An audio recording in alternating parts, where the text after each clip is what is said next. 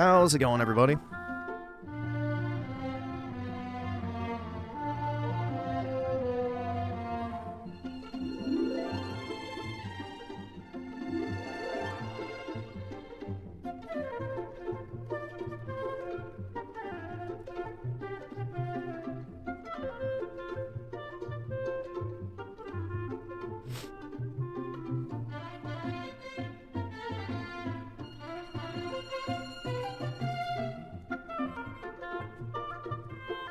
Yeah, I looked at the list of the games from the State of Play. It was bad. Like, I get the Twitter notifications for, like, announcements and shit, and I did not see anything in that list.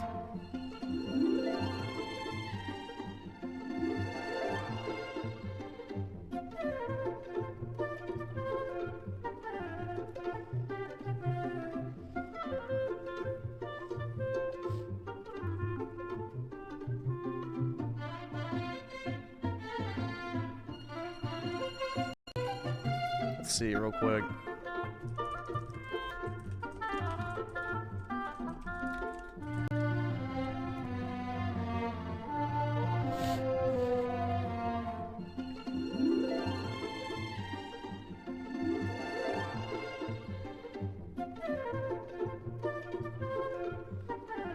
Yeah, this just looks so uncanny, bro. Like, I'll probably play Dragon Quest VII, like the remaster, but dude, that shit looks so fucking uncanny.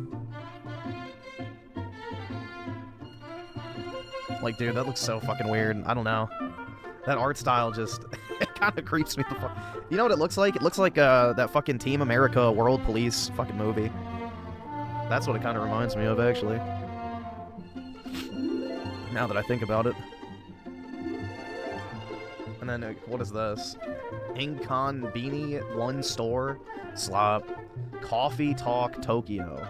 Yeah, literal fucking dog shit. Broken Lore Unfollow. Broken Lore Ascend. Another Fatal Frame trailer. Wowie zowie. Dynasty Warrior Origins DLC. Gran Turismo shit. Sonic skins for Pac-Man World. Monster Hunter Wild sets. Free title update 4. Okay. Yeah, Slop. Sonic Cross Worlds. Nobody's even playing that dog shit. Nevergrave, The Witch in the Curse gameplay. Dude, what is this shit, honestly? Is this really all we have? Octopath demo. You don't really need a demo for Octopath. The Marvel fighting game. Nobody cares. Elden Ring Night Rain. I'm pretty sure that game's already dead. I saw this, yeah, the Japanese exclusive PS5 that has no disc drive, even though Japan is predominantly physical. And then, yeah. Dude, that's fucking terrible, man. Jesus. Like, that's really fucking bad, man. That's really bad.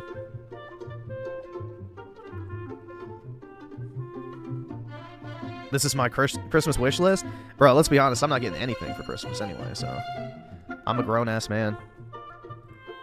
Once you turn 18, you stop getting gifts as a man, bro. It's over at that point.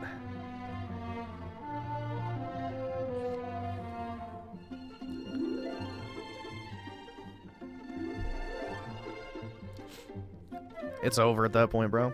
Yeah, only women get gifts post 18th birthday, pretty much. Yeah, all you'll get will be... Yeah, the only thing I've ever gotten, the only, like, I would say, big gift I've gotten is... One year my parents got me, like, a big-ass copper pot. Which is actually a nice gift, because those are expensive as shit, but... That was, like, I would say the last, big gift I've gotten. I haven't gotten, like, anything gaming-related or, you know, that type of shit in pretty much a decade. Yeah, like a big copper stock pot.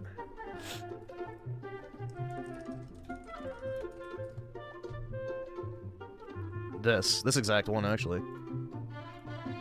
It was, yeah, 675 bucks. This.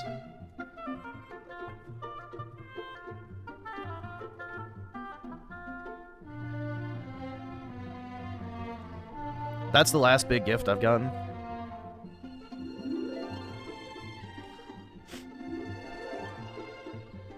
Yeah, I use it a bunch, so...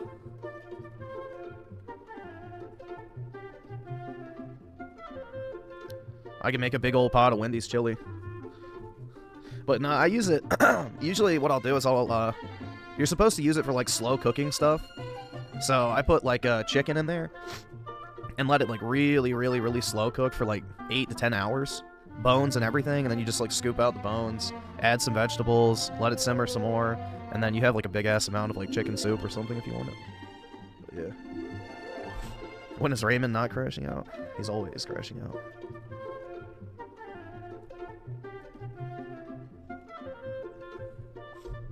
How am I sick all the time? I live in a petri dish of a shithole. I can't afford this shit! Let's see. Your generation with the 2. What is this? Alright, awesome. Thanks, nigga. Alright. Dude, is this someone's Asian trad wife? Oh my god. Hey guys, if you can't get women in the United States, go to Southeast Asia. You can get a beauty like this. Logic Bender with the 2, it just got here. A state of play happened. Yeah, it was bad. And Ryan Miller with the 5, there's a civil war in the Democrat Party after they caved to reopen the government, and now the left is angry at them, and I have no sympathy. Yeah, I don't either, bro. I mean, personally, I would prefer it if they would have just kept the government shut down indefinitely. But, yeah, it is pretty funny. Because the thing they voted for is literally just a continuation of Biden's budget, so they had no problem voting for it a year ago, but now all of a sudden, you know, lay heckin' Trump bad.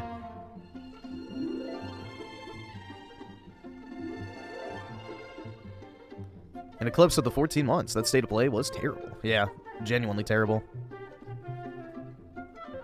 So the Pokemon game, Pokopia, will be key card. I guess they know it'll... I think it's just because it's like a mobile game, basically, so they don't want to waste the money on the actual cartridge. Probably because the game takes up like 3 gigabytes or something pathetic, so...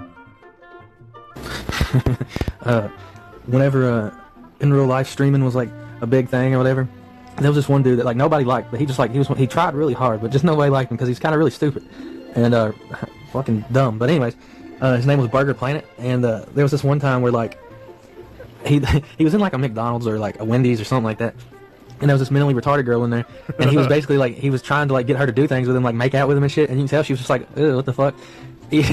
So he was sitting there this whole time like trying to like buy her food and shit, just like try to get her to like, you know, like fucking, basically I think he was trying to fuck her, I don't know, he was trying to molest this like mentally retarded chick. By the way, just to let you know, all the videos of him that were actually like going like, hey, come on, kiss me, make out with me, huh? Come on, like, come back to my van, come on.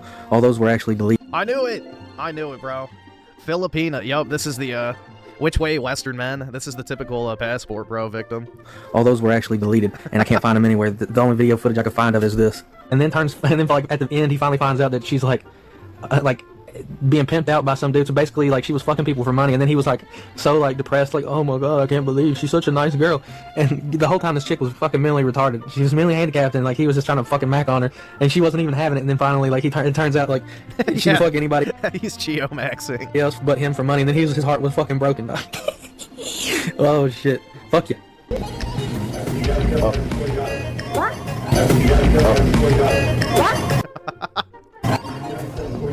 $40? Yeah. For what? Well, my drug. Oh my god. Huh? Does that make you pay $40 for things? Yeah. Oh no, you do that? What? No, you're such a nice girl. Why you do that? What? I like you.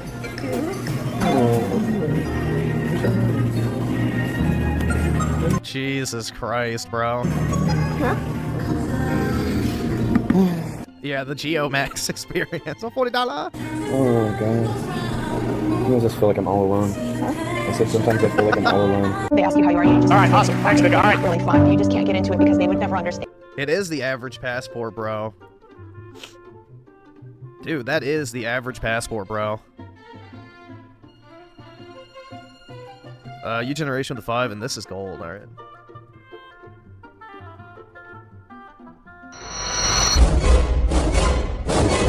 Hey, we doing haircuts today? I just come back and kind of a little bit of a possibility. I don't want to look like a Hitler Youth Squad. You're going to learn to find yourself. Dude, you don't look like a Hitler Youth Squad. Oh my god. Oh my god. Your quadra chin is kind of preventing that. Tell people I got pet bubble gum in my hair, so I'll put some stuff in the trailer. I didn't really explain it right. Yeah, draw back. That's the shittiest fucking haircut I've ever had. Jesus Christ. There's nothing I can do with this shit. It fucking looks like a goddamn pineapple. I look like Morrissey. What the fuck, man? God fucking damn it. Oh, I'm fucking livid. He's like, keep cutting more of your hair off and making it look more shitty. I'd pay $9 fucking for this. I could have done a goddamn better fucking haircut. My own goddamn fucking self. Fuck! Me in 10 years? I don't think so, man. What the fuck is this? He's like, people get this haircut, believe it or not. Dude, apparently because you just gave it to me. God damn. Dude, he looks like one of those like 38-year-olds that hangs out at Fortnite tournaments. Something in my arm too, bunch of shit. Hi, I'm new here. Are you a guy or a girl? Fuck you! He just kept laughing and cut more hair off. I look like a fucking monthly. I know, dude. This is fucked up, man. There's really no way to fix this. You can't comb it. You can't do anything with it. I can't spike it up because it's not fucking even. Yeah, so I look like Bert and Ernie if I spike it up. Fuck! Oh, why? My beautiful hair. It's fucked. Look at this shit. I look like fucking Bert and Ernie. I'm fatter than this guy? That's right, bro. It's fucking, I look like a fucking eraser. What the fuck is this? I look like a scrub brush. It's not a fucking haircut. My life just gets fucking worse and worse every fucking day. I can't even have a fucking haircut that looks good. Fuck. What the fuck? What the fuck is this? This is not a fucking haircut, bro. Oh my god. I can't even, every time I look at myself, this is fucking awful. Oh, god damn it. Oh, fuck. Why? God, why? Can't anything get better in your fucking life? I can't even have fucking hair. I got nothing. I got no job. I got no fucking money. I ain't got no job. I ain't got no fucking money. Jesus, man. Oh, God, help me. I'm fucking having a breakdown. Oh, God, what the Just start speeding up and find your nearest thick tree. fuck is this? Make sure to unbuckle, too. Oh, Accelerate. Those are some nice houses back there, though. you fucking asshole! I look like a goddamn fucking paintbrush! What do you think? What's going on? I might as well dip my head. Nah, dude, he looks like one of those fucking guys. And you can just picture it, like, who, like, hangs out at, like, fucking gaming events and stuff. Not, like, gaming conventions, but, like, MLG events. You know, has that haircut, the glasses. He'd be wearing, like, a fucking MLG t-shirt or, like, a Supreme hoodie with, like, cargo shorts and then Birkenstocks. Or maybe Jordans or some shit. And, you know, he's, like, just that guy who refuses to act his age. Which is, like, 38. A fucking bucket of paint and drown myself. What the fuck is this? And he, like, tries to hit on all the, like, 20-year-old chicks there. My heart hurts. Oh, God. My beautiful hair. It's fucking, like, fucking... I look like a goddamn paintbrush.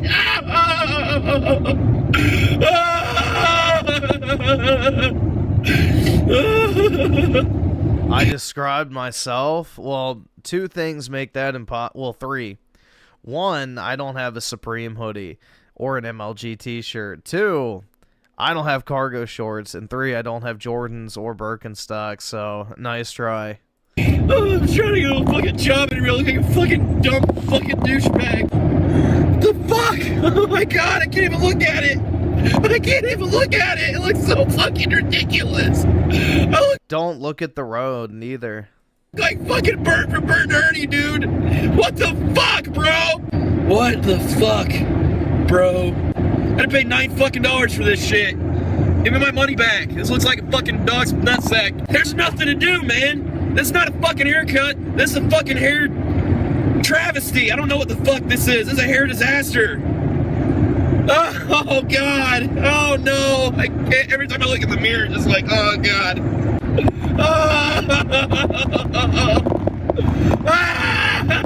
God damn it! What the fuck, man? Oh, it was so beautiful before. Was it actually? Then why'd you get it cut? Oh no! It's gonna take like 2 months to grow back. Oh god, my fucking life.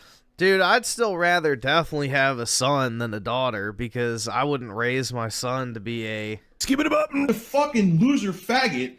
Like, bro, this could have been avoided if, you know, his parents hadn't either smoked crack while he was in the womb or they didn't.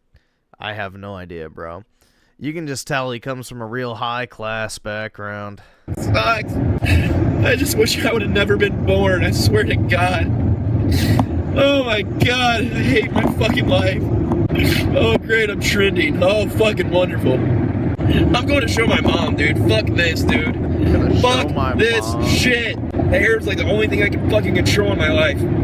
Mom, look at my haircut. And it's fucking gone. The thrill it's going, baby. Does he actually go to his I'm having a nervous breakdown. I just need to fucking breathe. Where's a fucking paper bag or some shit? I need to breathe. Oh god, I think he does.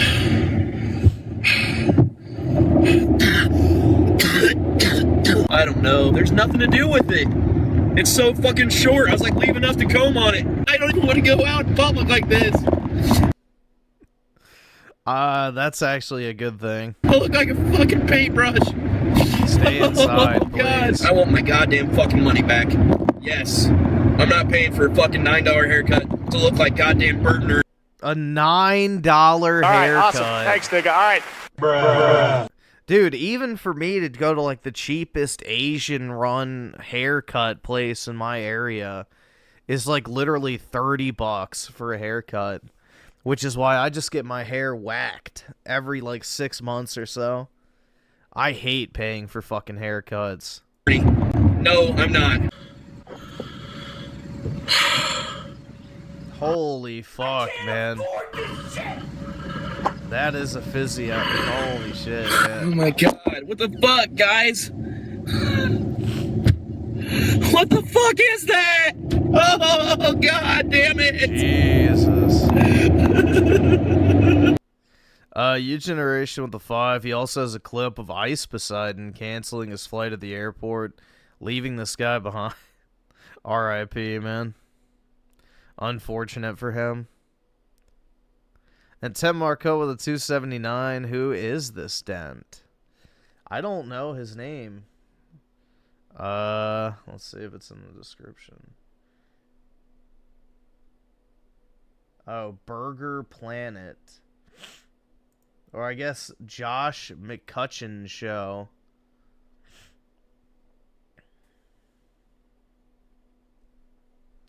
There you go.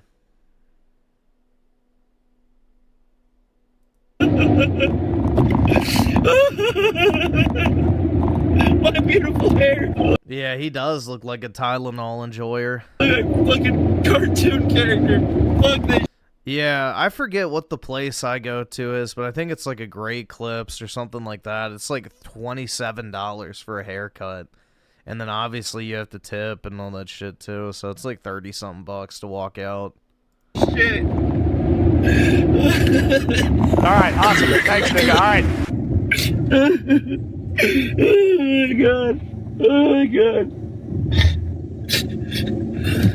Fucking look like Burton.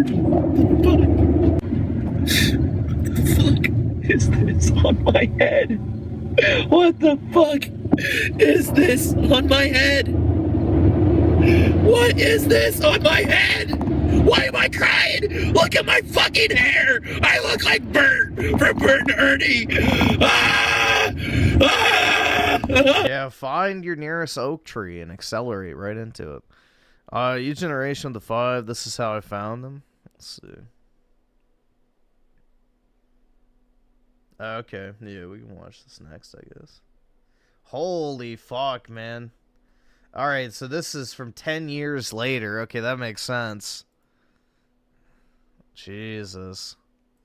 He's still at it, huh? Oh, God. Oh, my God. Oh, my God. Oh. I loved my hair. That was like something I had a lot of pride in. And it's fucking gone. And I had to pay $9. Nah, dude, my area is just overpriced as shit. So, I mean, let's just see.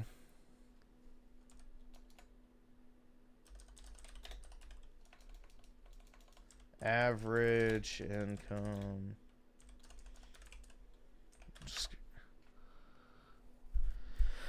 Yeah, so the average income in my area is $184,000 a year. So, yeah, everything is expensive as shit where I live, man. The average income is $185,000 pretty much. So, yeah, everything is super fucking expensive. Now, granted, I don't make anywhere near $180,000 a year, so fuck me in the ass. But yeah, the people who are getting that government cheese and shit from all the government contracting and shit, you know, they prop up the average income like crazy in this area. So as a result, all the goods and services get priced the fuck up. $2 to get it fucking ruined. Fuck you, man. I'm getting my money back. I'm having a fucking bad day. I just lost my job 2 days ago. I just got the worst fucking haircut of my life just fucking 20 minutes ago. And I got fucking idiots coming here telling me I need medical fucking help.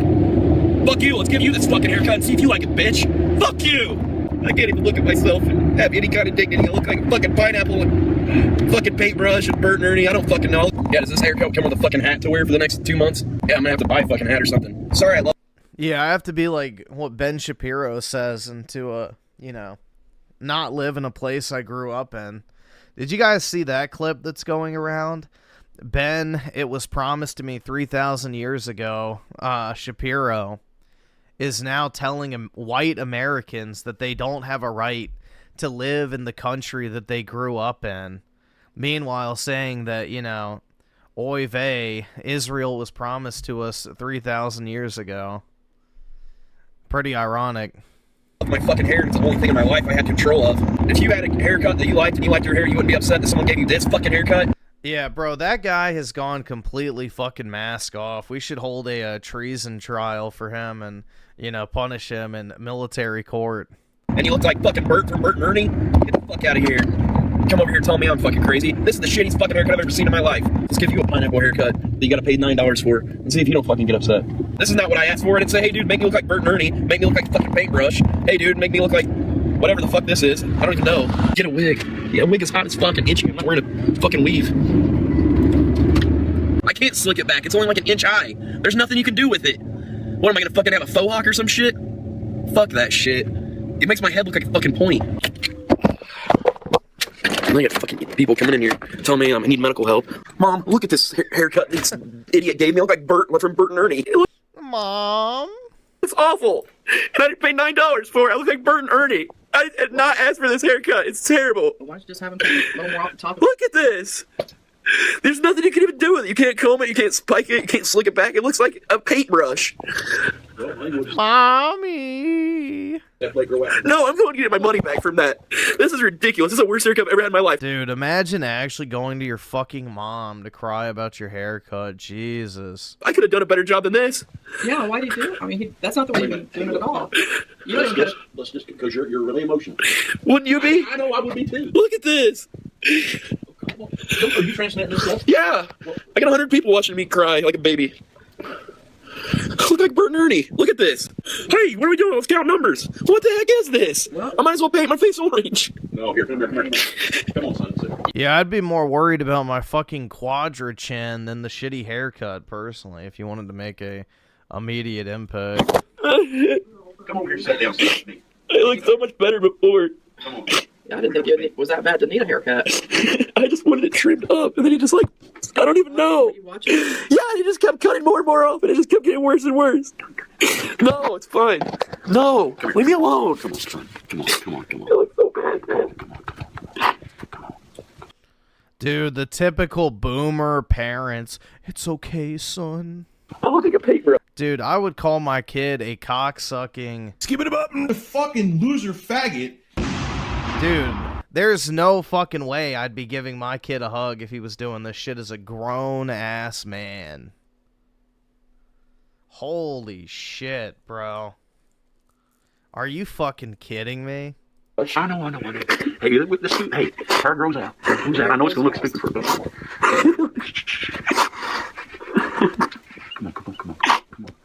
Come on. I'll be alright. There's nothing you can even do with it. I can't comb it. It just looks... What can you do with this? Dude, where is he even? There's nothing to do with it. I might as well just shave my head. No. Listen. I want my money back. No. What? What's he gonna say? Don't come back? Well, fine. I was like a high and tight pompadour. That's like the most basic 50s haircut the old dudes get. Just, go back. Let's just... I'm getting my money back. Go down there. I'm getting my money back. I'll give you the money back. No. Don't worry about it. Dude, he's actually crying. What the fuck? You can come whatever. It doesn't... It's not long What a freak. enough to even comb over. I was like, leave it long enough where I can comb it over and stuff. At least you shave the sides all the way to the top. It looks like a dang pineapple. It's coming over, not too bad. It won't even lay. It won't even lay down. Well, probably in another day or two, it will. It'll take about 2 weeks. It'll grow out. But I know it looks stupid for 2 weeks. You're right. It does look stupid. I can't even look at myself. Oh, don't worry. What don't? Turn the thing off. No, I got 110 people. I can't afford to lose it. I don't know. Maybe if I put a bunch of water in it or something. I can't believe it. I've just been driving here and crying the whole time. I can't even believe it. Fuck. It looks so much better before. I've got 110 people. I can't afford to lose. Oh my god, bro. It won't even lay down. It's way too short. I can't even get it to lay down with gel. Just, what is this? There's like a notch that just like, what is this? There's a notch. It doesn't even. I don't think he did it intentionally. He was laughing when he was cutting it. He said high and tight. Why can't I get my money back? I don't think I should have to pay money for this. You shouldn't have paid when you left, you fucking idiot.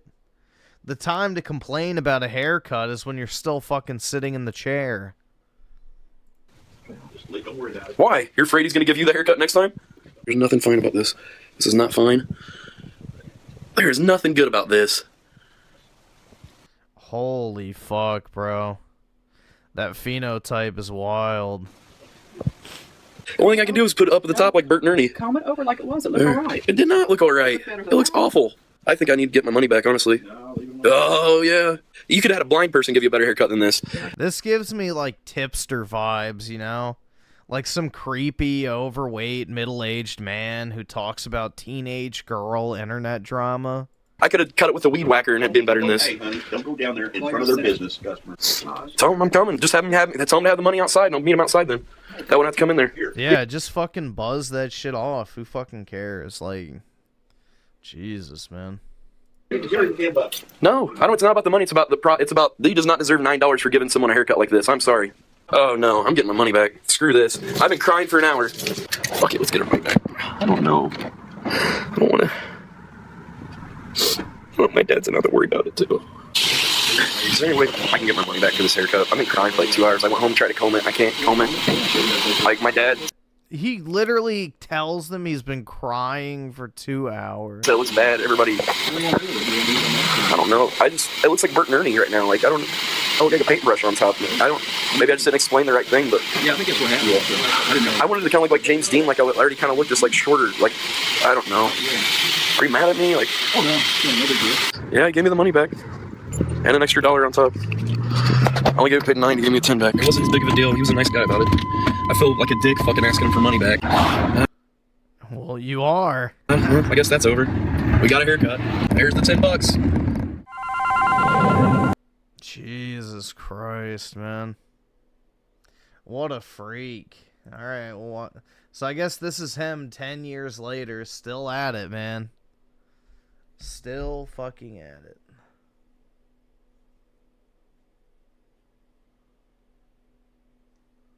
Jesus Christ, bro. Internet addiction is a fate worse than death.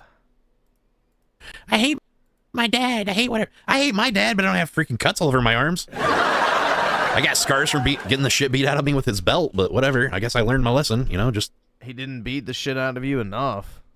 Don't have kids, so I don't beat the shit out of mine. And so far, that's worked really well, because I don't have any, and I wouldn't intend to beat the shit out of my kids, because I know how it made me feel, and...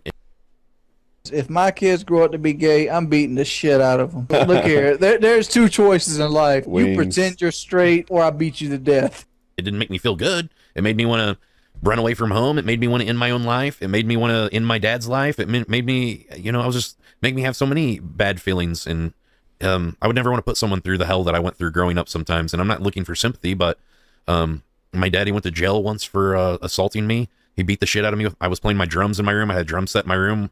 And, you know, of course, you have drums in your room. You're going to want to practice the drums. And I was playing my drums, and my dad was mad about me playing the drums, even though it was like during the daytime. It wasn't like night or late or anything, but he just didn't want to hear the drums. And he just I had my door locked and just busted through the door like a psychopath. And he grabbed my drumstick and just started like beating the shit out of me with my drumstick. And I had all these bruises around my neck where he was choking me and hitting me. And I ended up calling the police. And then I didn't press charges on him, but the police and the county pressed charges on him because they saw the abuse and like the marks on me and stuff. So, and then we had to go to family counseling, and then my dad just blamed me the whole time. And then since my dad and my mom were paying the counselor just had their side the whole time. So he basically just enabled my dad and told my dad that I was just like a problem child and everything was my fault and he didn't have any accountability. He might be right. And, you know, it was all me and I'm just like a horrible son and all this stuff. And still to this day, my dad, I asked him, I said, if there's anything you could do different, what would you do? He said, I didn't beat you enough. Based. What do you say to someone who says that to you, you know, when they've already created such pain in your life and such sorrow that you permanently have PTSD and have to deal with, and then they say shit like that to you still as an adult? I didn't beat you enough. You're a failure. I'm not proud of you. I should have hit you more. He's a fucking monster, dude. I mean, I just try to get along with him, but we don't have anything in common. Like, I don't know. It depends on how you define that term, right? Like, I'd have to think about it. So, I didn't win. beat you enough. Yeah, I mean, win. Yeah, like, I think he's going to get banned. I do. Because I can't see, like, how is there a universe where a person... You know how many times I've just thought of, like, just evil, horrible thoughts of my dad. I tried to drown myself in the bathtub. I tried to run away from home, get away from him. My family's had multiple interventions to, like, tell him to stop hitting me when I was a kid and stuff. Not now that I'm an adult. But when I was 16, we had, like, this big fight, and my friends and I were smoking pot on I don't know, bro. I feel like I'm pressing X to doubt on this shit. the front porch, and some reason my dad got off work early, like an hour early, and then he usually comes in the garage door, and then he came in the front door, and then the pot, like, smell, it wafted in and followed into the house with him, and then he thought I was smoking pot in the house, and my door was locked, and my friend Ryan had, like, a half-gallon of Crown Royal in my room, so I had my door locked, and then my dad just started beating the shit out of me, and then I finally, like, hit him back, and I punched him with all my might in his face, and I broke his glasses, and I drew blood on him. And then he went fucking insane. He was like, he saw the blood and he looked at it and he was just like, now you've done it, little man. And then he drugged my face over, there's like sand in the plaster, and he drugged my face, it was like sandpaper on the walls. He like drugged my face over it. And then He drug your face on the sandpaper on the wall? Yeah, dude, the average wallpaper, literal fucking sandpaper. Yeah. Press X to doubt. He was like hitting me and shit, like full on fists and stuff, just like punching me and stuff. And then we went and I like ran away from him. Then he like came and got me in the living room, and we knocked over a lamp and broke one of the lamps. And then he got on top of me and he choked Yo. Pause. me around my neck, and he started slamming my head in the ground. And I thought I was going to die. And I like felt the light. He said, "This is the time you're going to die, little man." And he's choking me and slamming my head in the ground multiple times. And then my brother was home, and he was so scared, he went and unlocked the front door so my friends could get inside the house. And my friend Ryan, who's actually now a murderer and serving like a life sentence for murder in Florida, he talked my dad out of killing me. And that's might be one of the only reasons I'm alive right now. He might have killed me in a fit of rage, because he was just so consumed by evil and by fear and anger that he couldn't think. All right, awesome. Thanks, nigga. Acting on impulse. And I almost died. And he was just bashing my head into the ground. And I was like blacking out. And my brother ran to the door and unlocked the door. And my friend Corey, I guess he grabbed a baseball bat. He thought he was going to have to knock my dad out with a baseball bat. And my friend Ryan came into the house. He said, "Gary, you don't want to do this. You don't want to be doing this." And he talked some sense in my dad. My dad stopped smashing my head in the ground. Like, it's some real shit. It's some real fucking shit, man. I wanted to kill him. I wanted to kill myself. Like, it was... What stopped you? I don't feel like that anymore, but at that time I did, you know, and I'm just glad I didn't act on that. Was this before or after the haircut? I didn't kill him or myself. But I would never want to put somebody through the fucking hell that I came up in. And my dad was like a minister in the church, and everybody thinks he's such a nice guy and all this shit, you know, and on the way to church, he's like yelling at me and fucking hitting me, and, you know, and then he walks in here, "Oh, praise the Lord, how are you?" You know, he's just like a two-faced fake hypocrite. I don't know, man. I just can't fucking deal with it.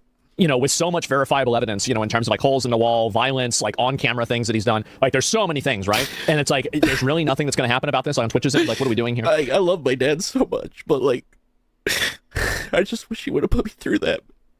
I guess his dad used to get drunk and beat the shit out of him and stuff, so it's just like...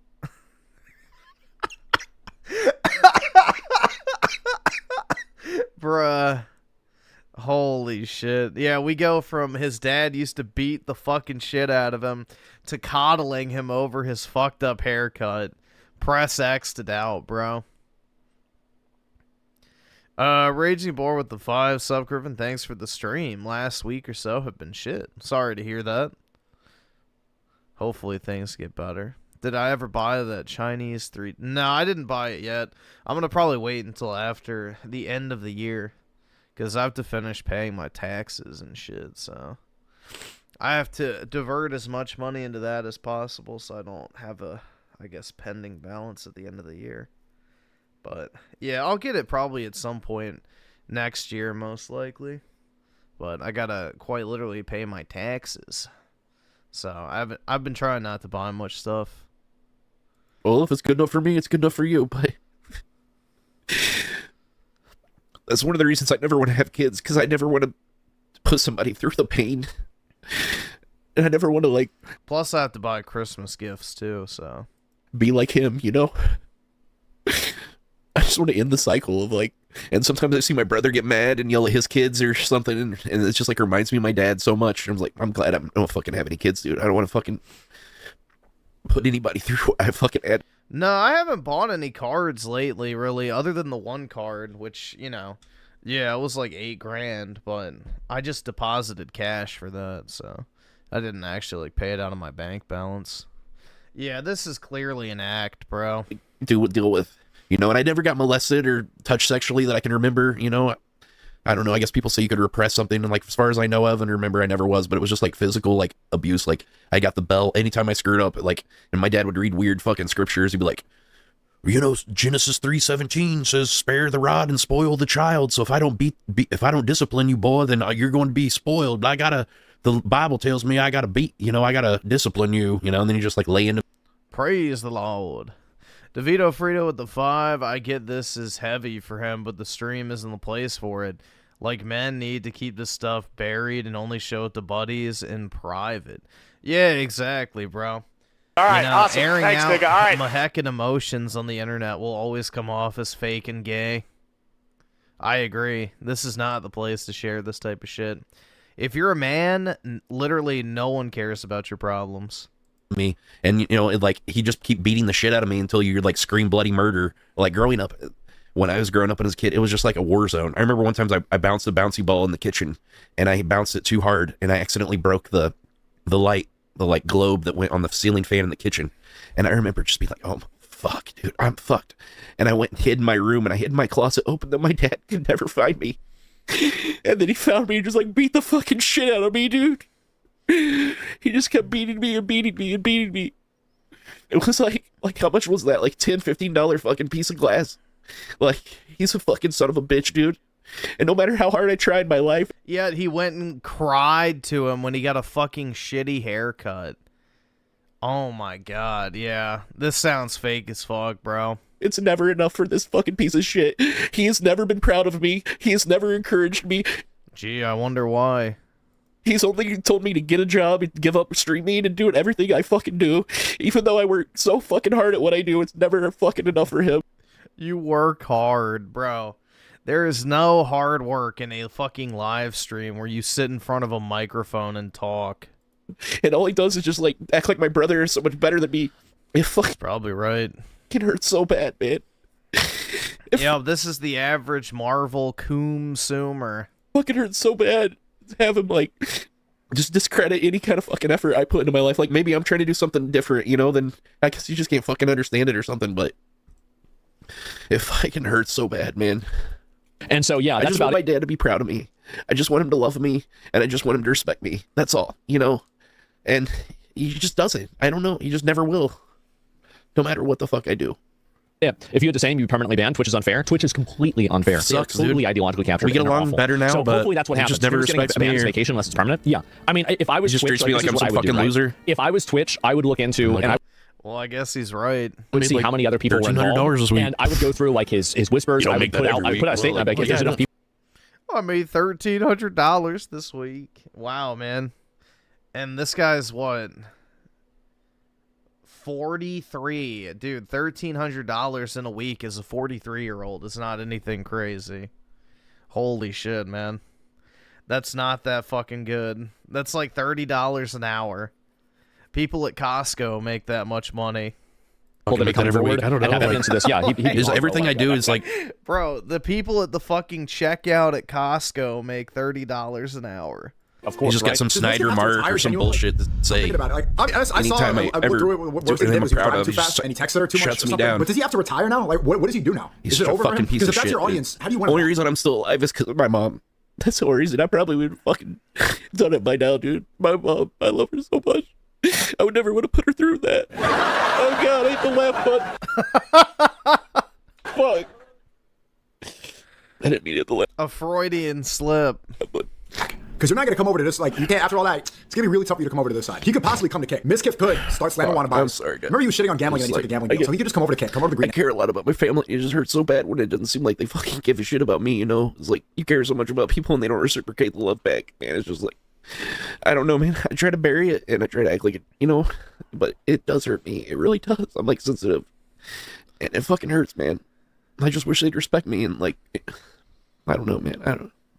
I always got it worse, too. Like, if I had, like, argue with my brother or anything, he'd act like I hurt him or something. Sometimes I would, you know, try a wrestling move or pick on him because he was my younger brother, and then he'd go tell my dad I hurt him, then my dad would go beat the shit out of me. Like, I got it so much worse than he got. He got away with fucking everything. Start throwing up Hitler. He just like choke up some tears and shit, and then I get the shit beat out of me, and he'd be like watching and laughing and shit. My brother's he's fucking evil too. And then my mom just kind of enabled him and lied and was like, oh, you know, you had it coming. It's your fault. You're just a bad kid. You're like problem child or something. Your dad has to beat the shit out of you. You know, it's just it's your fault. I never saw him beat my mom, so that's good. But there was one point where I guess they were about to get divorced, but unfortunately they worked things out. I was hoping they would get divorced. I was like, man, that would be great. I don't have the shit beat out of me anymore, but they didn't. Continue some semblance of a career. Would he have less viewers? Yeah. Would he want to kill himself seeing Emma get more? Maybe, but he would still be able to stay. Yeah, let's joke about killing herself. That's hilarious. You know, Osmond, Pops. It's just like something to joke do a couple about. of that, bing, bam, boom. Oh my god. So is this guy's channel? Okay, yeah, Burger Planet. YouTuber since 2007. Well, dude, I think it's time to give it up. Like, look at this shit, bro. 800 views, 500 views, 300. This is literally a DSP type channel. Holy shit, bro. Oh my god.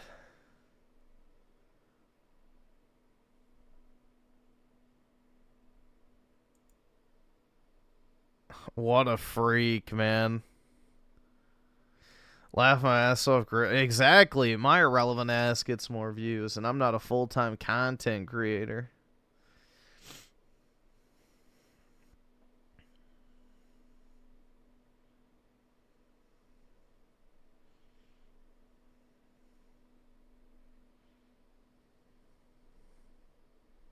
Dude, do you know who he reminds me of?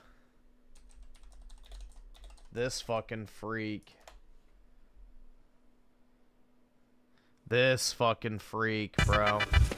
It's another one of these soy millennials who refuses to grow up, bro. What is up, everybody? Who literally just mooches on, like, dude, the phenotype is almost the fucking same. The only difference is he doesn't have a fucking quadra chin. But dude, yeah, like, it's another one of these fucking soy millennial types. You know, just mass consumption products behind him. How y'all doing today? My name is David Franco, and welcome to another mini of Velocity Vlog. I'm assuming the right microphone is on. Hold on. Shut the fuck! Don't you fucking tell me to my face to He shut the got fuck up! 1,600 views. What's up? But he's still going. Jesus, man. The end of an era. Oh my god. Counting calories, new flipping strategy. Christmas crash. All right, awesome. Thanks, nigga. All right. Holy shit, man.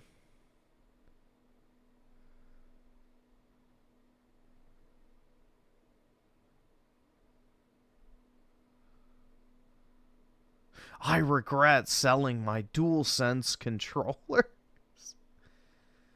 Oh my god. It's just like literally the ultimate consumer soy millennial. DeVito Frito with the 10. What the fuck is this roller coaster of emotion? He's more unstable than any woman. I know. Real beta orbiter energy. Emotionally stunted, or he's trying to get pity money. Ain't no way he has kids. Oh, yeah, definitely doesn't have kids. No, it's another one of these soy lineal consumer types that just, you know, exists to consume, bro. He just exists to fucking consume. Shit's fucking sad, bro. But, you know, guys like this single-handedly keep Disney in business. My heckin' Star Wars collectibles, guys. They're super limited edition, man. Even though they're made in China. Oh, my God. He looks like he wears Super Mario flat brim hats, yeah. Jesus. Griff mad he had to pay child support. Shit, I ain't paying money to no child support. First, you have to have a child for that.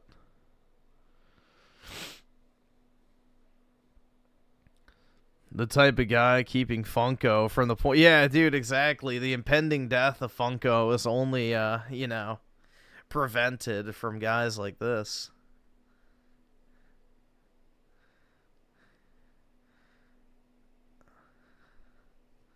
Dude, what the fuck is this dog shit? Oh my god, it's a Quirk. Dude, look, this is the Quirk Chungus soy lineal woman. La la la la la. Whoa, whoa, whoa, don't drink that. Huh? What? It's just a Nazzoni, and it's probably a lot cleaner than your water at home. This fountain, along with the 2,500 others, oh, dude, she's so quirky and cool, all around Rome, is called a Nazzone, which means big noses. Check out the honker on this guy. And yup, it's super oh my god. super clean. It comes straight from the mountain springs, traveling through ancient aqueducts built almost 2,000 years ago. And because this flow never stops, there's no standing water, no bacteria buildup, no stagnation, just constant circulation that keeps it naturally clean and cool. Those gosh darn Romans are at it again. So, water are you waiting for? Come take They would have put a degenerate like you on a fucking cross. a sippy sip. Yep, 57,000 likes. A degenerate like this would have been put on a fucking cross back in those days. Missing a tooth? Yeah, her black boyfriend probably beat the shit out of her.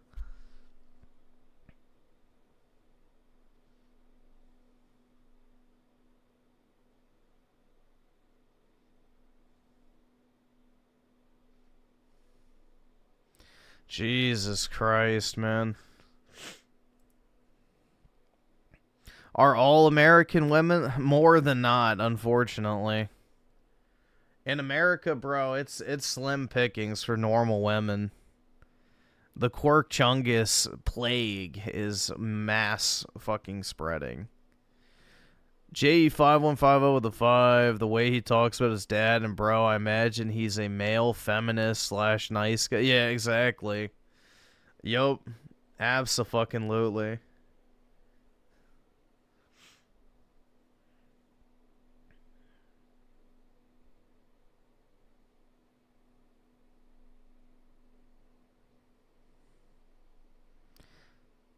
Yeah, it's rough out here when it comes to American women, man. Every single one of them is just some performative cringe lord in order to get lay heckin' social media clicks. It's brutal out here.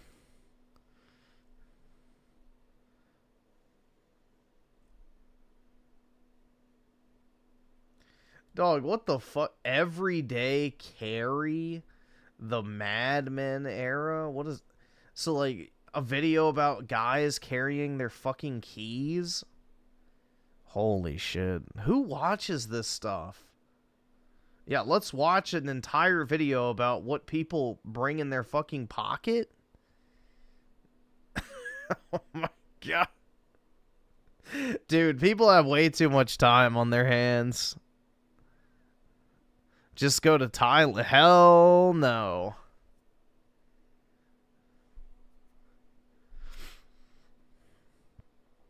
I am not going to Thailand. How many views? 118,000. But yeah, it's like literally just, look, an umbrella. Holy fuck, man. Yeah.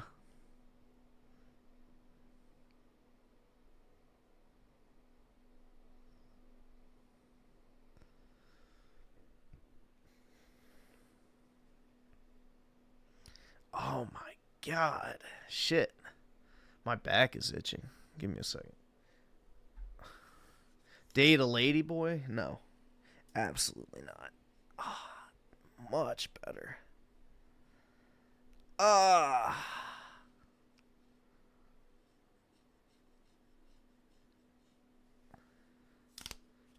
Alright. I just carry my wallet and a lighter.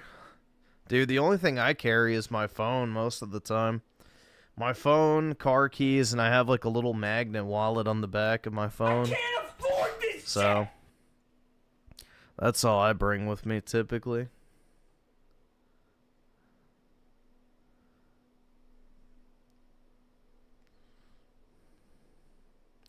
Cracked his own back. That's right. Somebody's got to do it.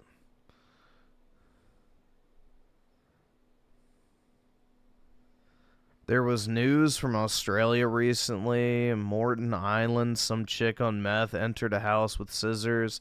The dude disarmed her and sat on her for 30 minutes. He had an Asian wife. Brutal.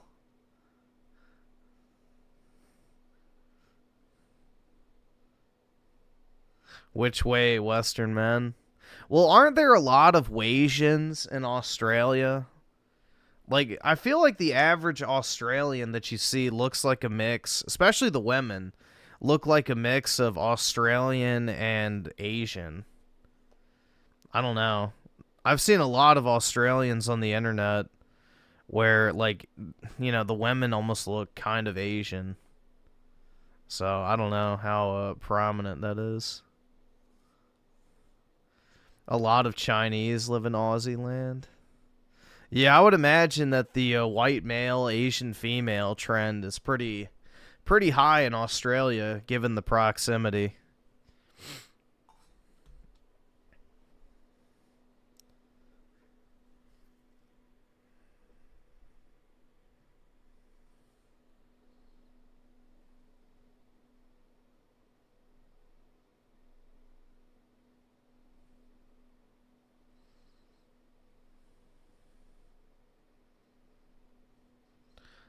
Griffin, what would you do if you fell in love with a chick and you were married and she randomly said she was secretly from Thailand and isn't really white, even though she looks white? Then I guess it wouldn't matter because then your kids would also look white, so... I don't know. That if you're already married to her, bro, I feel like then it wouldn't matter at that point. Like, shit. If you've already gone as far as to marry her, then obviously it didn't bother you in the first place.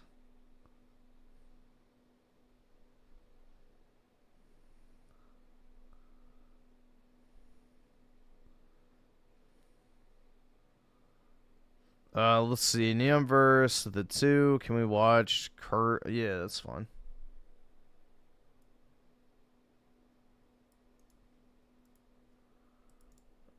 Let's see.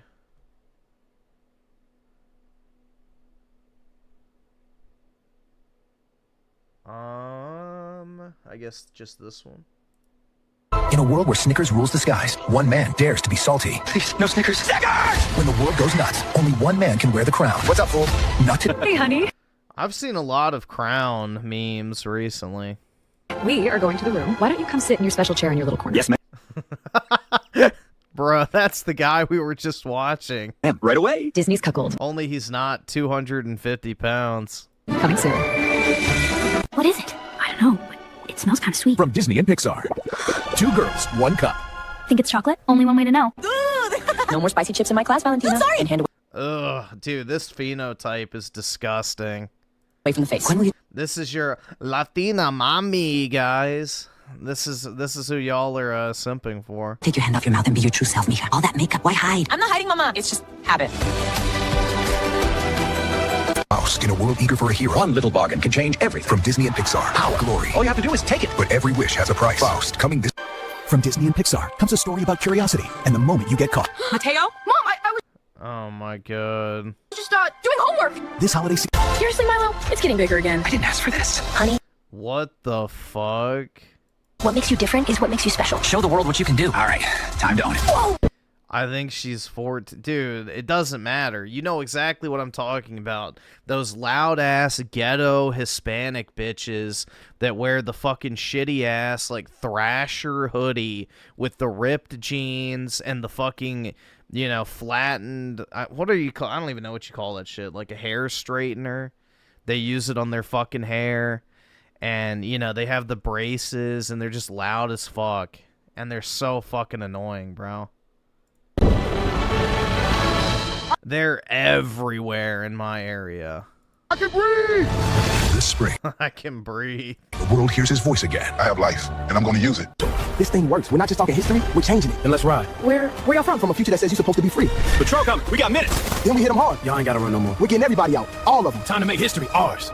From Disney and Pixar No. Hey, I'm not going in there again. comes a friend who's had enough. I'm not a toy. I'm not a tool. I'm beads, okay? It's just for a second. Try being in a stinky hole all day. Do you talk? Only when people actually listen. This summer, discover what... From Disney and Pixar. Like yellow? Yeah, it's like sunshine in a stick. 2 artists, 1 colorful Oh, God. love Do you story. think John Cena likes crayons? Maybe. But I know I like you more. Same. Romeo and Juliet. Only in theaters Chromeo. soon. In a world where head has no face. Oh, wow. One man will discover the true power of a grandma's gum line. Gummy. Coming soon. In a city where color means life, a sickness begins to spread. What if the parade can't happen this year? Then we'll still march in our heart. I just want to see what's on the other side. Mijo, it's too dangerous. You're staying here. That's final. Then I'll find my own way. Hold on tight! I won't eat tortillas anymore. I'm in. Typical men trying to harass me. Miss Harper, your account has been deactivated effective immediately. I'm the victim! This summer, Disney and Pixar present Ew, you reek of fish. Oh yeah, you smell like a swamp with sneakers. Keep your sludge away from me. Gladly. When 2 fingers can't stand each other. 2 in the pink, 1 in the stink. Only in... 6, 7! Little sweetheart, eat it. 6, 7! What's on your mind, Leo? 6, 7! 6, 7! Leo, what's going on? He truly believes those numbers mean something. 6, 7! What kind of weirdo keeps yelling numbers? 6, 7! 6, 7! Need a lift? From Disney and Pixar comes the story of a man who's always there. Everybody needs a neighbor kid. Mo Lester, helping out, coming this summer. This Halloween, one boy just Everyone know. Oh, never mind. I won't even make that joke. wanted to disappear. But it reminds me. Have y'all seen that video on fucking Twitter where it's like the white grandpa with like his, I guess his mixed race grandson, and he just looks so disappointed. It's like you can just see he's like dead on the inside. But found a family instead. The clan. I don't know if there's a place for me. There's a place for everyone in this world. It's perfect. Hope you're enjoying that KFC, buddy. This fall from Disney and Pixar, inspired by a true story. She can't see, she can't hear, she can't speak, but she can fly.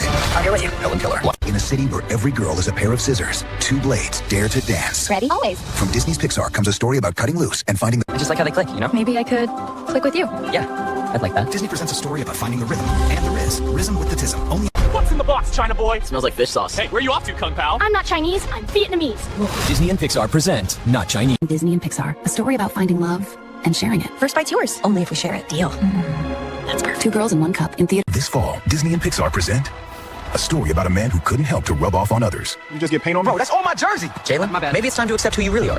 Yo, is that hair dye? Receding. Some finds change everything. What's this? It's like a little kick of confidence. From Disney and Pixar. I guess sometimes joy comes in the smallest. This fall, meet Jaden. First ride. New school. Same old nicknames. Stick drift. Oh, burn. And 1 bus ride could change everything. Let him talk. You drive your way. Disney and Pixar. From Disney and Pixar. Not like the other deer or the pickles. Good. We'd never fit in the jar anyway. Hang on! That barrel's gaining! This spring, adventure gets crushed. Something new is in the air. What is that? And Jay Morales can't ignore it. It's coming India. from me? To find answers, he'll need courage. I think I need help. And a little help from friends new and old. Got any advice, Doc? Stay fresh, Jay. Stay Again. Good night, everyone. Good night, kid. You can't keep chasing her, man. She needs me. No. She needs you. Doesn't. You ever wonder if maybe Oh, she's getting blacked. you're just a name on a screen? He started with fireworks. Now, I like bigger one. Somebody took me out. I need to know why. So, you're a ghost? Guess that makes you my partner. Partner in solving your own case? That's the plan. You write it down. I follow the leads. from Disney and Pixar. In a city full of lights, one guy feels smaller than everyone else. 3 inches? Oh my gosh. Brutal. But sometimes it takes the smallest courage. Decline. What, they think we can't eat? Let's show them. Move, move, move, run! Keep up, baby! I got the donuts. Don't drop the TV! It's survival with style. Disney and Pixar present Loot, coming this November. I think it's time we start swearing. All right, boys, what'll it be for breakfast? I'll have Frosties, bitch. Excuse me? So what about you, honey? I don't know, but it sure as hell ain't gonna be fucking Frosty. He can't find a girlfriend, but he has a different plan. Because sometimes you Oh, God. just need to give them a really good treat. This fall, Disney and Pixar proudly present Do you want to take me where? to Paris. I'm gonna come too. I don't know if I can handle you both. Eiffel Towering, only in theater. From Pixar, a fleshy, fun bridge connects the neighborhood playground to the sewer system. This is nuts. Kinda awesome, though. Taint, bridging worlds, and Germ. He's had one too many. But tonight, he's about to discover his real power. Disney Pixar presents Get a Bag. I came to Paris looking for something new, but everywhere I turn, it's like I never left home. Sometimes home finds you, Chef. Disney and Pixar present The French Savannah in theaters and on Disney Plus this summer. First time in Thailand. From PixieWorks Animation But you to smile. Oh, God.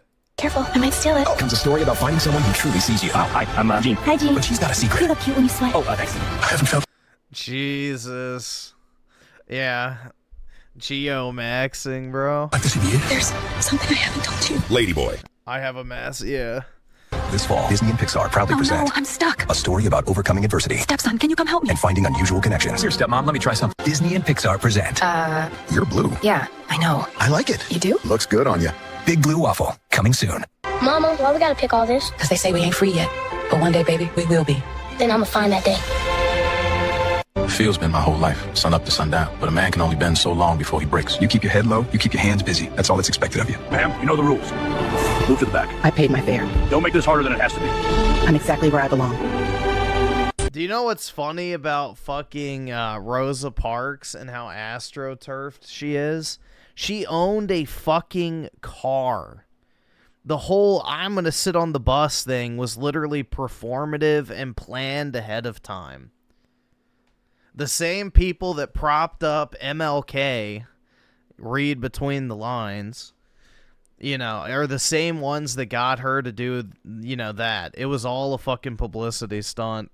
This holiday season, I just want a quiet life. Maybe bake a little bread. one man will discover the courage to change. You're not who they say you are. Then who am I? Someone who gets a second chance. Disney and Pixar. Hey, Six. You know, everyone keeps saying we should be a thing. Yeah, I heard that. I'm just not sure. Like, that's the crazy part. A completely fucking astroturfed event would have never happened on an actual, regular day because she just drove her car. I just broke up with 9. I know, but you don't need to worry about him. I'll take care of 9. All you gotta think about is you. I don't want any more drama. Then let me make it simple. Let me walk you home. No drama, just us. Okay, fine. I guess you can walk me home. But don't think too much of it. I would never. So, when did you and 9 break up? I don't want to talk about it. So, this is your street, huh? Pretty classy. It's quiet. I like it. Makes it easier to hear you laugh, which, by the way, is kind of my new favorite sound. Oh, please, you're just saying that. Nope, swear on my lucky jacket. You're impossible. 7, thank you. I really needed this. Always. Same time tomorrow? I'll think about it. 7. I can't believe it. This dork is trying to get my girl. Just wait, 7. You will never get her. She is mine. What the fuck? I don't want to know what that is. King DDD cranking one out. Brutal. I'm not clicking it. Yeah, dude, this is the reality of geomaxing. That's the reality of geomaxing.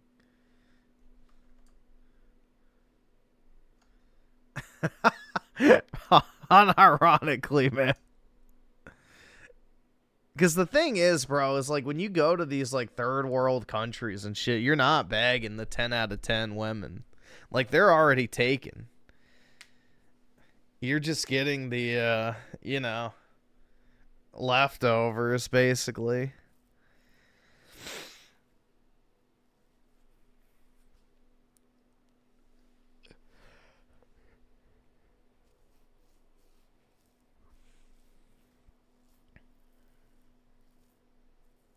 Flavel Nugget with the 2. This was an L, not a single one about the juice. There was one.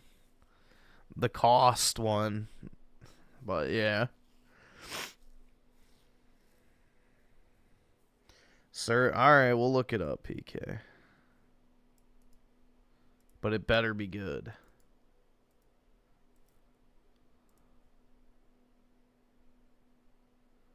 Okay, hold on. Just copy the link. Where is it? Copy. Oh, there we go. What was that like? Why were there so many options? All right. Let's see. Oh yeah, it's age restricted. All right, there we go. Shirt off, do something. Look, he's threatening me for jail. He's saying we're going to jail. You ready? This guy's an old man child. We're gonna fucking kick his ass right now. Not in the store. Shit. Hey. Get the fuck off me. Hey, get off me, dude. Are they in a fucking vape store? Ow, ow, ow, ow, Or is ow. this just a gas station? Ow, ow, why are you touching me? I'm not touching you. I want to touch your shirt. Get off me. Yeah, it is a fucking vape store. Get off me. Quit. Ow, why are you touching me? Why are you touching me? Get your hands off me. I'm just touching your shirt. Dean, don't call the No police. fighting, dude. Just flip We're flipping this van. fucking van. Burger is done. We'll be outside. Call the police. You pussy. Alright, I'm calling the police. You pussy. Yup, You it is pussy. a vape. Oh my god. Of course he goes to fucking vape stores. You fucking big old pussy. Quit, dude. Turn your fucking stream off, you fucking leech. You suck at streaming. You're the worst live streamer ever. Fuck Burger. You suck at live streaming, What, Burger. are you like a bully You or talk a something? bunch of shit. No, you're a fucking... What are you, like a bully or something? You're a fucking grown-ass man child. Your content sucks. You suck. Fuck you. Fred, I wasn't gonna touch you, but still... I don't know what's even more sad is, you know, that he's in a fucking vape store. The yelling. Oh, it's still funny. You're a fucking idiot. You suck at life. You piece of shit. We're gonna flip your van soon. I need more manpower, though. I need the TTD militia to come through and flip this motherfucking man-child's... Can you kick this guy out, please? Fuck you. You fucking fat fuck. Fuck Burger. Thank you, sir. Shirt off, do something. Look, he's... Oh my god. Griffin is the guy bullying that soy? Oh yeah, dude. Definitely.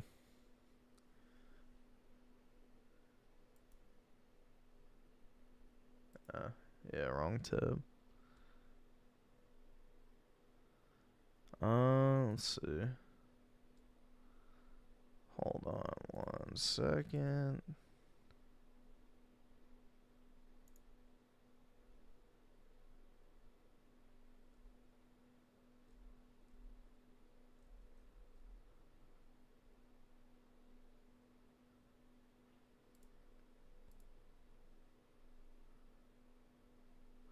The first one? Trying to roll my I have kids. I'm adult. You were going out and take it seriously. No, oh, did I? Oh, really? Dude, what the fuck is he You wearing? feel better about the man. Wrong man. I accept what I have. I try to do. Sir, you can call the police. Don't want to. Oh my god. Dad, I'm sorry. I'm emotional, but he was not wrong. He's a fucking piece of shit. Wait. At least there's some content. Walk away from me. Whoa, whoa, whoa, whoa. Get out of here. Whoa, whoa, whoa. Whoa, whoa, whoa. Whoa, whoa, whoa. Whoa, whoa, whoa. Whoa, whoa, whoa, whoa. Yeah, I don't understand these fucking freaks.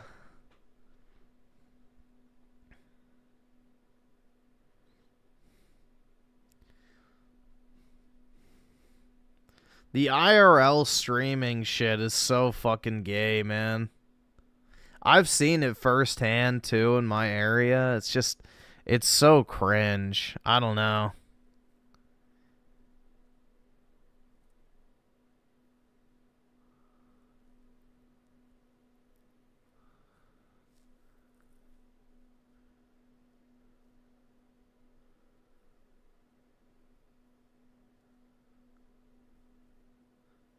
What do you guys think? Is this build appealing to y'all?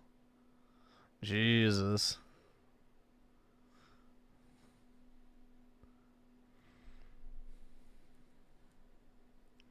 Well, the reason why is because Ice Beside made a shitload of money.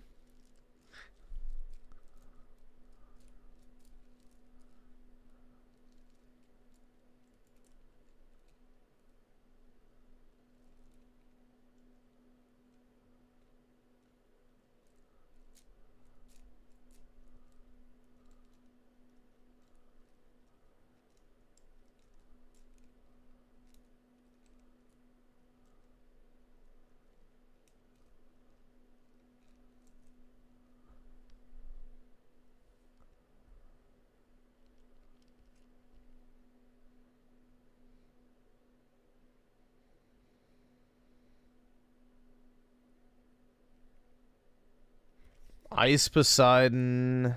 Oh wait, he fights Ice Poseidon too.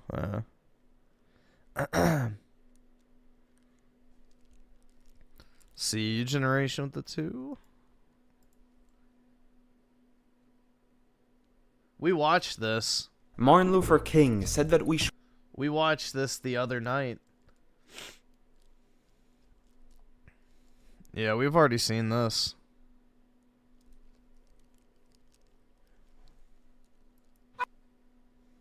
It's a good video.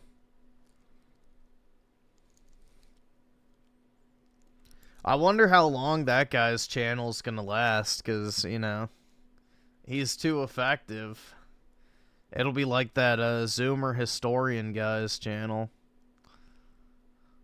You know, they'll just take it down eventually because, you know,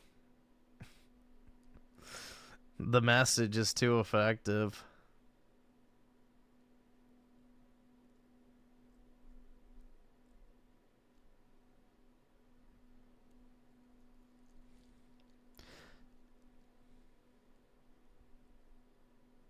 Yeah, the Zoomer Historian guy got fucking banned.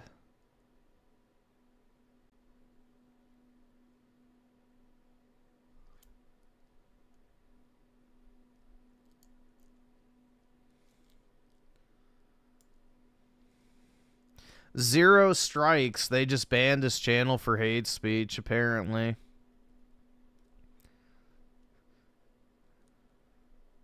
I wonder why. I mean, basically his entire channel was dedicated to dismantling the lies surrounding World War II, so, you know, you can't criticize the sacred cow, dude. Heckin' World War II is the ultimate lay good guys win scenario. You can't, you know, challenge the narrative.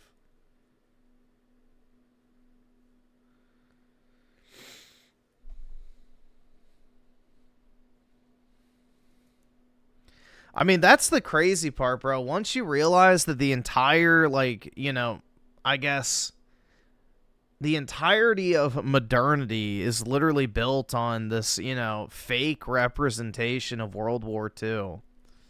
Like, it makes sense why they don't want you to fucking question anything related to it, because it's like, dude, if you start to question anything related to World War II, the entire narrative surrounding the modern world completely fucking crumbles.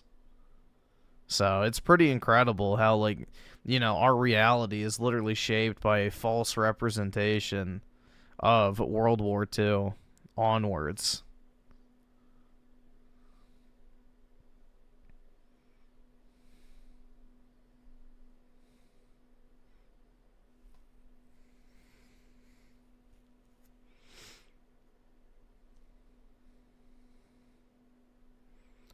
Let's see. Fluff will not get with the 2. Okay. Let's see. Oh, it's not oh, wait. There we go. It's every day now that something utterly horrific happens. And we're just supposed to carry on as if nothing is untoward, as if this is normal. And you can't help but think, yeah, this is kind of what the plan was for multiculturalism, diversity, the Blairite liberal order. This was the plan all along, right? To make it so it's not safe in England now. Because it's not. Yep. You can feel it in the air. Everyone is tense. Everyone is guarded. And it's because you just aren't safe. You're not safe at a kid's dance class. You're not safe when you're walking your dog or getting the train home. Random attacks by immigrants and ethnic minorities are just a normal part of life now. And we're expected to just suck it up. Suck it up. This is how things are.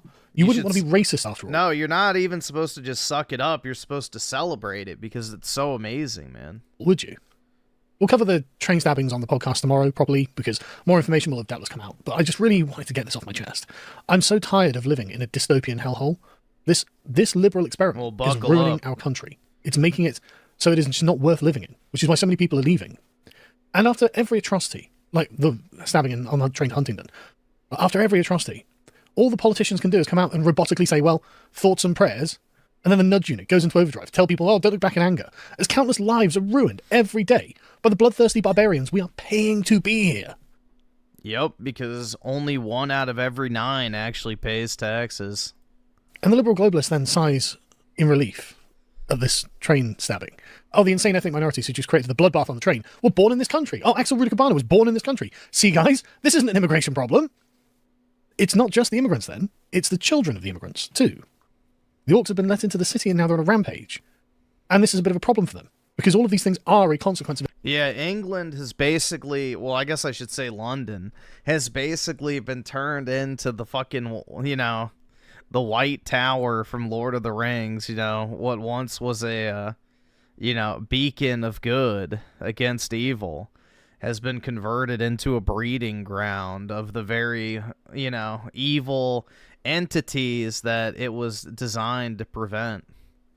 Immigration. The Fraser Nelson, Michael Heseltine axis of conservatism is completely dead, by the way. Stabbed to death by immigrants and minorities. They have absolutely... Like, that's kind of the funny part, bro. It's like, you know, Lord of the Rings is very applicable to a lot of today. Absolutely nothing useful to say here, except things are better than they've ever been, and for some reason the British public must simultaneously just tough it out. And that's exactly what they did when David Armis was murdered in broad daylight as well. They have nothing. They are part of the problem. They are the aspect of conservatism that's apparently completely okay with the Boris wave, and is completely against Nigel Farage, as if he is some radical right-winger. And in the wake of all of this, you get the Islamic subversives, who get to clap their hands and cheer that for once the killer doesn't seem to have been a Muslim. The Uxbridge stabber was, of course, from the other day when the guy was walking his dog, so they kept their mouth shut there. But now when it comes to the Huntingdon train massacre, oh, it doesn't look like this guy's a Muslim. Again, yet we don't know, actually. I'm sure more details will come up by the time I cover it tomorrow. But they can then just, oh, right, now we can come out and join the chorus yelling about the far right, who are themselves apparently the ones stoking and inflaming tensions and division, as we hear over and over and over. As if the murders and rapes don't themselves reflect badly on the communities that produce disproportionate amounts of rapists and murderers. But if you think people aren't associating these behaviours with certain communities, then you're wrong. People understand that in X community or Y community, they just have different attitudes towards violence and women. They just have these attitudes that are frankly quite barbaric and don't line up with what we actually think ourselves. And this is a lesson we have to learn because we're being forced to learn it the hard way because of all of the victims of having these foreign, strange communities, these violent and rapey communities in close proximity with us. And then you've got the white leftist, the white self-hating turkey for Christmas, who is currently swarming social media, posting pictures of individual native criminals and demanding, where's your outrage? Well, what am I supposed to do? You're always posting a picture of someone who's gone to jail for having done something bad, an individual who did something to another individual. And unfortunately, native criminals are something that you can't do anything about. A native criminal is an inevitability. There are going to be criminals in society. This is why we have laws. But every non-native criminal is a policy choice. And so the people complaining, oh, the right is making this political. Well, you can just shut up, frankly. You can just shut your mouths. Because the very presence of these people in our country was a political decision to start with. And one that we've opposed since the 1960s. I love The Witcher season. Dude, I haven't even watched The Witcher since season 2 because I don't have Netflix. But yeah, I've heard it's terrible. And yet they're still here. I don't know whether you've noticed the rivers of blood. But again, it's every single day now that some unbelievable atrocities takes place. And we're supposed to be like, right, okay, well, I'm not going to look back in anger. And we didn't ever ask for this, right? We never asked for this. This has been inflicted upon us, and the brutality that we, the British public, the native people of these isles, are forced to endure on a daily basis is just simply intolerable. I don't want to feel unsafe in my own country. I don't want this to be the country that I live in, that my children live in, that I pass on to them, assuming they are lucky enough to avoid... That's the idea, and then you flee it, and then they get, you know, their slave race population that only votes leftist, and then they extract all the money they can from the society and then move on to the next body to, you know, leech off of. Whatever ethnic minority or immigrant stabbing happens tomorrow, assuming they survive until adulthood. I don't really want this to be the country they inherit. I just don't agree that... It's a parasitic infection by an international elite. Human rights are a worthy cause to turn this country into a murderous shithole. And if the turkeys for Christmas are determined to implicate themselves in every massacre by jumping in as like the psychotic minority defense force, then so be it. I'm happy to agree that you are also complicit in all of this, because you have no idea why. For example, in the case of the Huntingdon train stabbing, we don't know yet why this black British national did what he did. And yet you're flinging yourselves to defend a community that is only 13% of the population of London, yet 53% of the knife crime perpetrators in London. There is a collective cultural... Wait. Let's hear that again. British national did what he did. And yet you're flinging yourselves to defend a community that is only 13% of the population of London, yet 53% of the knife crime perpetrators in London. Why do those stats sound so familiar, man? 13% of the population, 53% of the knife crimes. Where have I heard 15 and 30 before? Or 50 and 13 before? But dude, I've never heard those numbers, you know, even closely related ever in any other context in a different country. Wow. That's quite the coincidence, man. There is a collective cultural problem with violence in the Caribbean community, and no amount of screaming racist at people will make it go away. And it's not just them, by the way. That is quite the coincidence. Singling them out. We learned the other day that Afghans are something like 22 times more likely to rape someone than a native-born British person. So the Conservatives smuggling in tens of thousands of Afghan men, that's really made the streets safer. And you've noticed with the rape statistics going up through the roof. I wonder how this has happened. I think it's just, there are so many of these barbarian third world communities that have been brought into this country that treat us with utter callousness. They're contemptuous of us. They hate us. They don't care what they do to us. And this wouldn't be as bad as it is if the state was at least strong on this, if they would at least be forced to fear the punishment and retribution of the state against them. If they've committed a crime, a terrible crime, right, okay, well, these people are getting it. They're getting the full force of the law. No, that's reserved for the native British population when they are outraged that yet another evil depredation has been taken upon them by an ethnic minority. That's who gets the full force of the law. Many of the people actually doing the terrible things are just, oh, he's got suspended sentence. Suspended sentence. Didn't know what he was doing. Oh, it's a mental health problem, and therefore we're not going to punish him at all. It's like, listen, you could literally have a guy named fucking Jihad Muhammad Rapistan, and they'd be like, oh, he's just an innocent foreigner. He didn't know what he was doing. You know, we're going to release him. You know, just please don't rape another 12-year-old. Charitable. And then he rapes 10 more 12-year-olds. Would say, you just don't understand the message that you're telegraphing to these barbarians. But I'm not really feeling very charitable, to be honest, because they know they're taking advantage of us. Right? They know they are taking advantage of us, and they know you're helping them. They know you're providing cover to them. They know that the state is on their side and not ours. Do you remember them laughing at the protesters from the hotels during the Southport riots? Laughing, taking photos, knowing they were going to be protected by the British government, and the people who were protesting would not. They would be the ones who feel the force of the state instead. So they know that the state is not their enemy, and they don't fear punishment from it. And as such, atrocious things just keep happening every day, which is kind of a weird position for you to hold, because it implies that racism... Dude, honestly, the first thing that if a conservative, whatever, if you can even call it that, government gets in place in Britain, the first thing they should do is just buy hundreds of thousands of guns from the United States and just start arming the militant-aged British men and just go and fucking street sweep. That's the only way they're fixing this shit, man. Would be preventing this barbarism. And so it... You know, just literally whoever's going to be the next prime minister of the UK, which it looks like the Conservatives are probably going to fucking sweep, they should just place an order for like 300,000 AR-15s and millions of rounds of ammunition, arm, you know, all 18 to 25-year-old militant-aged men, and just go and clean the fucking streets. Would actually suggest itself as an alternative. But of course that's off the table, so what's the plan instead? Well, I suppose it will be to ever increase the size of the security apparatus, because apparently living in a diverse utopia also means an ever more intrusive set of checks if you want to do anything. Digital ID, I suppose like full body scanners just get on the train, they're going to have to be a small price to pay so we can live with our precious ethnic minorities. It's insane. It's absolutely insane. The way we have allowed our country to be governed is insane. We've continued an insane policy of immigration, an insane policy of criminal punishment, and we are reaping the rewards of this insanity because we continue to do the same thing and expect a different result.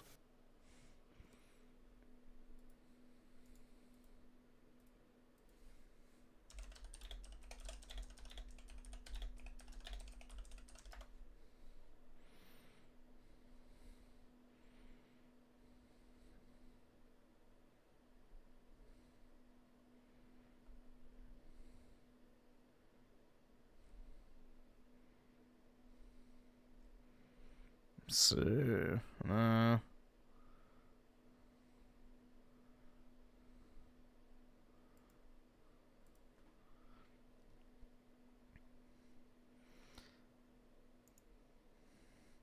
love that idea. Come to Canada. It's the only way it's going to happen. That's how the Spanish, you know, took back their countries. They just went full-blown fucking, you know, scorched earth on these people. So, it's the only way they know how to, you know, it's the only thing they understand. It's the reason why any so-called democracy in a Middle Eastern country doesn't last, bro.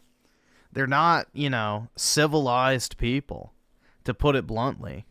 They need to be ruled by extreme authoritarian brute force. So, the reason why the Middle East has never been conquered is because most Western leadership don't have the stomach to do what it takes to rule over people like that.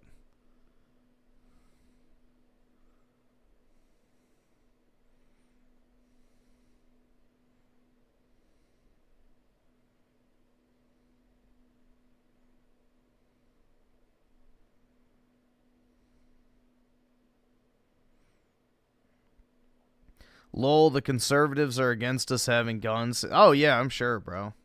The UK is fucked. Like, y'all's conservative, quote-unquote, government, like, you know, government officials are complete fucking jokes.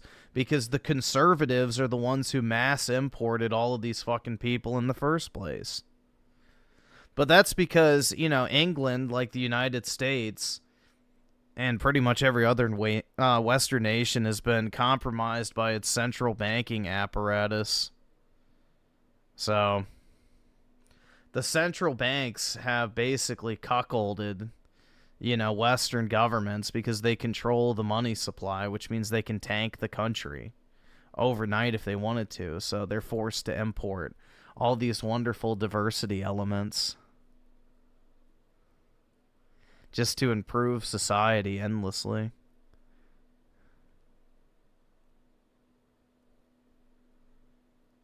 Well, dude, yeah, Boris on camera admitted to being unapologetic. Dude, the thing is y'all's current prime minister too, or I don't know if you're from the UK or not, but yeah, Keir Starmer, he's Jewish as well too, so it's a trend, huh? The Rothschilds are getting their people in power. So, but yeah, the Rothschilds have infiltrated England probably the most of any country for a very long time now. Because William of Orange, who became King William of England, was literally bankrolled by, you know, merchant bankers. From his very inception, he started off as a poor noble who became, you know, this wealthy nobleman in the Netherlands because of his connections to the banking class of society. He then basically leveraged that to essentially buy the British crown, and as a result instituted the Bank of England, which, you know, if you know anything about the ownership of the Bank of England, then it explains pretty much all you need to know with what's wrong with modern society. So,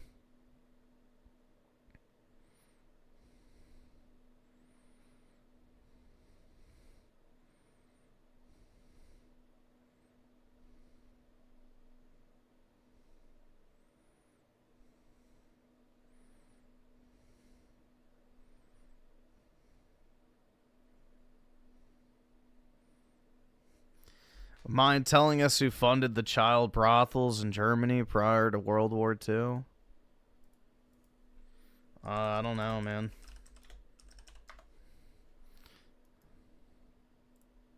Choo, choo, choo, choo, choo, choo, choo, choo, choo. I don't know. I don't know why that video opened, man. I don't know why that video opened. What the hell, Alex? Come on, bro. It's not the time for that.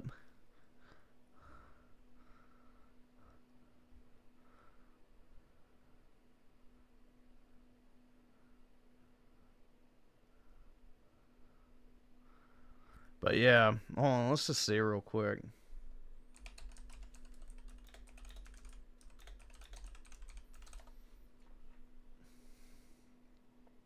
Just see if there's a quick video on it.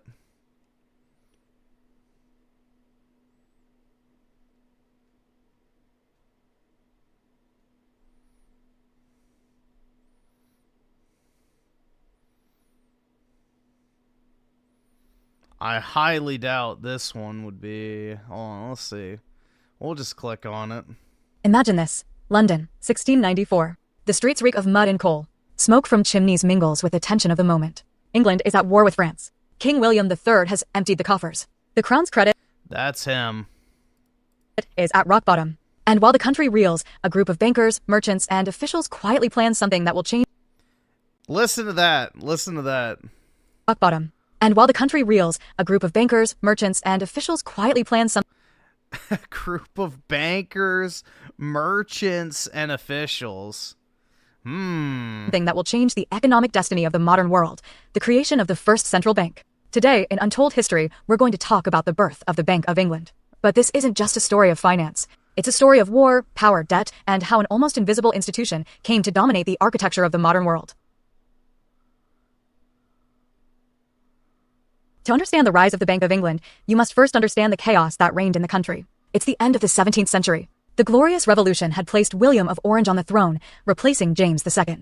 England. Remember, this guy is not British. This is the most important part. This guy is Dutch. Literally a Dutch merchant. So, yes. England has been compromised for a very fucking long time. A very fucking long time. The Glorious Revolution had placed William of Orange on the throne, replacing James II.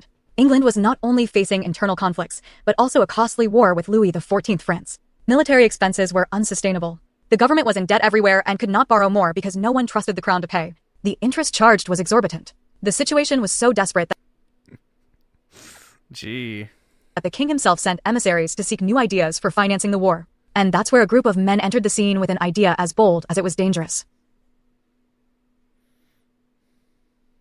The plan was simple, but revolutionary. Offer the state a loan of £1.2 million sterling, an enormous sum for the time. In return, the lenders would obtain privileges, exclusive rights to operate as a bank, issue banknotes backed by government debt, and handle state payments. This bank would not just be a private institution, it would be an entity serving the state, and at the same time, with power over it. Thus was born the Bank of England, created by an Act of Parliament on July 27, 1694. Behind this agreement lay a perverse, but functional logic. If the state cannot finance itself, let the bankers do it, with interest. Thus, for the first time in history, public debt became the driving force of a new financial architecture.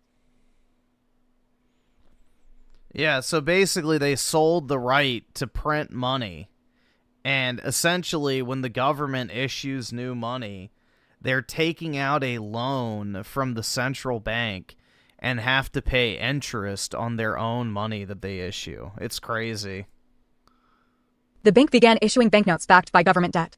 This seems commonplace today, but at the time it was radical. Money no longer needed to be backed by gold or silver. It only needed to be backed by a promise from the state. Thus, the germ of a new financial system was born, one based on trust, debt, and centralization. And the Bank of England became the invisible arbiter that would define when to print money, how much it was worth, and how wars, public works, and government policies were financed.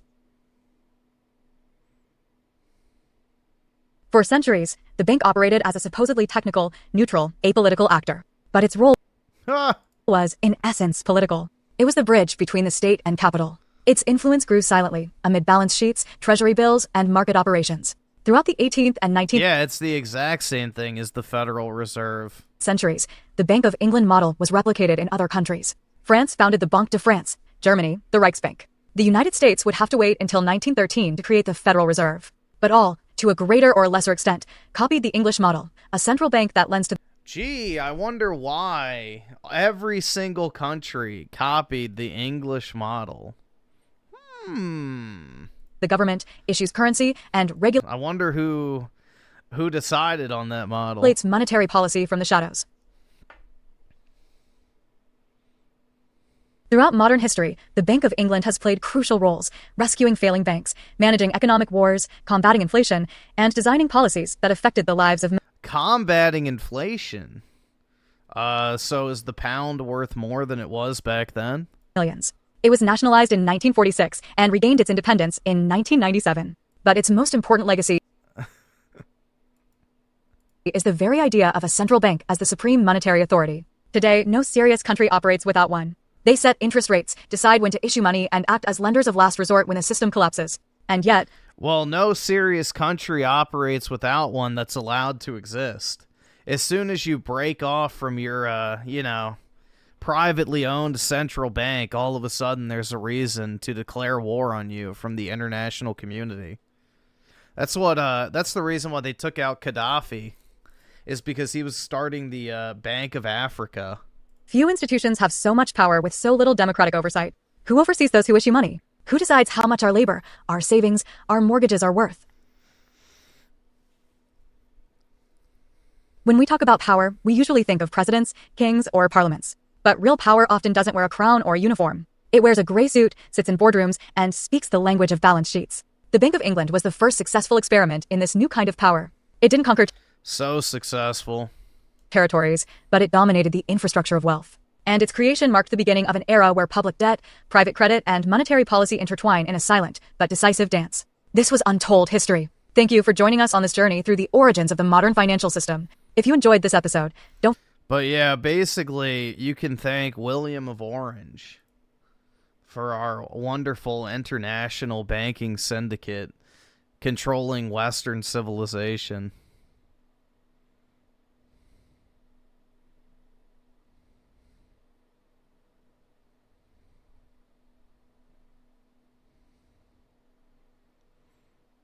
Dude, BRICS is just as owned. We literally watched a video the other day about, you know, the Indian slash, what was it? Iraqi Jewish family that was like the wealthiest family in India because they're the ones that ran the opium trade. Dude, all of those countries are dominated. I mean, look at Russia. The Soviets and the Bolsheviks were all, you know, bankers. Like, dude, all of those countries have been infiltrated a long time ago. They're just jumping from one host to the next. You know, they'll drain the wealth of all the Western nations, and then they'll move on to the next one. Then they'll wait for the Western nations to rebuild. Then they'll jump back. It's just an infinite game of blood-sucking.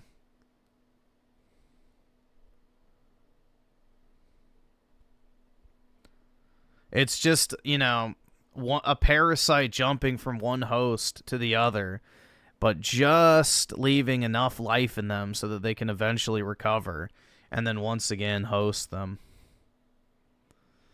Musashi with the 5 toucans say the West is Amalek, and so Edom must be destroyed by darkness, and the toucans provide millions of darkness by ships into the West. Yep.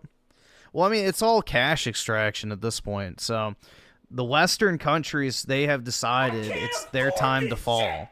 So Europe is facing the full brunt of it. You know, the U.S. and Canada will soon follow. Same with Australia. So life is literally unaffordable because we're importing 30+% of the population. All right, awesome. Thanks, giving them nigga. government housing and food assistance, while the native population can barely even afford to pay their rent.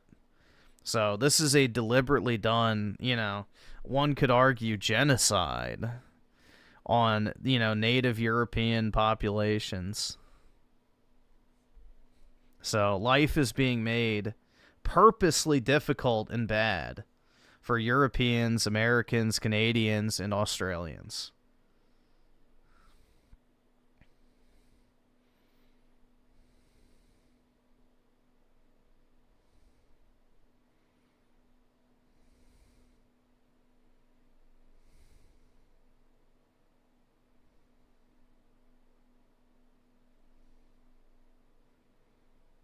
But yeah, basically Gaddafi was trying to start an African bank, which would be separate from the Rothschild central banking system as a alternative so that, you know, the African continent would not have to go through those banking systems and therefore could own more of their own resources.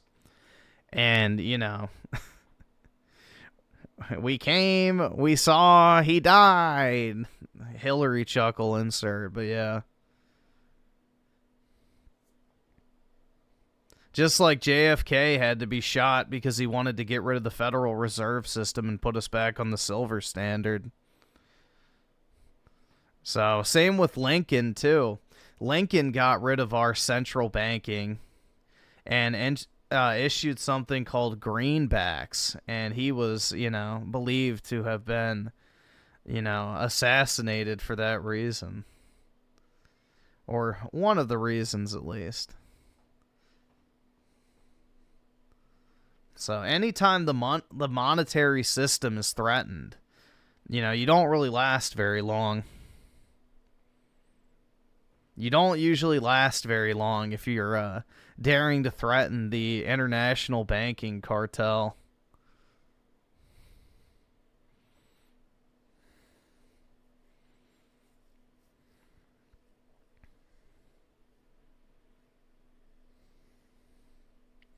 I work a full-time job, 90-plus hours every 2 weeks, and can barely afford groceries and rent.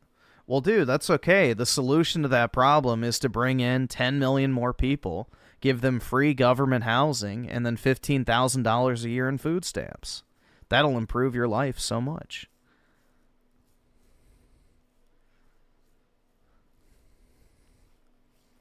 Your life will immediately get better if we do that, man. So make sure to vote blue no matter who.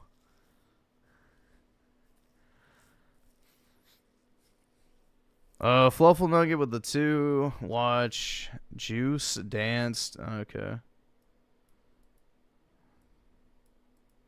If I can copy it, holy fuck. I don't understand why YouTube just makes their interfaces so bad. Move the G.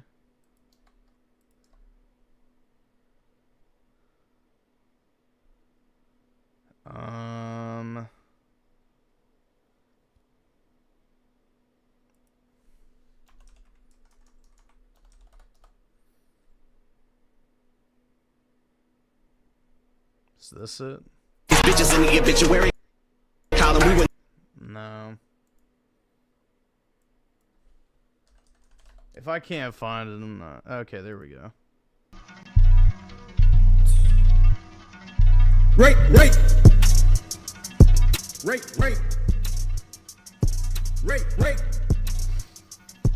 Neon verse animations of the 5. The problem is that the king can't do anything.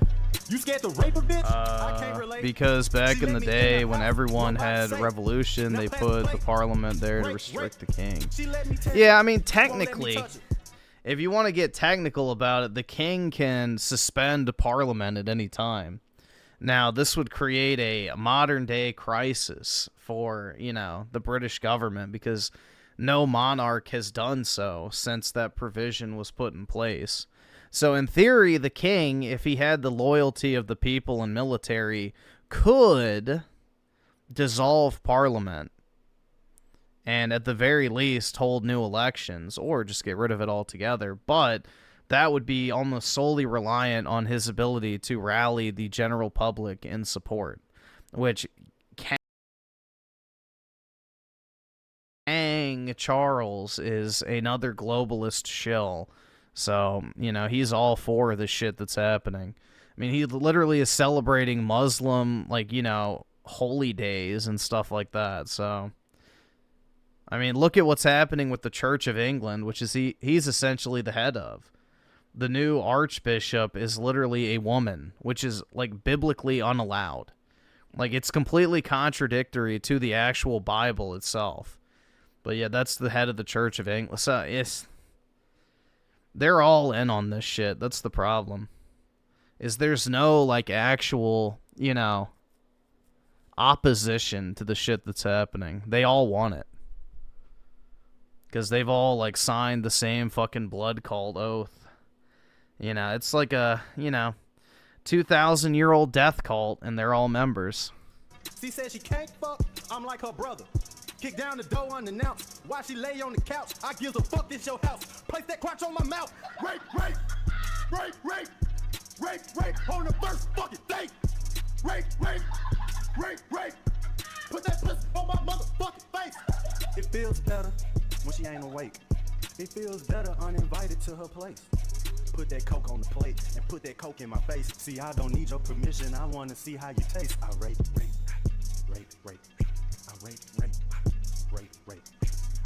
Yeah, wasn't there a thing with the Israel? I think it was. Hold on.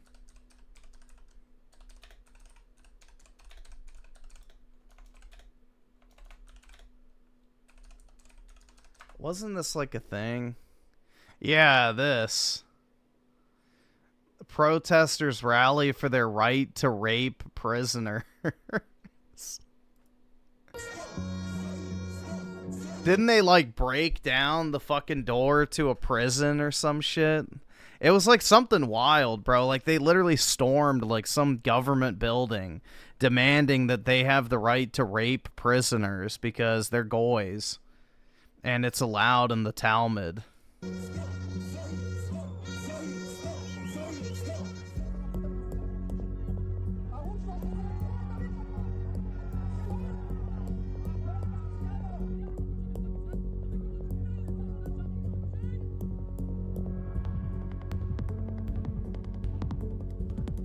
For sexually abusing a male prisoner. Oy vey.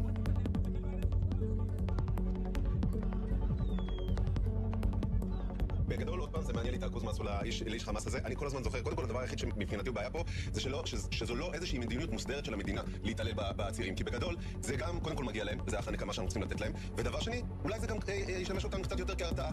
קשור 30 מבנותינו על עצים ב7 באוקטובר ועשו להם מעשים, לא פחות חמורים. Being raped might be a deterrent. Holy fuck, man.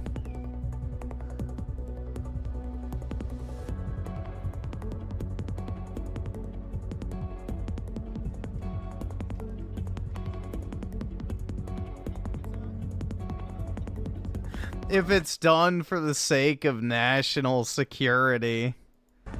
Yeah, raping men in prison is definitely a national security issue.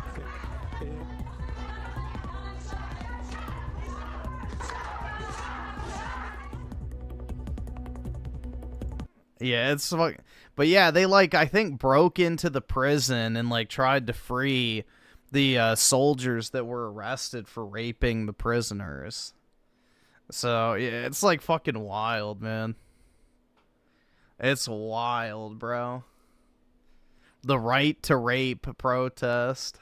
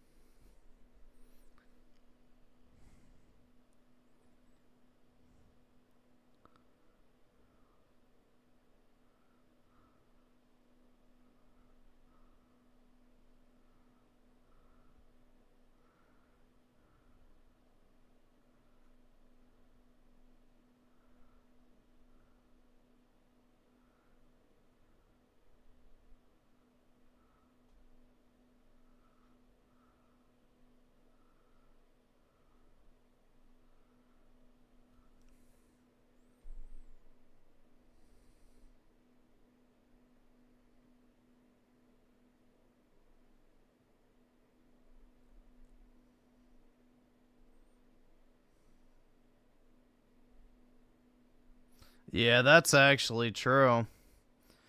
Why banks needed World War I to survive. That's the only reason it was started. Is PWR down? I don't know if it's out yet. What was that guy's name? Shit. Lore Dia? Okay, there it is. I think that's it.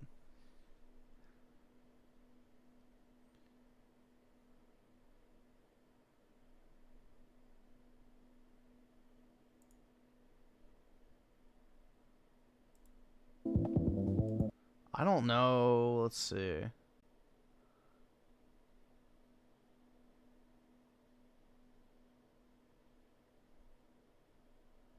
No, I don't think so.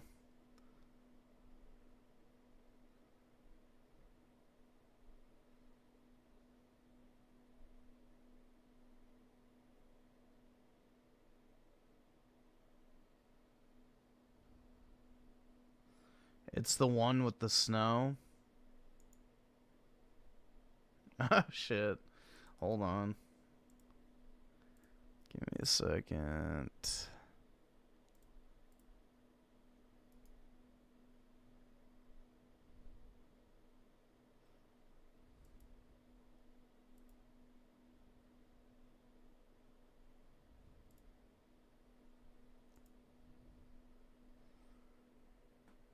let's just go back here.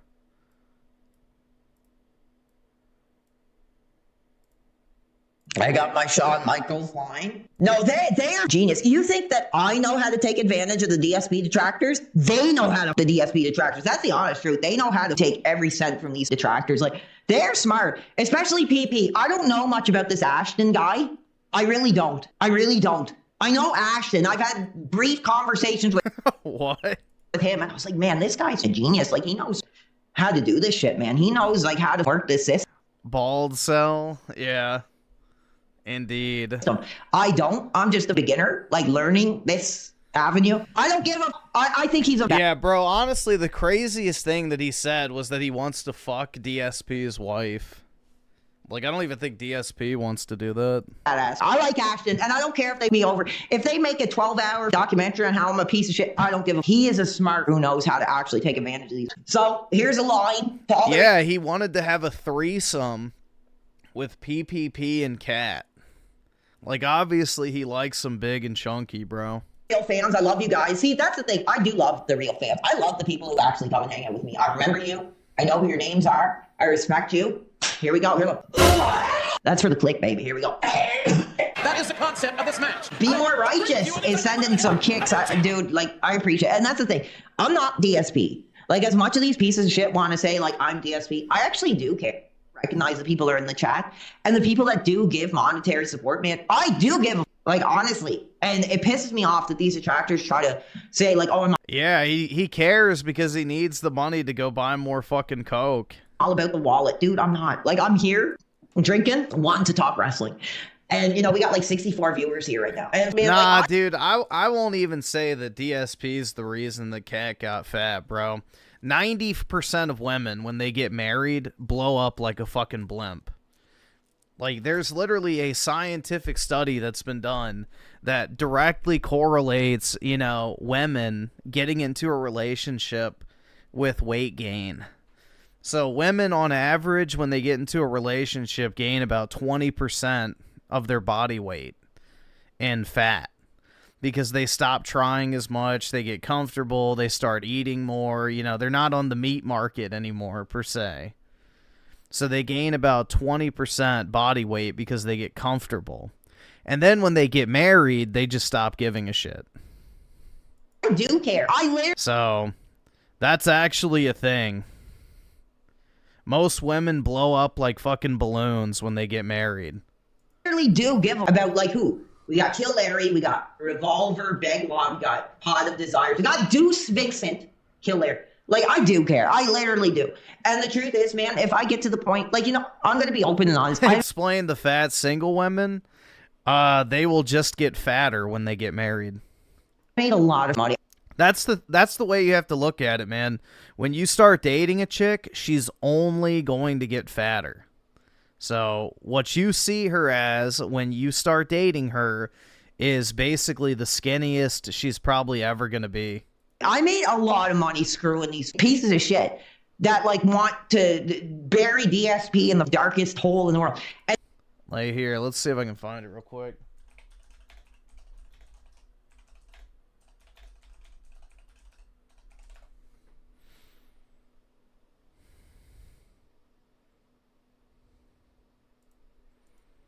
Yeah, here.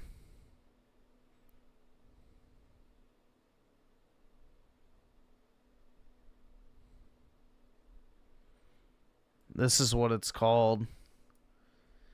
It's called, do women gain weight when they are in a healthy relationship? A doctor responds, the biology of nesting syndrome. That's what it's called. Say, women tend to gain weight when they are in a happy relationship. Yes, that's legit. Well, if you put on weight even after following a healthy diet and fitness regime and have no other reasons, it could be a green flag. If a woman is happy in a relationship, she's definitely going to gain weight. So what happens in a woman's body is, especially when she gets married and starts having a stable relationship, her body naturally starts getting adjusted to something that's called nesting syndrome.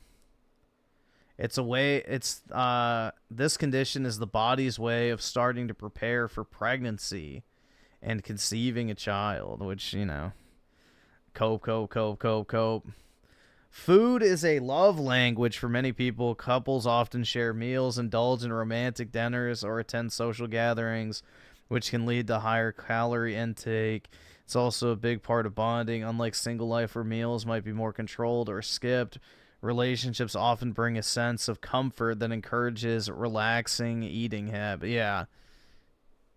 So...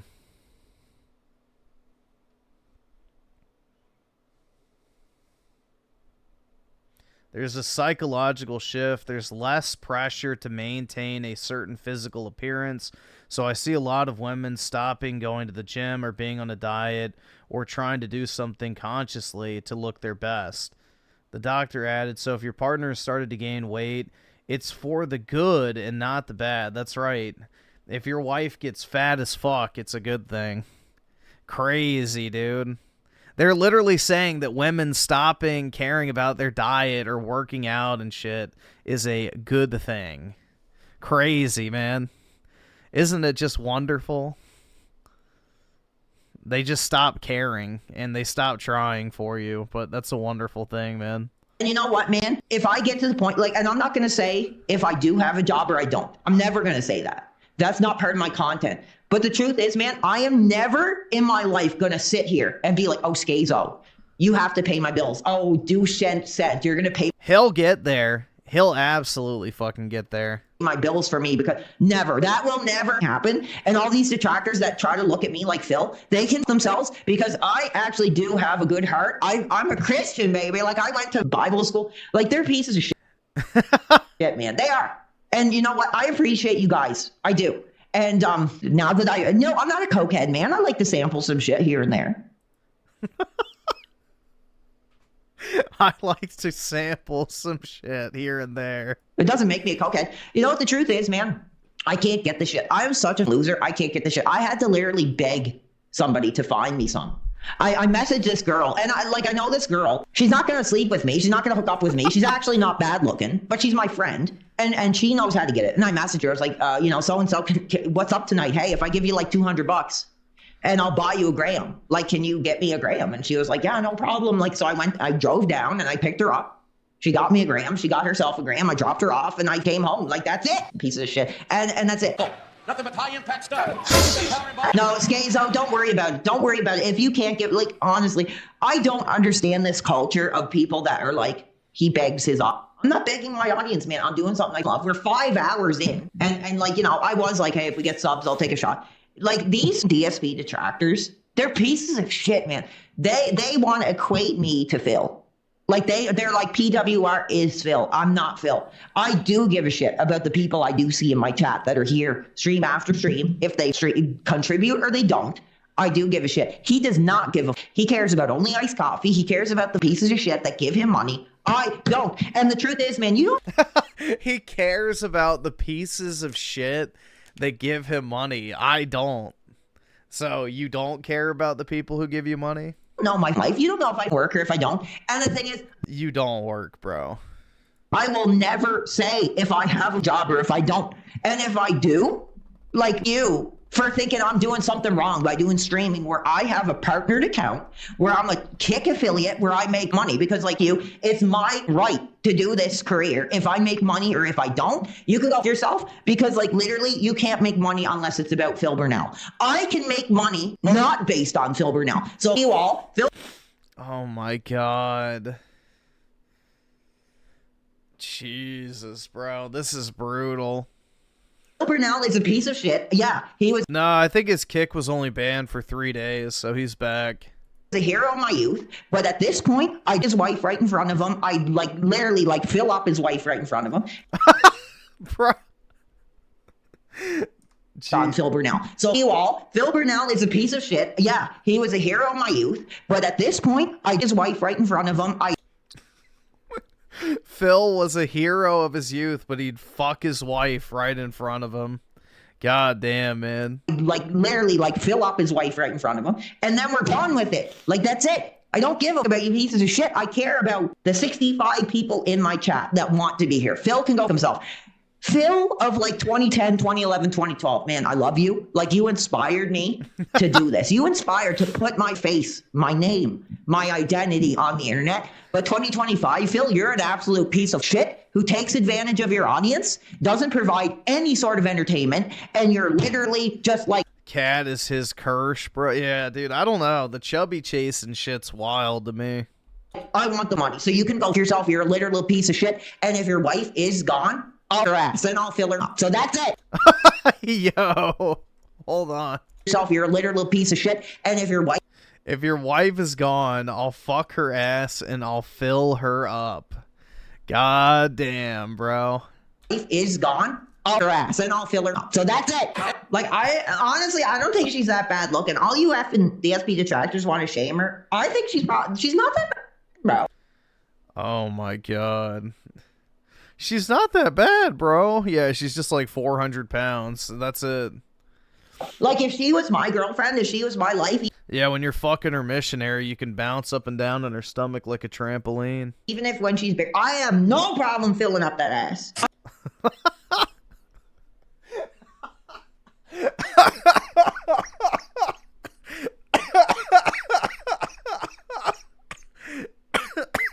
Jesus Christ, dude. Okay, somebody asked whose dick is smaller, PWR or 2. I'm sick. Oh my god, he's getting pissed. 6.5 inches. I actually measured my dick when it's 6.5. Oh my god. Holy shit, man. Inches. So if RTU wants to come out, he's angry about it and actually reveal how big his dick is. He already has, unfortunately. If it's bigger than 6.5 inches, he wins. That's it. I did hear that. I actually did. I'm not going to say too much, man. And it sucks because, like, the truth is, like, as soon as I got involved with this Phil shit, involved with all these lunatics, I did call my bank. And I was like, listen, Fluffle Nugget with the 2. Fill it up. That's right, man. Young, dumb, and full of cum. 3 things I love about a woman. do make a good amount of money from doing streaming. And I was like, can we make sure there's an avenue where people get into my bank account? As far as I know, it's fine. Whatever I have in my bank account is fine. Hopefully. But these pieces of shit, they like, who want a piece of me? Like, who knows? But I did call my bank and I was like, listen, I didn't expect for things to go this way, but people are threatening my bank account. Dude, I'm going to say this, man. I'm going to say this to all my real fans. Man, if any of you guys are familiar with me, I had a police, like, listen to this. This is nuts. I had a police department actually call me because somebody was missing because they literally, like, dude, this is crazy. This is the shit, man. I'm gonna make everyone aware, whether you're a Snort Hogan, whether you're doing whoever dude, this is serious, man. Listen to this. I had a police department from the United States actually contact my phone number in Canada, and they're like, listen, we've had a report that this individual is missing, and the last contact we had was because he was coming to kill me. And I was like, listen, I have nothing to do with that. I have no idea, like, whatever. I don't know what you're talking about. I was like, I have a vague idea of who you're talking about, but listen, I'm not going to say anything because if somebody's coming here to kill me, I don't care, and I don't want anything to do with it. And they gave me... What? If somebody's coming here to kill me, I don't want anything to do with it? Well, buddy, I don't think you have a choice in the matter if he's on his way to fucking kill you. The name. And they gave me the family's name who wanted to, like, you know, push this for. And I was like, you're kidding me. And they were like, oh, this person is reported to have made his way to your direction. And I was like, dude, you gotta be kidding me. No, it's serious. I'm 100% serious. That somebody, like a police department from the United States, contacted me because somebody was missing. And the last contact that they had was with my YouTube account. Man, I swear to God, I would not say this. I'm not the type of person who was going to talk shit. And I was literally like, man, I have nothing to do with this. I don't care. And just like, whatever. Like, that's how serious this shit is, man. If you're a young dude and you watch my streams and you know, like, dude, like, you have no idea what you're getting into. Like, this shit is up, bro. Maybe I shouldn't say that. I am 100% serious. I did get a phone call from the United specific police department who were like, this individual's missing, and the last contact he had was with your YouTube channel. And they called me, man. They had my phone number. And I was like, you gotta be kidding me. And I knew who the person was. And I gave them like a brief outline. I was like, yeah, I've got some messages from this person. And they're like, man, this person is missing. And I was like, I don't give a like, dude, you got like, I'm gonna be like, honestly, if you think I'm serious or not, this shit that we get into is really up. Like, it's crazy, like this shit. I would never believe that a police department. Yeah, he probably got called by a fucking troll who was LARPing as a police department. That's the most likely case. From the United States would call me and try to have this conversation about this missing person whose last contact that they had was on my YouTube channel. And it's like, I don't know. Crazy. No, it's true. Okay, like whether you think I will just say it, 100% true. 100% true. I actually did the call from the police department that was like, man, this person. Hello, bloody. I am calling to tell you that a deranged loon. Bruh, like, really? He probably got fucking pranked, dog. Yeah, please read me the 16-digit number on the front of your credit card so I may confirm that he is on his way to kill you. Bruh. Dude, this guy. I don't know, bro. This dude is just a fucking train wreck. Like, if he's actually going to go down the cokehead route, like, dude, he's going to become a lolcow even faster than he's already on pace to be. Like, this guy has limitless potential for people to fuck with. Is missing, and the last contact they had was with your YouTube. PK, why are you letting everyone know this? Griff, I want to have a threesome, but with you and Melanie. Oh my god. What, are you gonna sit in the chair position? I was like, I'm in deep shit. And they talked to me, and they were talking about, like, this person. I was like, I don't know who you're talking about. Like, I don't know. And they're like, well, apparently they were coming to find you. And I was like, I don't know. Dude, I swear to God, I'm going to say this to any person who wants to do YouTube, who watches my channel. Don't, like, I swear to God, man, it was the most disturbing phone call I've ever got. And I just totally was like, I don't know what you're talking about. I have nothing to do with it. I don't know. So that person, like, seriously could go himself. I don't know who they're talking about. Crazy, man. These people are crazy. Hey, well, if Kat was on their way over, I'd be saying, bring her ass on over. No, this was some weirdo who was making threats to me months, man. And I just ignored it. I was like, okay, whatever. And man, I swear to God, like, okay, hold on, look. I will grab this knife and I will literally slit my wrist. I swear. Look. What the fuck? Stop me, man. And they were like, listen, this person is missing. And the last contact we have of them was commenting on your YouTube. And I was like, how did they get my number? Like, and I was like, yo, hold on. Let me do something real quick. Don't worry. I'm not actually going to play a game. I just need the heat on. I'm going to mute the game once it gets started. I just need my computer to get hot. So, yeah, just give me a second here. Dude, it is fucking cold in my room right now. And I don't want to get up to go turn on the heat. So, I'm just going to do what our ancestors did and use their high-end gaming PCs on a graphically demanding game to warm their apartment. You know, this is like the equivalent of a caveman starting a fire to fight off the cold at night.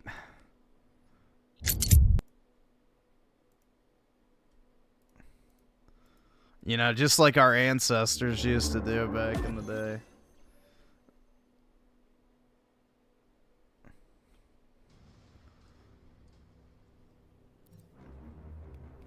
Shit, man, it is fucking cold. Jeez. Did cavemen have gaming PCs? That's right, dude. The deepest shade of mushroom blue.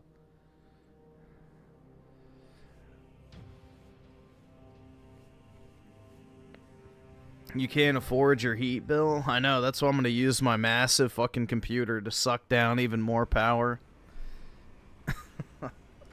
Alright, let me just mute the audio. Hopefully this helps. Alright. Let's see. Where were we? I have no idea what you're talking about. I swear! It is true. It is 100% 100% true. Look, I swear. It's not so much I don't want to turn on my heater, it's the fact I don't want to get up to do it because, you know, it's fucking cold, man. 100% true. This person was, like, known by the cops, who their last contact before they went missing was contacting my YouTube channel. And I did have a police department from this individual's location contact me. And I'm like, hey, you know, Alex Watts, we know who you are, and, like, we know your channel, and we know that... Did he just fucking dox himself? Hey, you know, Alex Watts... Bruh, why would you give out your real fucking name? Good lord, man. Yeah, he's definitely gonna have people fuck with him now. Jesus, man. Yup, it's over. We know who you are, and, like, we know your channel, and we know that this person, like, I swear, yes, it happened 100%. Yes, it was real. Okay, back to the show. Like, listen, listen, I love doing this, but listen, if you're, like, a streamer, man, I want you guys to know, this shit can happen, man. Like, it was the most disturbing phone call I ever got. They called me, and they were like, this person has vision impaired. I got a call from the smartest lol cow, dude. Police department, and they were like, we have a report that this person is missing. Last recorded conversation we had of this person was commenting on your fucking YouTube channel, and I was like, dude, I have no idea what you're talking about. No, it's true. It is 100% true. Like, I'm getting freaked out talking about it, but we will leave it at that. I swear to God, you have no idea. When you get into this type of streaming career, man, you have no idea, like, how tough people can be. But like I said, I don't really give a shit. The streaming career, man. Because if some weirdo, like, left his home to come here to, like, kill me or talk to... Dude, the Blue Yeti is absolute dog shit as a mic. Especially if you don't have the settings correct. Business, dude. Like, you know, like, I have nothing. I'm entertainment. I'm here to be here. Wait, we're 5 hours and... I have a Blue Yeti. It sounds like absolute shit if you don't set it up perfectly. You have to have, like, sound dampening all over the place because it picks up the echo, and on top of that, you have to talk directly into it on the correct setting with a very, very, very low gain for it to even sound remotely good. 23 minutes. I'm here to entertain you guys and to provide entertainment and to have fun. Like, spend the extra money and buy the AT 2020 XLR mic. It is far better for, you know, the price. I'm not more than that. So if you're some nutcase who is going to, like, come to kill me and goes missing, and the police contact me in regards to you because I was the last person to become... You can go, I have nothing to do with it. And that's it. Goodbye. That's the truth. Inside the coffin. No, dude, I have no idea if they found him or not. I'm like, dude, I have no idea if they found this. Like, literally, I wake up every day. I go out to my car. I'm like, holy, like, who is this guy that apparently is coming to find me? Is a Shure or a Rode better? It just depends on your preference, but I like the Shure personally. I don't know. When I did this career, streaming, I knew myself into, and I never knew I would get into something like this, man. No, it's true. I swear to God. If it wasn't true, I wouldn't mention it, but I received it. Okay, you know what? I'm gonna grab my bag and, like, screw all these pieces of crap that, like, you have no idea. I'm just pissed off because, like, the truth is, like, I'm so sick and tired of the pieces of shit that try to say I'm not lying, dude. If I did not receive that phone call, I would not mention it. And I swear to God, there is an individual out there who is missing because he went to get justice on me, and his family reported it to the police, and the police tracked me down, and they found my phone number, and they called me. I swear to God, and it was the most disturbing phone call I've ever gotten in my life. And I was like, man, like, I don't know what you're talking about. I was scared. I was like, holy man, really, I just do gaming streams. I have no, and I told the police, I was like, man, I don't know what you're talking about. Like, I just do gaming streams, and, like, I don't know what you're talking about. But apparently, I don't know what you're talking about. And it's shitty because I wouldn't usually mention this. I really wouldn't. But I'm snorting. He's talking this way because he's fucking coked out. So belongings, so I don't really give a fuck. There is somebody out there that's actually trying to kill me. And the truth is, the cops from this location called me, man, and I'm not joking. They were like, this person is missing, and the last location that we can ping from them is a call. He's coked out, bro. He looks like he looks like bald Synth, but with glasses. I don't know if Synth looks that bad, bro. Comment on your YouTube channel. And they found my phone number, and I was like so scared. This guy, I think, looks a lot fucking worse. I was like, holy, because I'm in Canada, and I was like, there's no way. Raymond Jr.? Yeah, I could see that. That the cops from the United States are calling me because somebody was missing to report this guy, and I was like, I just told them to call him. I was like, man, I have no idea what you're talking about, and I was like, I do gaming streams, and I'm this account. I told them my account. And I was like, I have no idea what you're talking about. And they were just like, okay. No, listen, I'm 100% serious.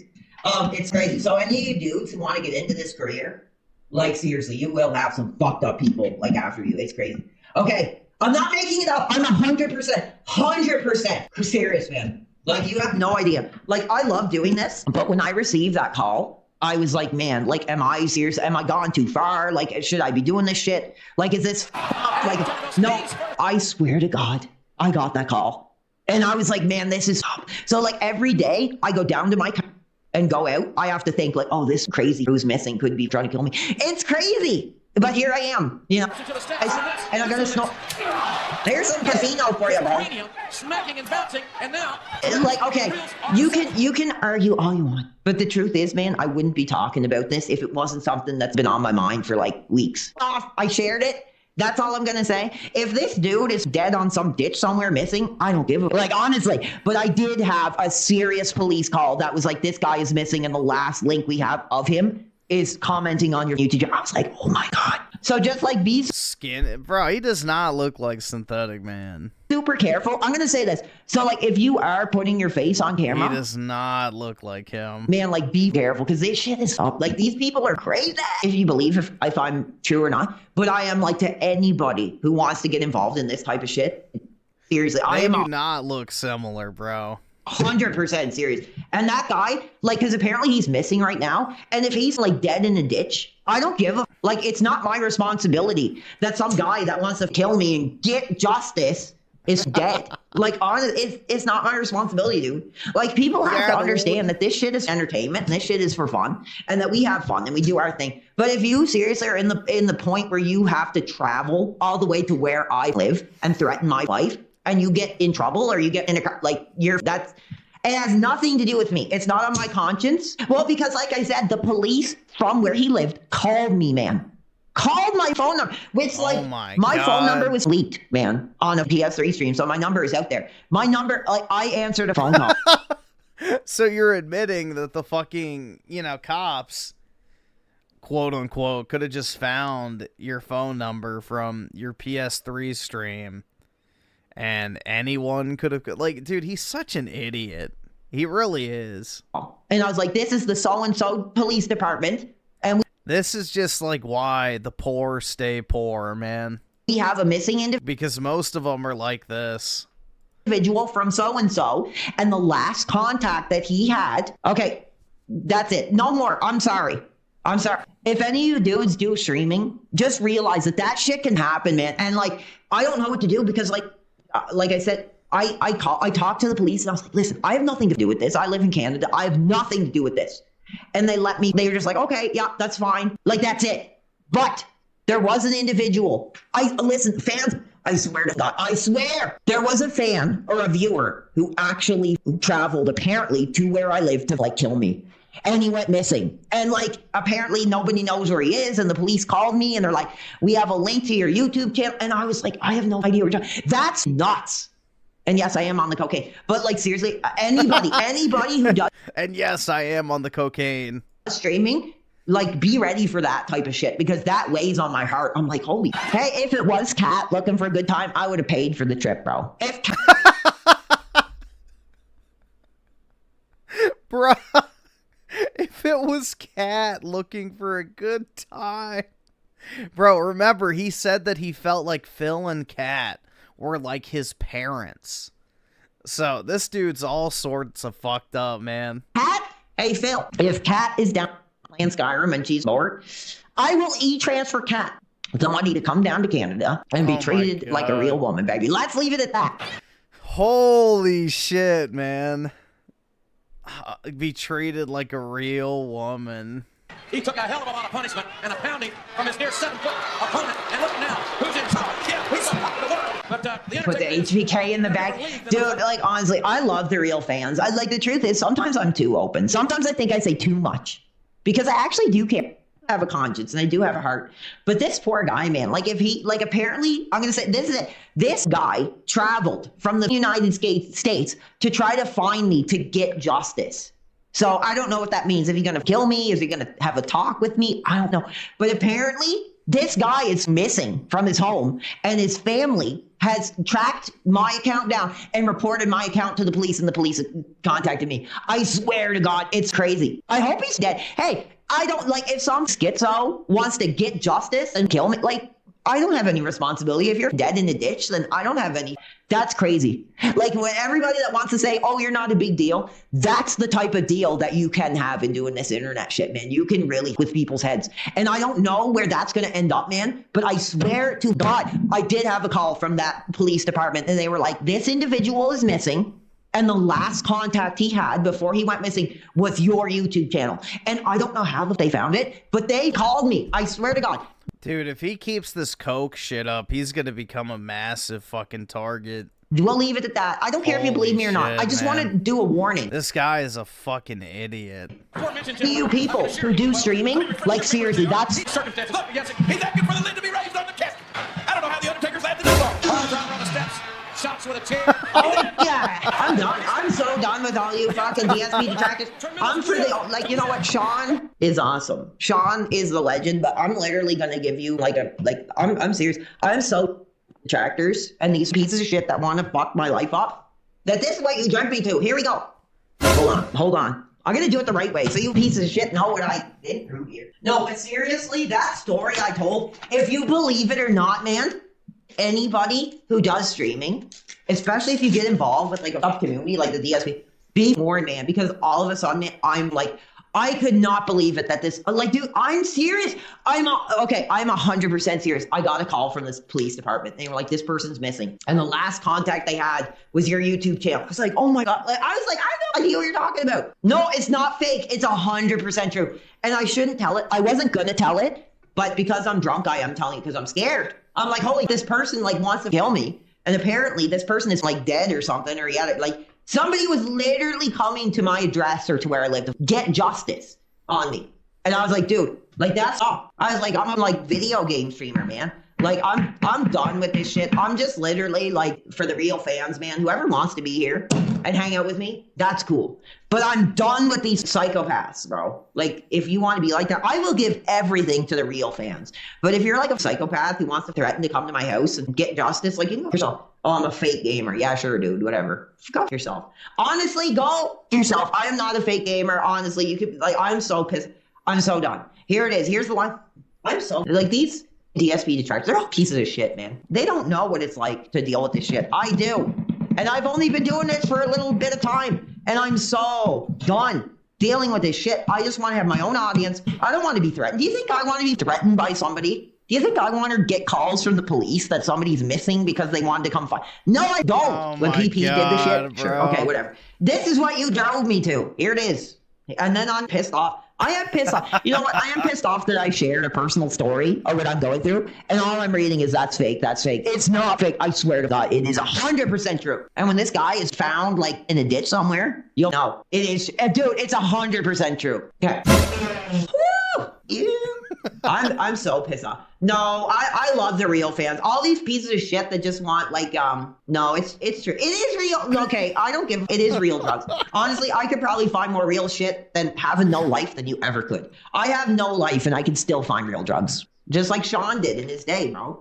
And I'm so done with these DSP detractors. These pieces of shit that want to make me seem like I'm fake and I'm a piece of shit. I'm not. I'm the most real, like, ever known, bro. Exactly. Who is DSP? Who is it? Honestly, I'm claiming Phil's wife. I'm like, he's not her wife. He's my wife now. So let. What? Honestly, I'm claiming Phil's wife. I'm like, he's not her wife. He's not her wife. He's my wife. Yo. My wife now. So let. He's gonna fucking claim Phil's pussy for himself. Let Phil know that I'm claiming that ass, baby. Honestly. Dude, he's gonna claim Phil's ass? Whoa. I would probably, like, get off on that ass tonight. Yeah, we know you would, bro. This is why he had to swear off his sexuality of men, women, and children. If I could. Corey, baby, where are you at? No, I'm gonna make you all sit here and watch this. I'm gonna make you all sit right here and watch this. No, it's not fake. Okay, believe it if it's fake or if it's not. But the truth is, man, you have no idea what the shit you go through when you start making money. And when you start being successful, like what type of people follow your content, man, you have no idea. Dude, I wouldn't spend 30 minutes talking about this if it wasn't true. Believe it if you don't. But man, I am like afraid. Every time I leave my apartment, man, and go down to my car, I'm like, holy, like this crazy person could find me. I swear to God. Pretending to take drugs, yeah. Pretend if you don't, like here it is right here. I've done more drugs than like any of these attractors. I've done every drug other than heroin. I've done coke, I've done E, I've done weed, all of them. These pieces of shit don't know what they're talking about because they're all losers. They're all losers and they see a dude doing this shit and they don't know how to act. I love the real fans. I'm so sorry it got to this point, but I'm so done with like this shit. I am so done with this shit. You've driven me to this. The detractors have driven me to messaging this piece of ass that won't have sex with me, but knows how to get drugs. And I was like, babe.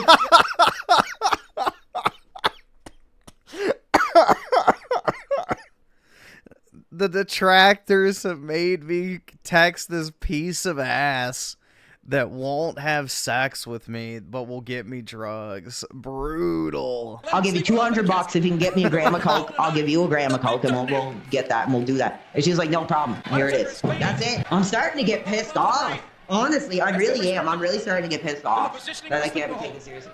Because I loved it. How did I pay? I paid $100, $100.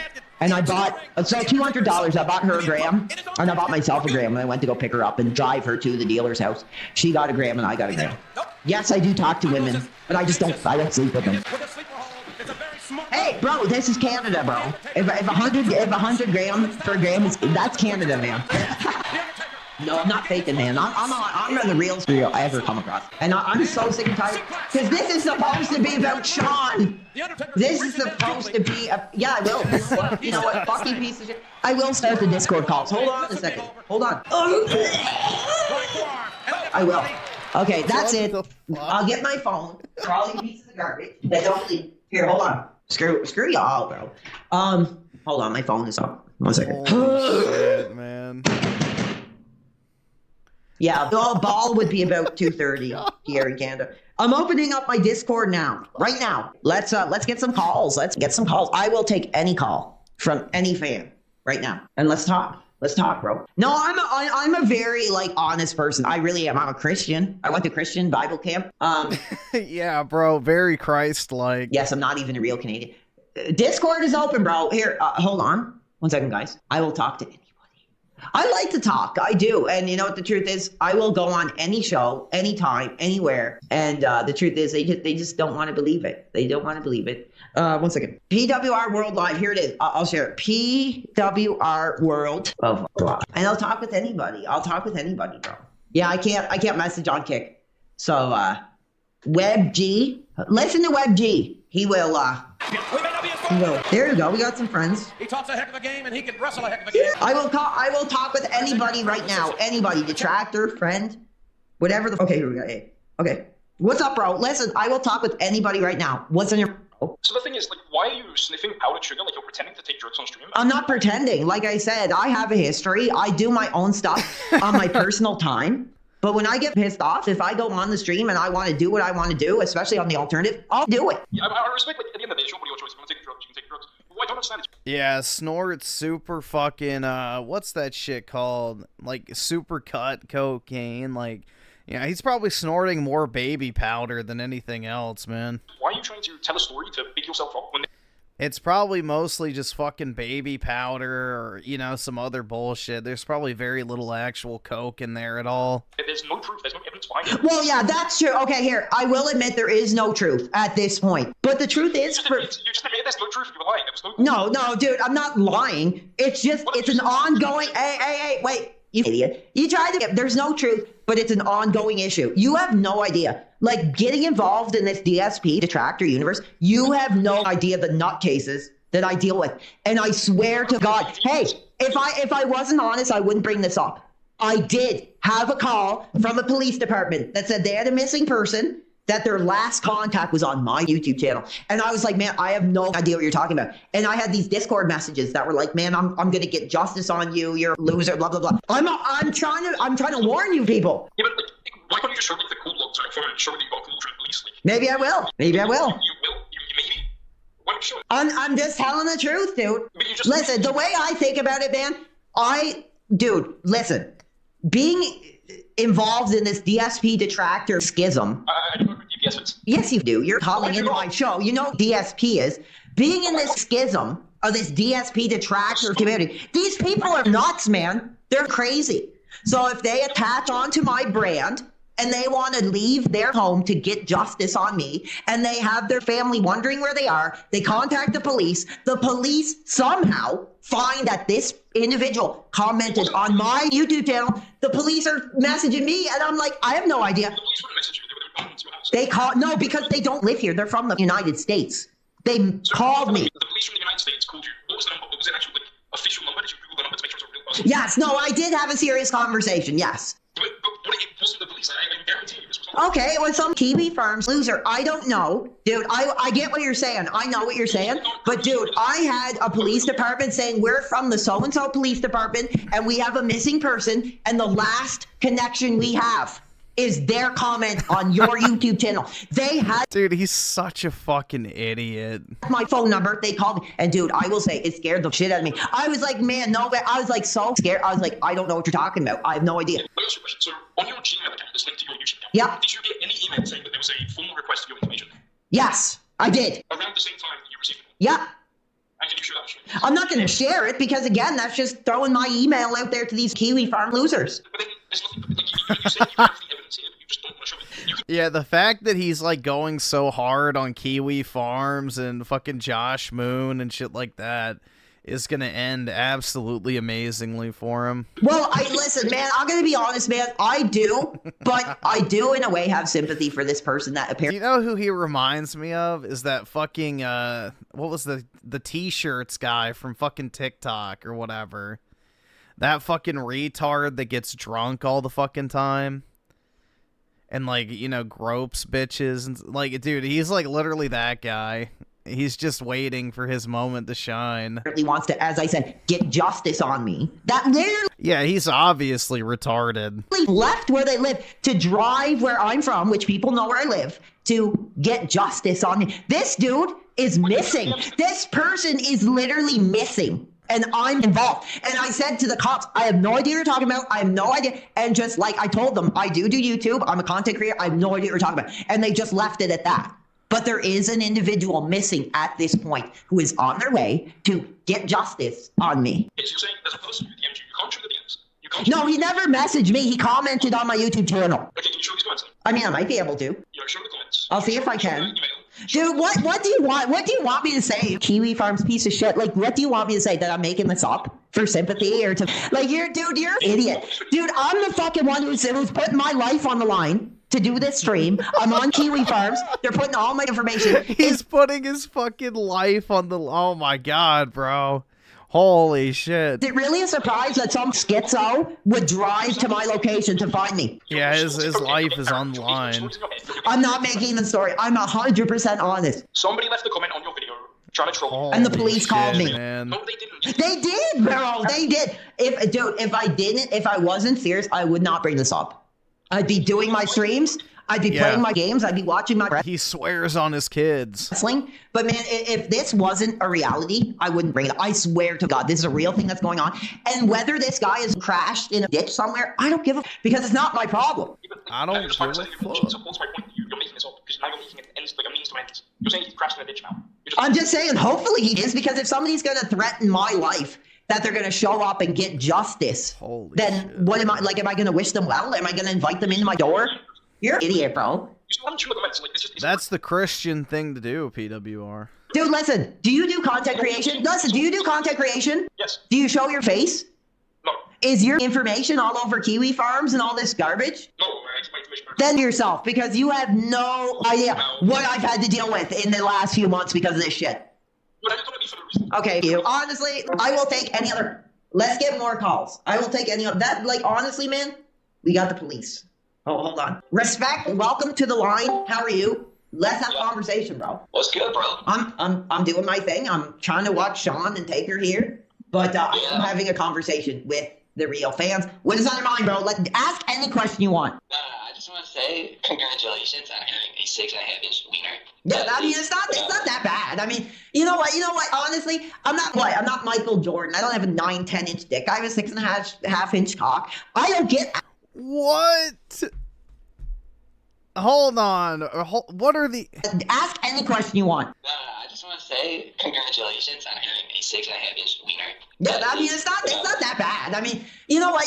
Honestly, I'm not Michael Jordan. I don't have a. I don't have a 9 or 10-inch dick. 9-10-inch dick. I have a 6.5-inch cock. I don't get ass, bro. I haven't been laid since 2013. So what the do I care? Gee, I wonder why, man. Why do ladies not just drop they panties at the sight of him, dude? I'm sure that voice gets them wetter than a spring shower. Get you some. What about that girl? Like, just buy her enough coke, you know? Hopefully Kat, makes a trip over here. Oh my god, dude. This is so fucking weird. Why does he want to bang DSP's wife so much? He wants to be Phil. Phil's wife? Dude, he'd probably skin Phil alive and wear his face as like a mask. Yeah. Anything else? Come on, give me a real question. Give me a real question. Look at Undertaker. He's taking a nap. And? You gotta play the videos, bro. Dude, come on. Like, honestly, all these things. We have 75 viewers right now, and you won't give me a real question. Come on. A real question. I'd ask who DSP is, but I'm trying to find out eventually. Who DSP is? Yeah, who is he? You keep saying the DSP. Okay, you're an idiot. I'm hanging up with that dude because he's a moron. Let's get some real calls. Here, I will give, honestly, let's just do calls because these people are so whack. I will take calls. But the truth is, man, it pisses me off because that shit I talked about is 100% true. There is somebody that's, like, missing right now that is, like, missing and, like, has a link to my profile, and it sucks. I don't want to deal with that shit. Oh my god. The fucking disclaimer. Help is available at the bottom of this bridge. Just jump over the railing to find it. Oh my god, bro. He's gonna just get relentlessly fucking trolled. What a fucking weirdo, bro.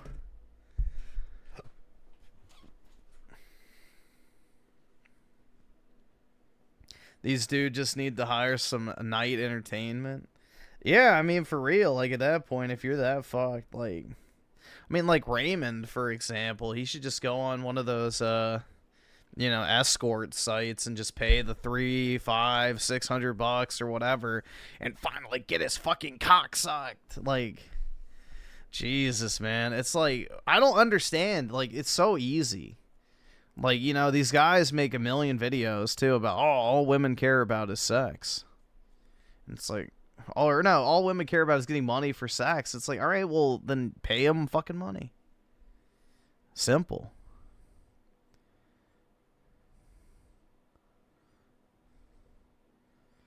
Well, he went on a sugaring website, apparently. He went on, like, some fucking sugar daddy website. He didn't go on, like, an actual hooker site.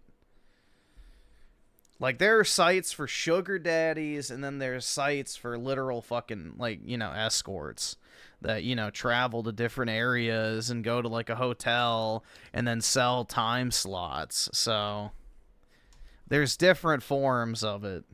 He was looking for a sugar baby, which is just fucking weird, man.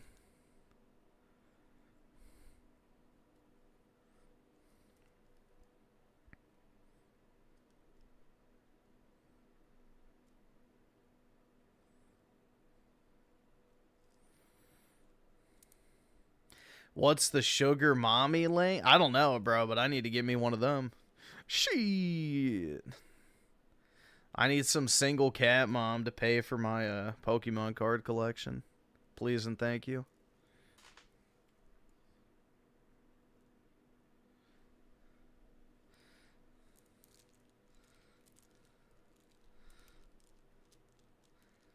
PWR should take a trip to Taiwan. Bro, he could probably just go get a rub and tug at his nearest massage parlor. Canada probably has a fuck ton of them with all the Asians they import.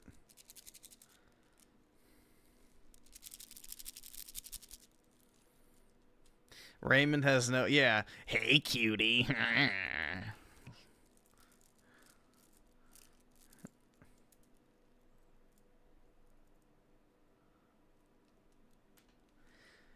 Just get your Sam's Club. Oh, EBT mommy without the kid. Oh, my God.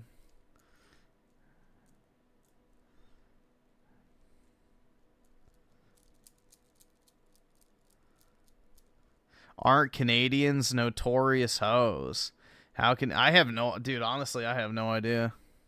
I've never heard that about Canadians.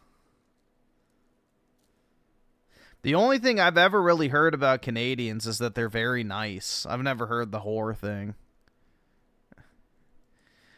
No, he's like, no, not even hey, sweetie. It's, hey, cutie. You want to jump on my dick? Like, I don't, it's weird, bro. He goes like, can I get a piece of that? Like, it's just, it's super fucking creepy when he does, like, his, like, you know, simulated flirting.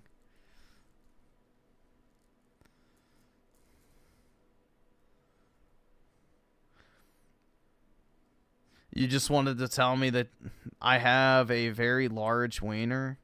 I'm not that foolish to believe it. You know, thank you, PK, for trying to make me feel better. But, yeah, I am very, you know, happily above average, but nothing to write home about.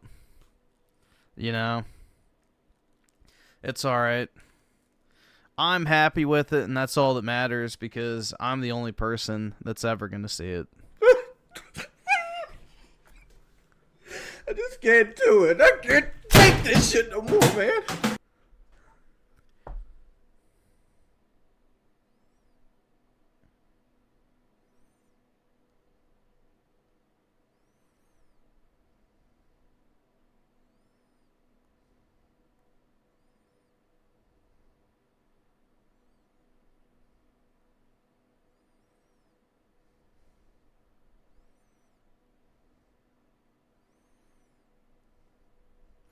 $13 I think I would be a record holder if that was the case, man. I think I'd be a world record holder if I actually was rocking a 13-incher. Because wasn't the world's largest like 12 inches or something? Let's see. World's largest dick. Okay, 13.5 inches. Oh, wait, no. A scientific study measured his manhood at 14.2 while fully erect. Okay. Oh, there's someone who has Dude, what the fuck? Now there's a 14.4. What is the actual one? But yeah, the thing is I've heard, like, the guys that have those big of dicks, like, they try to do porn, but they get lightheaded and pass out. Like, bro, that's got to be brutal. You have such a massive dick that the blood that's required to get a boner, like, literally makes you lightheaded. That's like a curse, bro.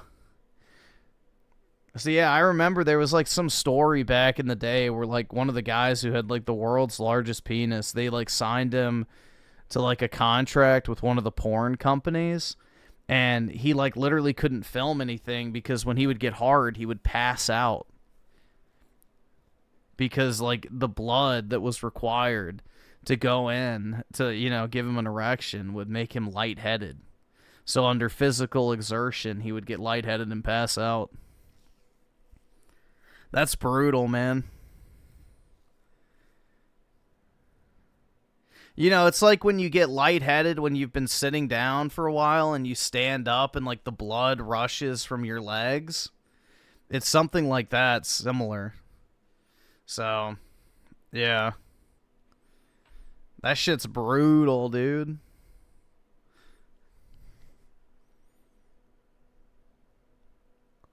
Did we need this knowledge? It makes you feel better about yourself, you know?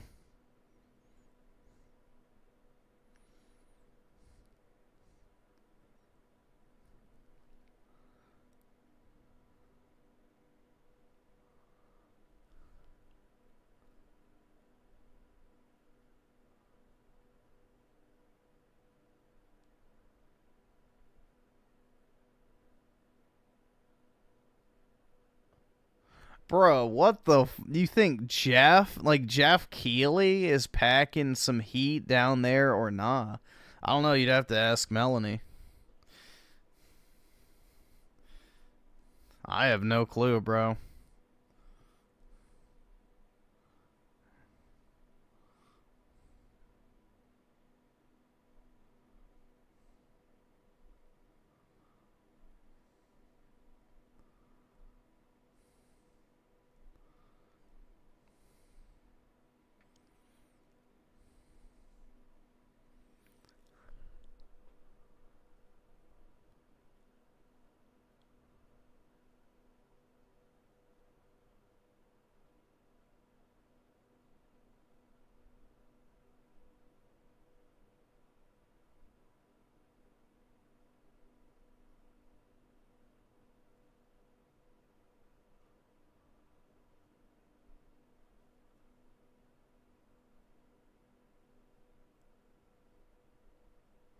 Gonna bang Phil's wife. Oh my god.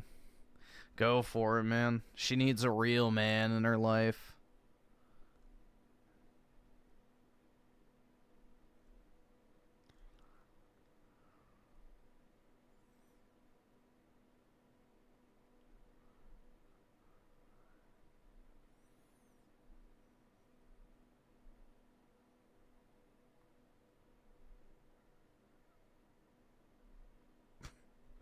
Bro, what the fuck is this slop? 7 secrets of King Solomon that will make you rich in silence? What the... Dude, I don't... What type of fucking retarded AI... Hold on. Let's just see. I'm not watching this full thing. Did you know that the richest and wisest man in history left behind 7 ancient secrets? Secrets so powerful that they can still completely transform your financial life and show you how to get rich in silence. Solomon. Yeah, be blessed. Step 1, have a personal blessing from God. The king known for his ancient wisdom and boundless biblical wealth. The Bible reveals that he accumulated gold, silver, and prosperity like no other man. But what almost no one knows is that true, silent wealth lay not in gold, but in hidden principles we call the wisdom of Solomon. And that was literally given to him by fucking God. Holy shit, bro. Yeah, all you have to do in order to be insanely wealthy is literally get divine wisdom from God himself. Easy, dude. That's all it takes. Today, I'm going to reveal to you King Solomon's 7 secrets that can make you rich in silence. Each secret is like a key, and if you lose the last one, you won't understand the whole thing. So stay with me until the end, because the 7th secret is the most important of all. Secret 1, wealth begins with wisdom, Proverbs 4:7. Solomon clearly stated, wisdom is the principal thing. This means that before any gold, silver, or palace, there was something invisible but infinitely more powerful. True prosperity doesn't begin with numbers in a bank account, but with wise decisions. Many people spend their entire lives chasing money, but remain trapped in debt because they haven't learned the fundamentals. What if you stopped for a moment and asked yourself, what decisions from yesterday are defining my poverty today? Perhaps it's definitely an Indian that made this shit. I choose wealth in silence. I choose wealth in silence and through signs and signals of God and Jesus Christ's name. I choose wealth in silence. Facts, truth, word, the fear of God is the beginning of wisdom. All wisdom comes from God. I choose wealth in silence. Bro, it's just all a bunch of fucking Indians down here. Yeah, dude. Oh my god. This video had me motivated for real. if you are reading this, stay focused and keep pushing. Even if she says no, have your way with her. She will eventually say yes. I always appreciate the knowledge like this. I stand in full agreement with Solomon's wealth and wisdom in Jesus' name. Oh my god, bro. It's all just fake comments. These are all fucking bots. There is no real internet content anymore.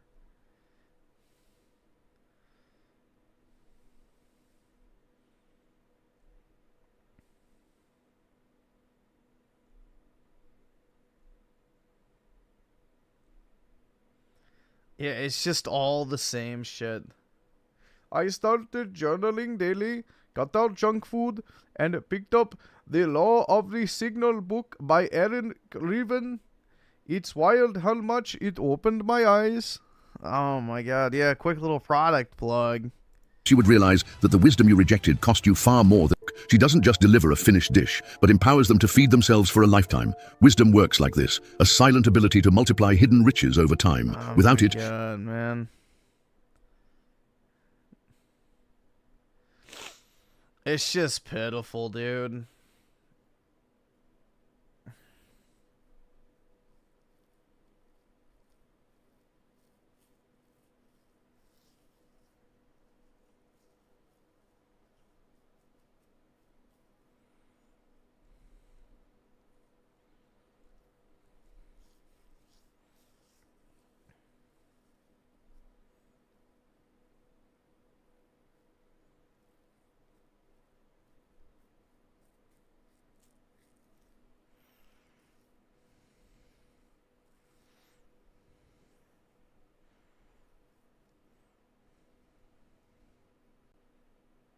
Some of the AI pics are... Well, yeah, dude, the pictures can be cool, but the fucking slop tent is not good. Dude, look, do not look for a job. Another one of these fucking secrets. Is it just like an entire channel? Oh my god, bro. It's just all fucking AI slop. Hidden for centuries, King Solomon. The 8th business of King Solomon that no one knows. Forbidden for centuries. Usury. There you go. The code of the rich.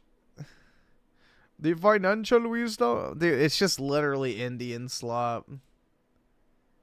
Yeah, United States, my ass. Maybe when the VPN's turned on. They said they were going to crack down on AI, but I doubt they actually did because it still drives engagement.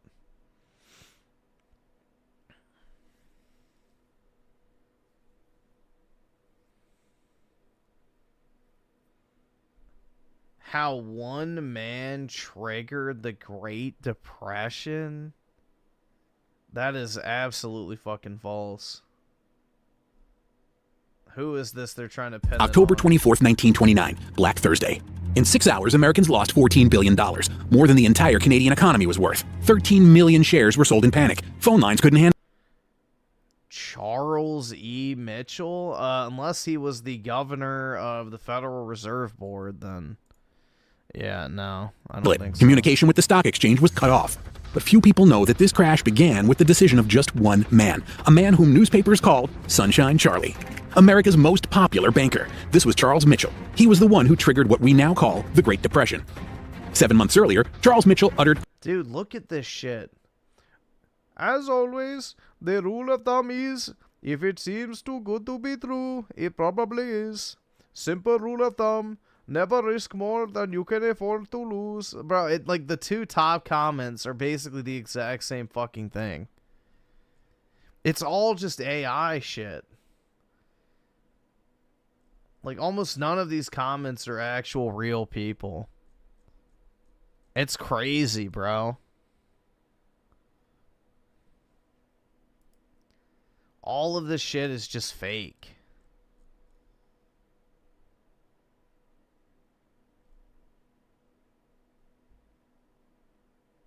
What is this? Have you ever wondered why some people never get tattoos, even Because they're not gay. when everyone around them does? It's not always about religion or fear of pain. For many, it's because they simply don't see the point. They believe their body wasn't made to be drawn on, that tattoos add nothing valuable. Some avoid them because of control and permanence. They don't like the idea of something lasting forever on their skin. It feels like a trap. Others It looks like shit. have a clean mindset. They associate tattoos with regret, impulsiveness, or attention-seeking. To them, keeping a natural body means staying true to themselves. And then, there are people who genuinely dislike tattoos. Me. They don't see beauty in them. They don't see meaning. To them, There is no meaning in them. It's just a bunch of fucking midwits trying to justify having someone scribble on their body. Like, let's be honest here. There is no deeper This is what's so stupid about the coat. I got this tattoo because it means so. Okay, well, why didn't you buy a necklace? Why didn't you buy a ring? Why didn't you buy a bracelet? Why didn't you buy a watch? Why didn't you buy a fucking t-shirt? Like, dude, I can buy a fucking, you know, like a gold chain or some shit. Be like, yeah, I got this chain to remember my dead grandmother. You don't have to write Granny's name on your fucking bicep in order to remember somebody. It's just retarded. Tattoos simply make the body look worse. Everyone has their own reason. What about you? Do you see any value in tattoos, or no? Or do you think they're pointless? Be honest, see. Well, the laser removal never fully gets rid of them.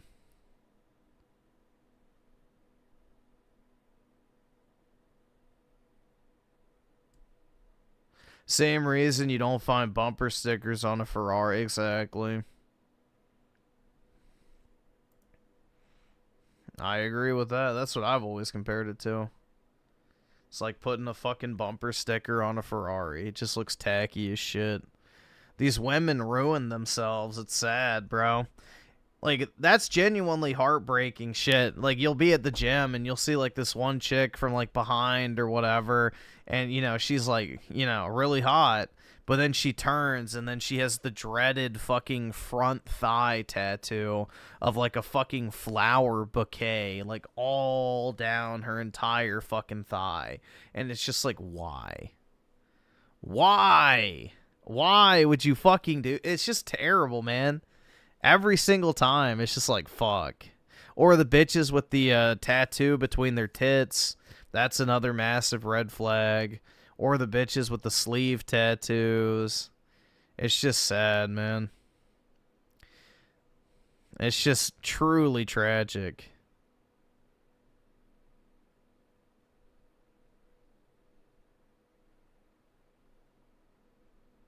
I knew a 10 out of 10 girl who had that tattoo. Yeah, it's brutal, man. Absolutely brutal.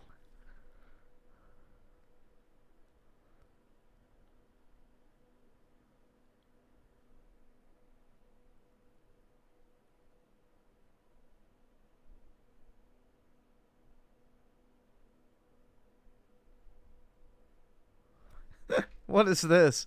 Do not make your bed.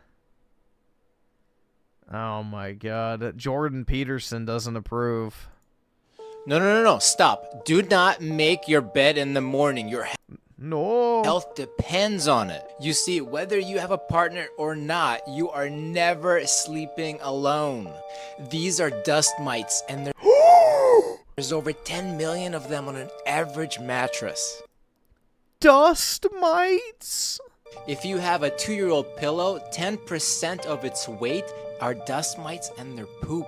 And no. Dust mites are not just gross, they produce allergens that can trigger asthma and cause... No! Dude, my pillow is 10 years old. Cause you to feel all stuffed up. Here's the thing, when you sleep... Once it turns 13, I'll be done with it. You sweat, and these guys feed on that moisture. So when you make your bed, you're trapping all of that moisture in, and the dust mites, they're having a party. They're procreating and growing. Leaving your bed unmade for an hour or two allows that moisture to dry up and drastically reduces the number of dust. Well, if I'm sleeping with my partner, it's going to take a little more than an hour or two to dry up, if you know what I mean. Mites that Just kidding. That's never happened. Survive in there, and this is according to science. And also, wash your bed sheets and pillowcases at least every 2 weeks, No. preferably every week. Every 2 months? Maybe, if I remember. I don't know about that one. Every week I have to change my sheets? Yeah, that's not gonna happen.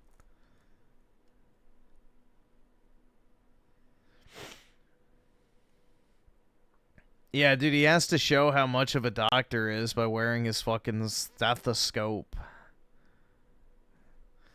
You know? How else would you know he's a real doctor, dude? If he's not ready to listen to a heartbeat at a moment's notice. Oh, dude, I fucking hate this bitch. This chick. Oh my god, bro. I physically cringe every time I see both of them. Actually, I hate both of them. But yeah, this one fucking bitch in the background, I cannot fucking stand.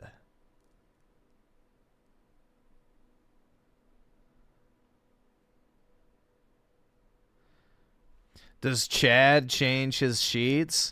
Yeah, because he's with a different bitch at her place every night. Get it? He's always changing his sheets every night. Because he's in a different bed, each one.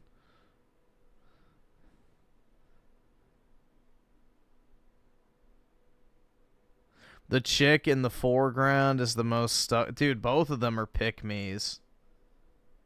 Why men don't care about girls? Yeah, this is me, dude. The Sigma.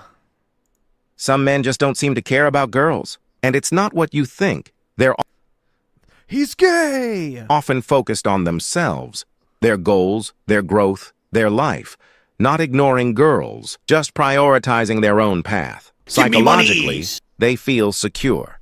They don't seek validation from attention or relationships. Confidence, not arrogance, keeps them steady. Here's the twist. Trying to make them notice you usually backfires. They respond only to genuine connection, not chasing. So does that mean they'll never be in a relationship? Of course not. They just need to grow, achieve. That's right, white man. Your future's with a Muslim woman. In a relationship? Of course not. They just need to grow, achieve their goals, and then make the girl they love feel like a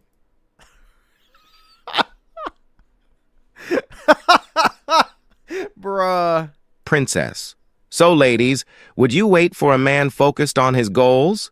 And guys, would you focus on yourself first? Yeah, guys, I can't wait to accomplish all of my goals so I can wife up some burqa bitch. Let's go, baby. Maybe I can finally figure out what color her hair is. Before love? Some men just don't seem to care about girls. Yeah. Wild, man.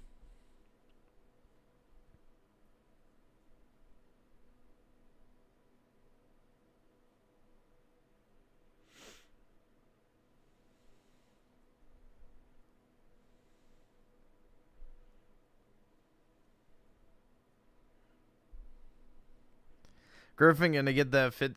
So the 50-year mortgage thing, I don't think is that bad. If you use the 50-year mortgage properly, it's actually a good thing. But yeah, like again, if you use it properly.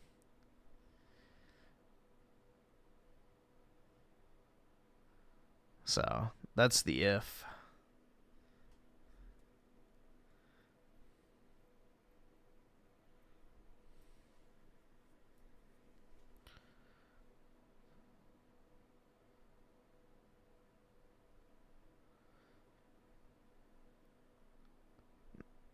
People are gonna die before the 50 year. Dude, most people will die. Dude, the average age of a home buyer now is 61. Even at 30 years, most people are gonna die.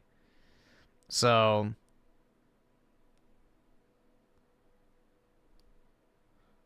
I mean, that's the thing, man.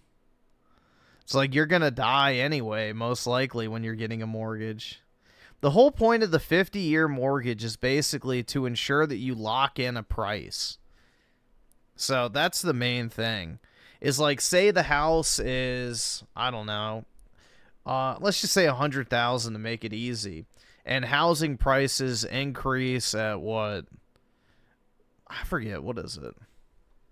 Average housing price increase per year.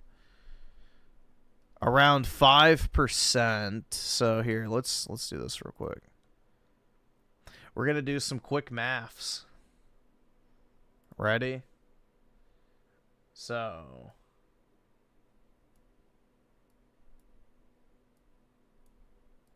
I think scientific, yeah, okay.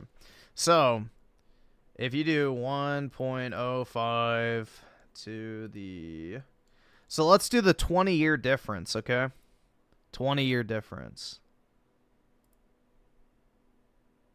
So your $100,000 house will be worth $265,000 in that 20-year difference. So what you're doing is you're locking in the price at $100,000, and then you can pay it off faster than 50 years.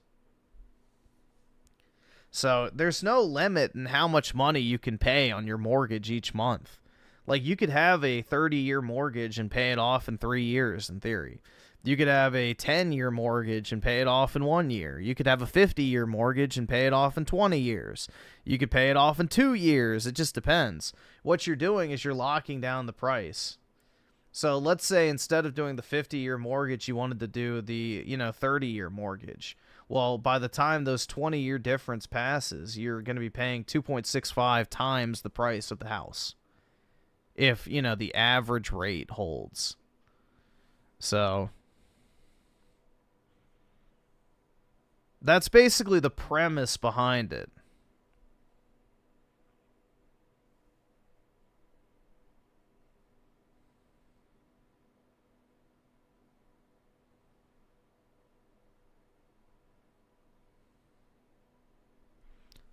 But, yeah, most people won't know how to utilize it properly, so that's the issue.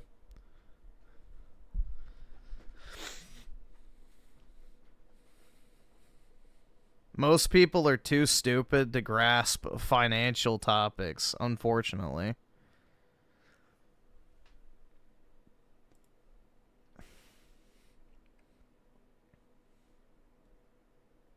Yo, shit, man, from legendary hardware to limitless software, watch how hip-hop is made. Past the aux. Shit. Here, we'll watch this bitch real quick. Are men actually unaware? Are men actually, like, dude, the way she talks is so fucking annoying. Of how we flirt She deserves a one-way flight to India. with you? Because I swear, up until today, I thought this One-way flight to India. was the most obvious thing that you could do. Like, I wouldn't look back if I didn't want you to come over here. When they didn't, I was like, oh, they're just not interested. But apparently. Dude, this shit literally just makes me want to blow my fucking... Oh my god, I, looked at you, looked away, and then looked back. Like, why didn't you just pick up on it? It's like... Oh, dude, it makes me want to grab my fucking Smith & Wesson retirement plan. Like, this shit's so fucking annoying. Apparently, my TikTok comments think that they just didn't know the whole time. They're lying, right? Men are 100% unaware that... Oh my god, they are. Look is going to have a man thinking that you're giving him the side eye, that you're amused, that you're judging him, or you think that he's a big weirdo, or you're checking to make sure that he's not creeping on you. But what I can say for sure is that 10 out of 10 guys will not see that as you inviting him, which is why I have said this before and I will say it again. If you as a woman are interested in a man, you need to walk your leggies over there, use your big girl words, and actually tell him that you're interested in him and give him your number. That is so then I can throw it away. Being clear. And once you're clear with a man, if that man is interested in you, he will pursue you. Are men Jesus Christ, man. It's just so... It's all so tiresome. It's all so tiresome.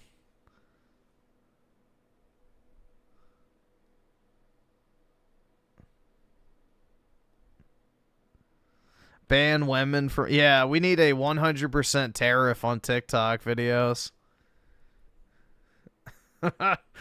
There you go. 100% tariff on TikTok videos.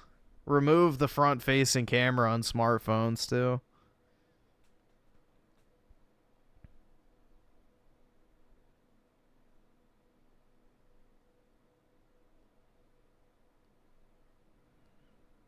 Yeah, honestly, if they do the 50-year mortgage thing, I might actually, when I'd go to buy a house, I might actually apply for that. I'm just thinking about it now. Like, that would actually be good, because I guarantee you the amount of money you have to put down is way less. And I would just crank out the early payments, so... Now that I'm thinking about it, it might not actually be a bad idea. Because you could get a much better house for less money down. And then, in theory, you could just crank out the payments. So, we'll see if it actually comes to fruition.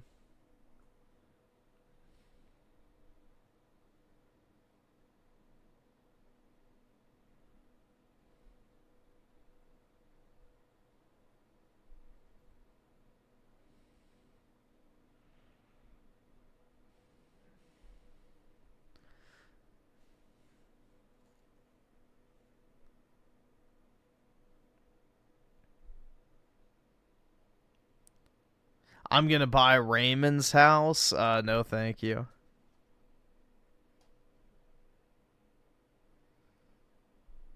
Some people buy property in cash. It's wild. Yeah, I mean, once you make a lot of money, you can do that. So, once you make a lot of money, you can definitely do that.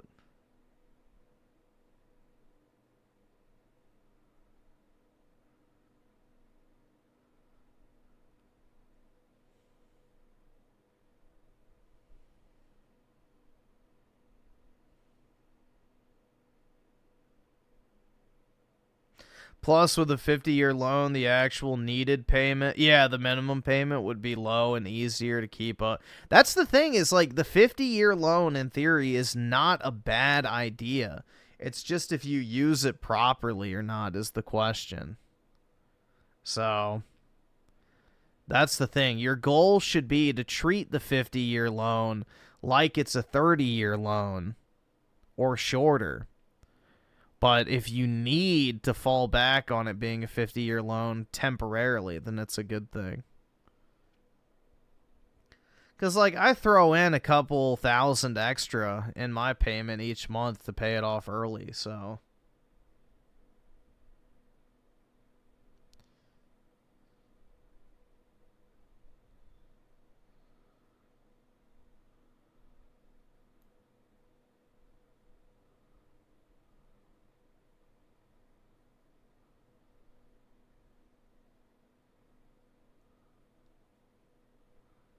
Well, the problem of housing prices is the devalued currency, man, because housing prices have actually, in real terms, never been cheaper. Like, if you compare the price of a house in ounces of gold compared to 50 years ago, houses are way fucking cheaper. So, inflation is a universal issue, and that's not getting fixed until we literally raid the Fed and forcefully remove their authority.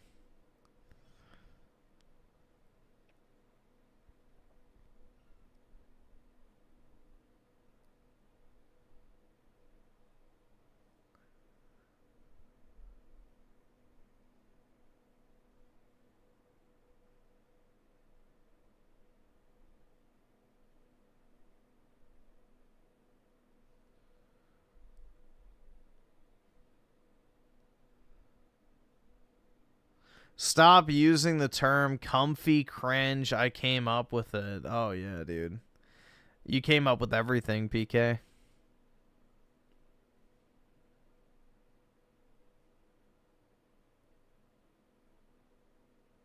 In my hometown, the average property tax is $12,000. Yeah, I don't know what the average property tax is. It's probably pretty high. Dude, in Virginia, we get taxed out the fucking ass on everything. Income tax, property tax, sales tax, all that shit.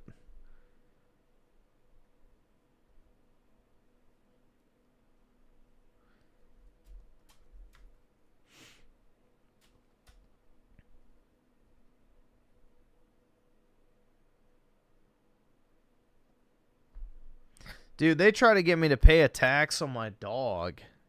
It's like, fuck that.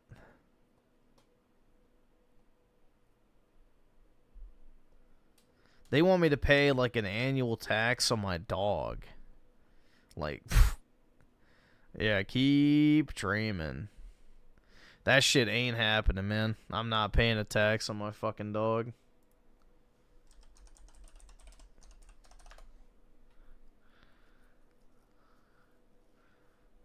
Why does he just have a random chap in the background? Oh my god. Dude, I really don't know how he makes a living off of this channel. Like, dude, that's like 15, what? That's like $30. Probably like 20 bucks, maybe 30 bucks at most. Another like 30 bucks, like he's got to be living like literally on fucking you know, ramen noodles. And I don't even know. That's crazy, bro.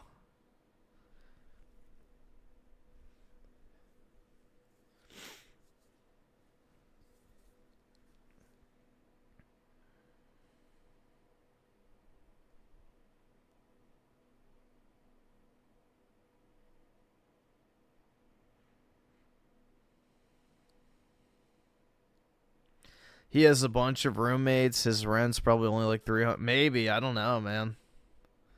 I don't know. The math ain't mathin' if you ask me. Here, let's watch this one, I guess. Hey there, gamers. Dreamcast guy here. Today we're talking about the worst. He like teleports in. Like.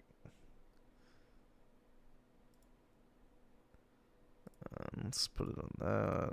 Hey there, gamers. Dreamcast guy here. Today we're talking about the worst state of play of all time. I have to admit that I'm not even mad or like upset. It's confusion. I mean, you know, sometimes people say this could have been an email. This could have been a tweet. This was the worst presentation I've ever seen from Microsoft, from Sony, from Nintendo. This is the worst ever. To the point at which I'm maybe he sells his ass, or maybe he fucking suck dicks in an Olive Garden bathroom. Actually just wondering why they did it. I mean, really, from the bottom of my heart, what was that? Well, let's break down the announcements. I guess I'm going to put that in quotes because they didn't really announce anything. Like 85% of this was just downloadable content. And I'll be honest, a lot of the downloadable content was for games I've never even heard of. I mean, being straight up. Let's break it down. Hi, hope you're having a great day. And if you could please give this video a like and subscribe if you haven't already. Now, before this happened, they said, hey, big state of play coming out. 40 minutes of runtime focusing on games created in Japan and across Asia. So a lot of people had very high expectations. I don't know, saying things like Kingdom Hearts 4, Phantom Blade 0, Final Fantasy 7 Remake Part 3, Persona 6. I mean, personally, I thought the easiest bet of all, my two big bets that I was making was, I assumed there's a lot of talk that Silent Hill 2 Remake is getting some sort of Born from a Wish DLC. I assumed they'd show that and shadow drop the DLC today. That wasn't there. The other bet I had was I assumed 100% Resident Evil Requiem was going to be there. That's one of the biggest Japanese games on the planet. Resident Evil is a juggernaut. Why was it not here? Why did we not get a shadow dropped demo of Requiem? Instead, because nobody cares, bro. They've already shown Resident Evil like 85 fucking times.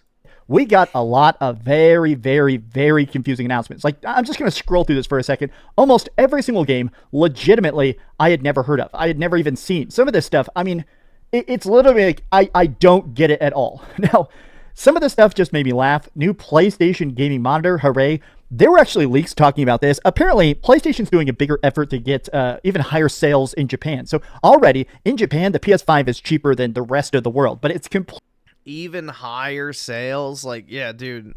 The PS5 does not have high sales in Japan as is. Like, it's not doing well at all. completely region locked. You can't hack it. You can't do anything. It is Japanese down to the base of the code. They've now made it even cheaper in Japan.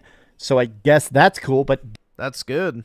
Doing that in an English subtitled state of play, this whole thing truly, truly left me confused. This was, you know, the end of like any state of play. They always do the one more thing. Here's the big announcement. The big announcement was Elden Ring Night Rain DLC. Now, these screenshots of it actually aren't very good. It actually did look halfway decent. I like Elden Ring. Elden Ring is one of my favorite games of all time, but Night Rain, I didn't really love it that much. Something about the randomization of it, just something about doing like a rogue-like Souls game, it just for me didn't really work. But I will admit I put about 50 hours into two of the worst genres in gaming right now, rogue-like and Souls-like. Night Rain, so as much as I hate it, I definitely played it, so I'll probably play this. It's coming out on December 4th, but it does have new characters and new bosses, but this, as your closeout, is just such a strange choice. Now, I will say, there were like two games I really, really loved. One of them was a big new look at Fatal Frame 2 Crimson Butterfly Remake. Now, this screenshots are super dark here, but it's also a very, very dark game. Fatal Frame 2 is one of the scariest games I've ever played in my life. Fatal Frame 1 and Fatal Frame 2 gave me legit nightmares for months. That's how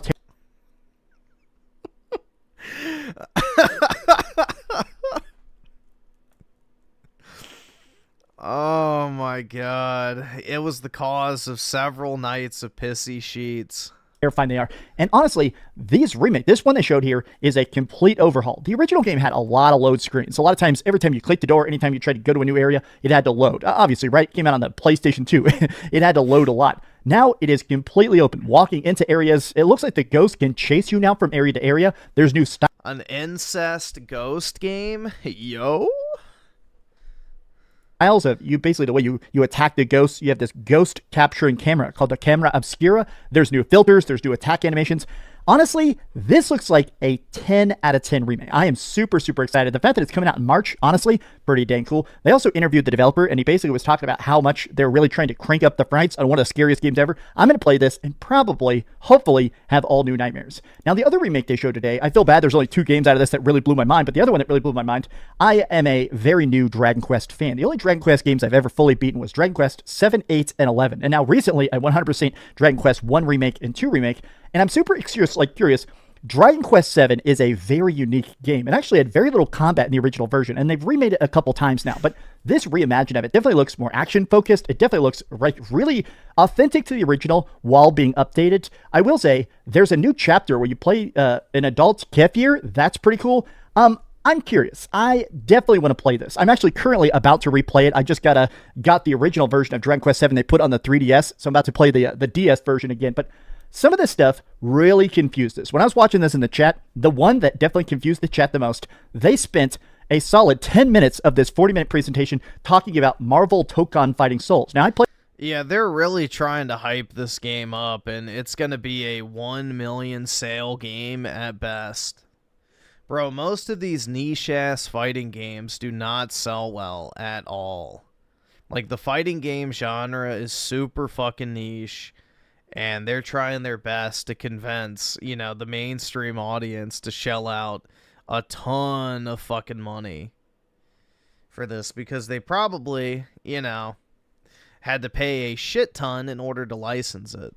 In the first beta was extremely fun. They're introducing new characters. The 2 new characters now are going to be Spider-Man and Ghost Rider. That's great. They spent so many minutes talking about the art direction, talking about why the characters are particular ages. They talked about how important this new stage is. 3 new iconic arenas, 2 new stages. And the whole chat was like, look, as good as this looks, we all know that freaking Fighting Souls is going to be a huge game when it comes out. Why are you spending so much of the state of play on this? I don't know. It just... Because it's not going to be a huge game. It's going to be incredibly niche. It's going to sell maybe 1 million, possibly 2 million copies, and it's going to fizzle out almost immediately. They're trying to make it mainstream. It felt like too much and not enough at the same time. I mean, honestly, a real pace killer in an already very poorly paced presentation. Octopath Traveler 0, I feel like nobody in the world's talking about this. I like Octopath Traveler 1. I love Octopath Traveler 2. Octopath Traveler 0 looks very good. They're dropping a demo, the same way they did with 1 and 2. There's a really big demo. You basically play through the opening couple chapters of the game, and then you can carry that progress over to the main game. I seem energetic tonight. I guess, maybe. I'm curious about this. I'm excited about this, but I'll be honest. I also slept a little bit before I started, so maybe that's why.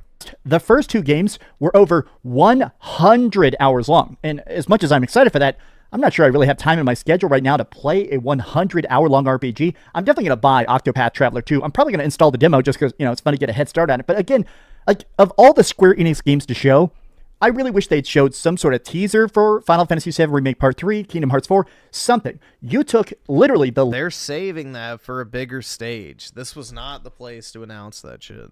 Least hyped game and gave it this, like, big spotlight. And I'm not saying it doesn't deserve it, but it did feel a bit odd. Oh yeah, this one was here. Blaze Blue is coming back. Blaze Blue Entropy. It's a beat-em-up. A side-scrolling beat-em-up, it looked like. That to me looked pretty cool. But the rest of it was just DLC, DLC, DLC, DLC. And you're not even going to believe me, I'm cutting out a lot of it. There was so much just downloadable content, back to back to back to back. And I just feel like I'm in a weird spot where sometimes I watch a presentation and I think, oh, these are just contractual obligations. They agreed to do a marketing deal. This is like their required trailer.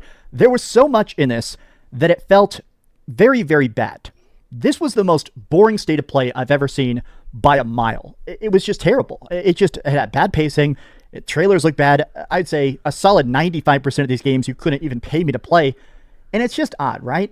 I guess I'm not mad, but I will say I'm extremely disappointed. Before this aired, a lot of people were joking about the fact that this was the first state of play that didn't have any leaks. Typically when there's a state of play running up to it, there's people saying, oh, there's something... There was nothing worth leaking about to happen. Oh, there's something about to happen. There were 0... Yeah, Octopath is very niche. Octopath is a very niche game. But for all the people who are like, bro, why doesn't Square Enix make turn-based Final Fantasy games anymore? It's like, bro, there's your turn-based Final Fantasy game. Like, Octopath is literally old-school Final Fantasy, pretty much. But, the born-again, turn-based RPG fans that pretend the genre never existed until Expedition 33 came out are too fucking retarded to realize that shit. Leaks about this. And I honestly think the reason there weren't any leaks is that nobody inside of PlayStation even cared to leak it. I don't know, man. These are some off-the-cuff thoughts. I like talking video games, so I'd make this video, but I'll be honest, if I was just a random fan watching this on my phone during a lunch break, I'd probably fall asleep in the break room. How do you guys feel about this? Honestly, part of my disappointment is I feel like the best part of a state of play is it says, hey, here's why you should be excited about your PlayStation. And watching this, yeah, not many that definitely reasons. didn't do it for me. But tell me your thoughts in the comments down below. And if you could, please give this video a like, subscribe if you haven't already, and please keep dreaming. What a dud. Thanks so much for watching that video. If you want to see something else, you can always click this link to see what I put up last, or, subscribe and see what's coming up next. Also, I saw it all over X, people sawing out that Expedition 33 outsold Final Fantasy 16. Did it actually?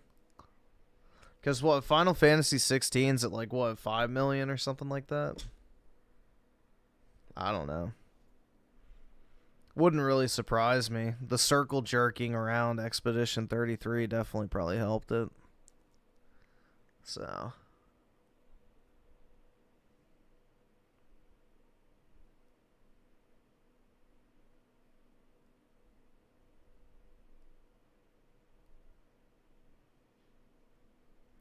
No, it sold 3 million in its first month for Final Fantasy 16. Final Fantasy 16 sold 3 million like in the first month. So it's much higher than 3 million.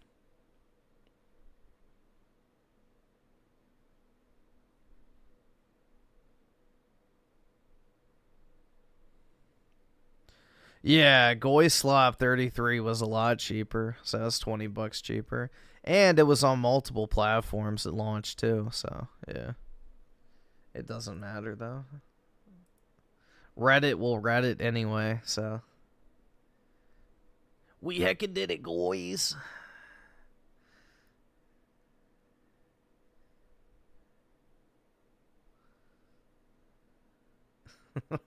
Yeah, this shit is gross. I don't really want to watch an AI slop video on it, but yeah, Henry VIII, man. It is pretty disgusting.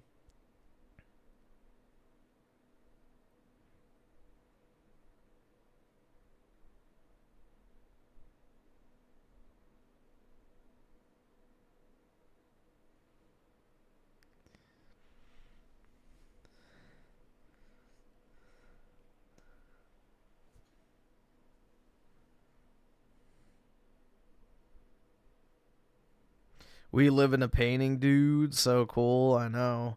I heckin' love it when my game's plot literally is it didn't matter in the first place. It was all a fucking dream. Hooray.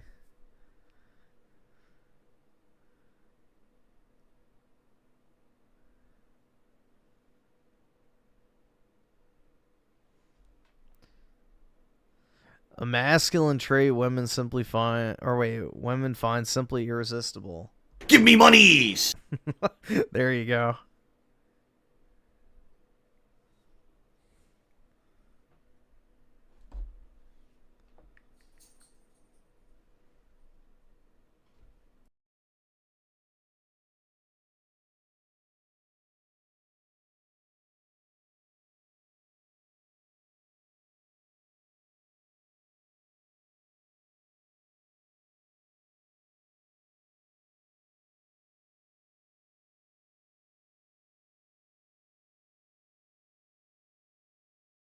Okay, my mic just cut out, so I think we're good now. Yeah, it's good. All right.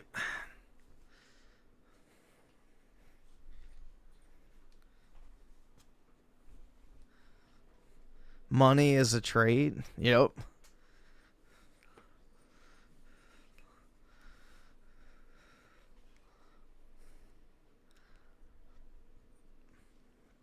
$16.2? I don't really think that's possible, man. Considering that, you know, Clive turns into PWR fucking snort dust at the end, I don't really think that's an option. Not to mention they get rid of all the magic, so...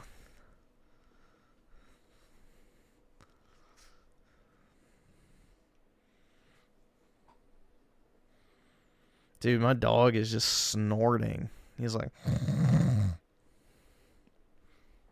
here. Hey, buddy. Good boy.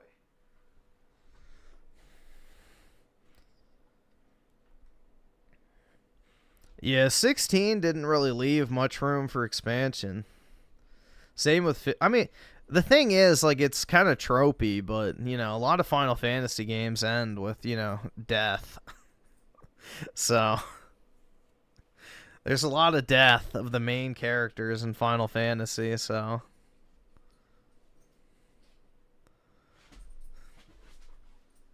No, he's not snoring, he's, like, snorting, like... like, trying to sniff.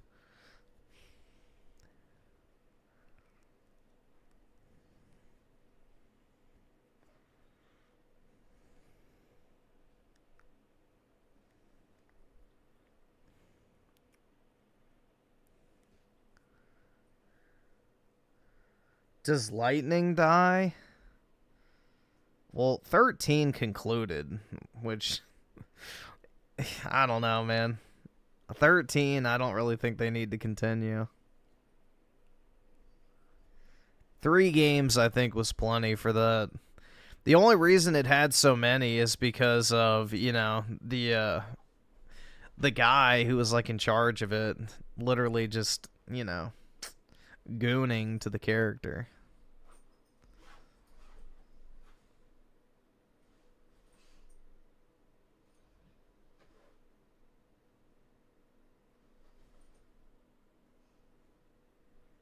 Like, when we hear you breathe... Well, dude, the reason you hear me breathe is because I'm, like, half an inch away from my microphone.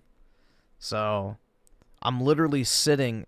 Like, if I had a camera on right now, and if I, like, positioned it to the side of my face, there's maybe half an inch between my mouth and the mic.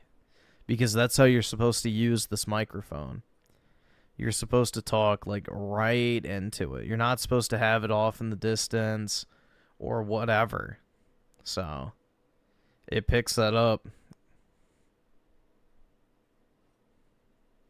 At least that's how you know I'm not AI for now, at least.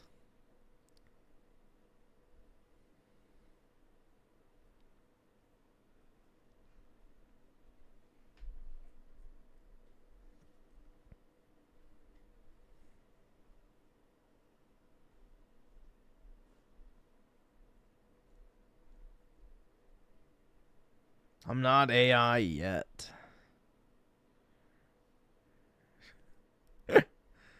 The fall of a billionaire. What is this shit?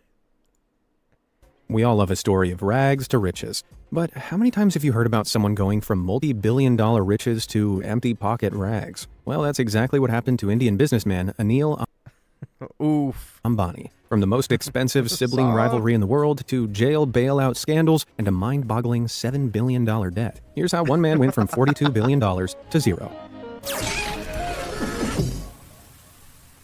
Hello, pretty lady. I sent you $1 million. Send Bobs and Vagine. Did he just do that a bunch of times? Ambani Rising. So who exactly is Anil Ambani, and how did he fall so far? Well, to get an understanding, first we need to take a trip back in time to mid-20th century India. Anil was born in Mumbai, then known as Bombay, on June 4th, 1959, the youngest son of the founder of one of the most powerful companies on the planet, Dhirubhai Ambani. At the age of 17, Dhirubhai had migrated from India to Aden in Yemen to start his career as a clerk at Bessie & Co., a large trading firm. Here, he learned skills in trading and accounting and got a taste for entrepreneurship. Ready to strike out on his own, Dhirubhai returned to How do you lose 40 billion? Very smart Indian, sir. I don't know, man. I don't fucking know. India in 1958, where he started his own business trading spices, which eventually developed into his venture Reliance Commercial Corporation. While Dhirubhai and his wife Kokileben had already had their first son Mukesh on April 19, 1957, once back in India, they welcomed... They named their kid Muck.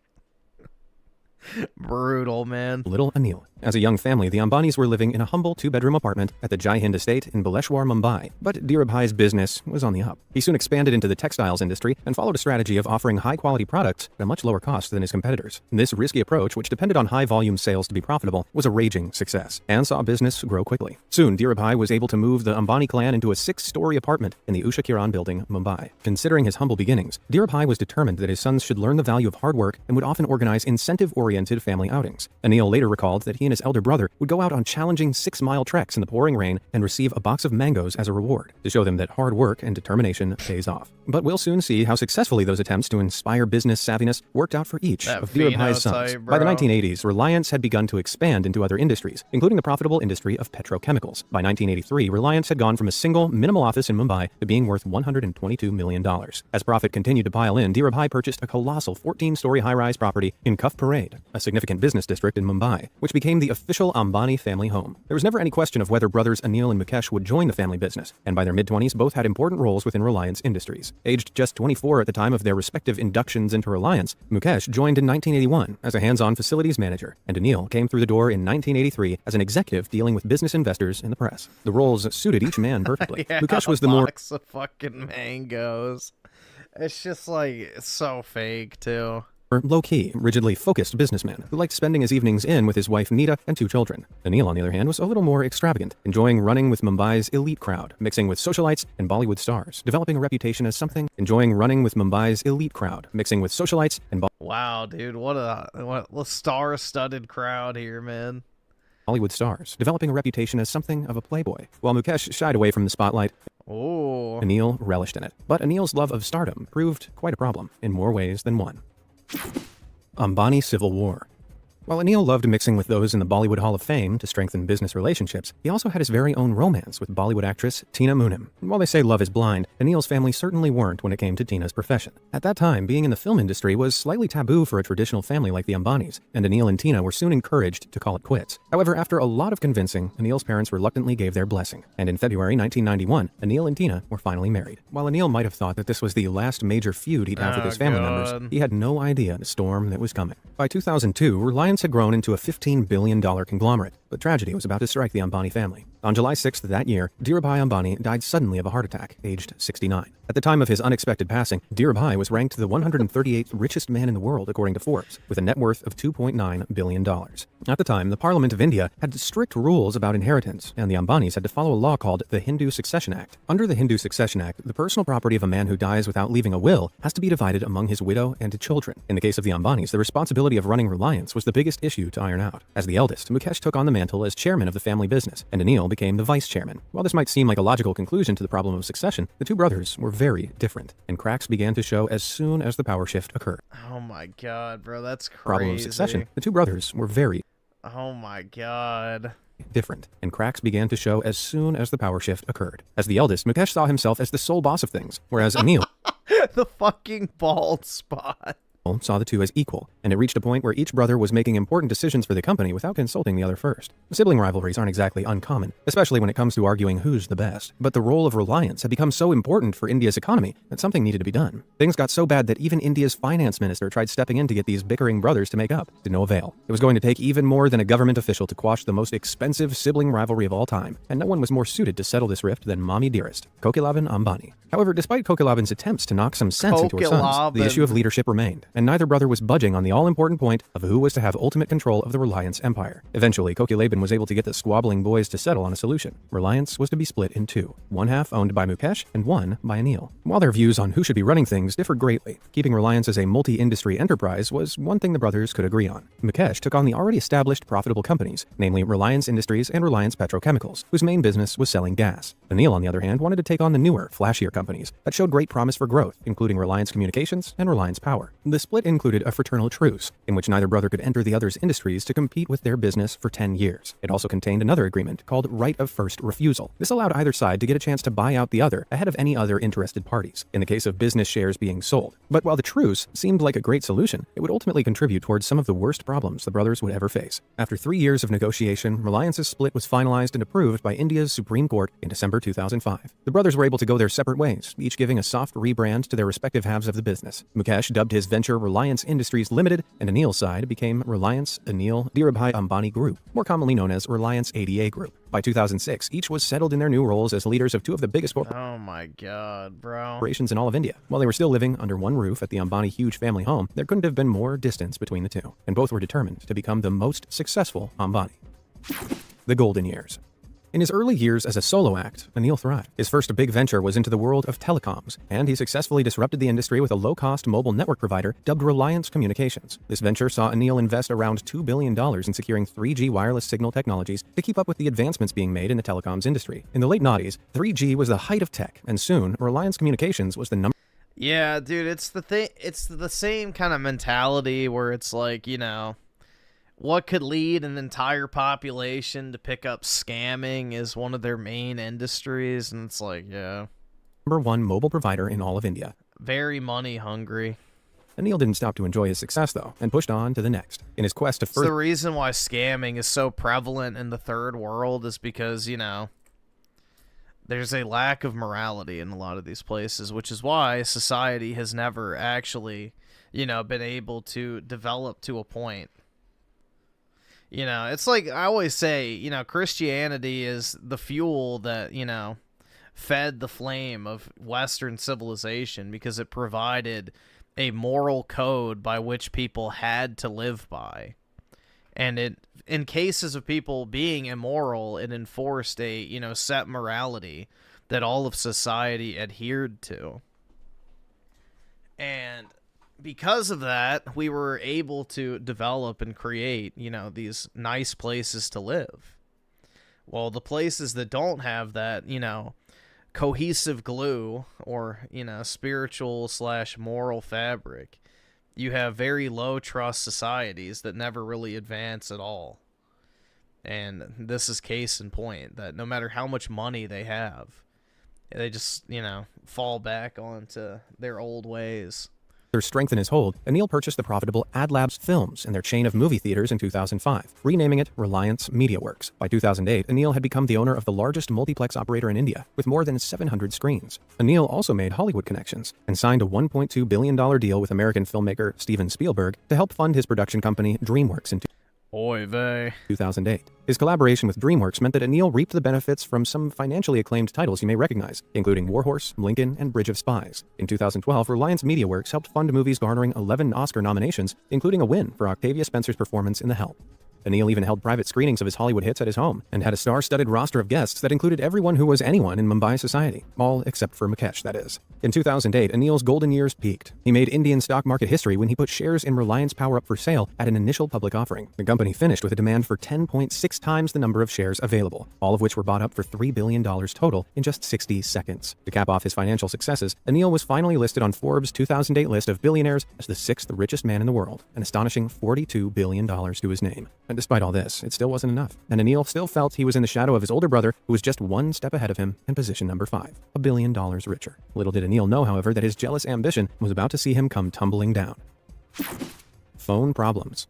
Anil's problems really started when he discovered that his mobile company, Reliance Communications, needed to drum up a higher number of sales if they were to continue to succeed in the market. To fund his plans for mega extension, Anil took out numerous massive loans to prop up Reliance Communications in a bid to keep up with advancing technology. Thanks to Anil's $2 billion investment into acquiring 3G capabilities, it's estimated that this 3G expansion accounted for around 50% of Reliance Communications' debt. However, there was a light at the end of the tunnel, as at the time, Reliance Communications were in talks with South African mobile company MTN to combine the two companies together into one mega mobile merger. This was expected to spawn a powerful global telecoms firm, spanning 2 growing mobile markets in India and South Africa, touted at over $70 billion in value. But disastrously, the plan failed. And all thanks to a member of Anil's family clan. Remember that right of first refusal agreement the brothers signed in 2005? Well, that deal gave Mukesh priority claims on shares of Reliance Communications in the event of a sale or merger. This created a legality issue that meant MTN was unwilling to close the deal, and it fell through in July 2008. Anil's hopes for a debt-clearing way out were dashed. As if things couldn't get any worse, in April 2011,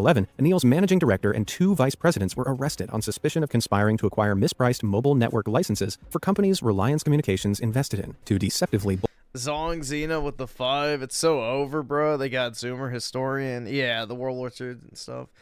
And filled the algorithm with debunk videos on him. The juice is on the move. Yeah, we were talking about that earlier. I mean, it's basically, it comes down to the fact that modern society is basically all right, awesome. Thanks, Digga. All right. On this false understanding of the World War II era. And anything that contradicts the established narrative is a threat to modern society as a whole. Because once people figure out that the core belief structure that, you know, we so-called have lived by is nothing more than a post-World War II invention, you know, the whole thing comes crumbling down. You know, World War II is a sacred cow. bolster share prices. Now in a sea of debt and scandal, it seemed that the only way forward was to borrow even more money to pay back the money Anil had already borrowed. In 2012, Anil secured yet another loan from 3 Chinese banks, the Industrial and Commercial Bank of China, China Development Bank, and Exim Bank of China. Between the trio of banks, Anil secured a whopping $1.2 billion to help repay the $7.19 billion pile of debt that had stacked up around Reliance Communications by 2011. But as dire as the situation was getting, the worst was yet to come. Yep, World War II is like a dude, I'm telling you. Modern day secular Judaism, their religion is the Holocaust. It is a pure faith-based thing for them. Like, they treat it more holy than, you know, the actual holy book of the... Like, it's crazy, man. But once that, you know, that little, you know, bill... a bill of goods, let's just say, is questioned, then all fucking hell breaks loose. Because if they lose control of that narrative, they lose control of everything. Brotherly betrayal. Another bank-busting venture had begun germinating in 2010 when Anil took out a loan of $922 million from Exim Bank to build a huge 780-megawatt power plant. This seemed like a feasible way to eventually turn a profit, considering that, as a family agreement, Mukesh had agreed to sell Anil's companies the gas necessary to construct and fuel the venture at half the rate of government prices. However, when construction began, the government would not approve the brothers' previously agreed deal, as the court argued gas prices must remain fixed to be fair to the wider economy. Unfortunately for Anil, and very fortunately for Mukesh, this ruling would mean Mukesh's gas profits from the power plant construction would double. Feeling that this was just another ploy in the ongoing sibling rivalry, Anil publicly claimed, at several press conferences in the late noughties, that Mukesh was trying every trick in the book to back out of his contractual obligations. The very public power struggle didn't do much for Anil's image, and when the court ruled in Mukesh's favor, many of Anil's companies plunged in value at the stock exchange. In the aftermath of the exhausting case, the brothers agreed to scrap the non-competition agreement brokered for them by their mother back in 2005. While the new agreement saw Mukesh promise to not enter the gas-based electricity generation business until April 2022, the brothers were now free to compete on any other remaining industrial turfs each occupied. And there was one of Anil's industries that Mukesh had plans for. Big plans. Connection lost. While his younger brother was sinking, things had been looking up for Mukesh in more ways than one. In 2012, Mukesh moved into his own patch of paradise in Mumbai, and oh boy, it's a paradise. Oh yeah, I remember hearing about this. Humble abode is one of the world's largest and most elaborate private homes, scaling 568 feet with so fucking tacky, man. 27 stories, taking 4 years to build, at an earth-shattering cost of $1.2 billion.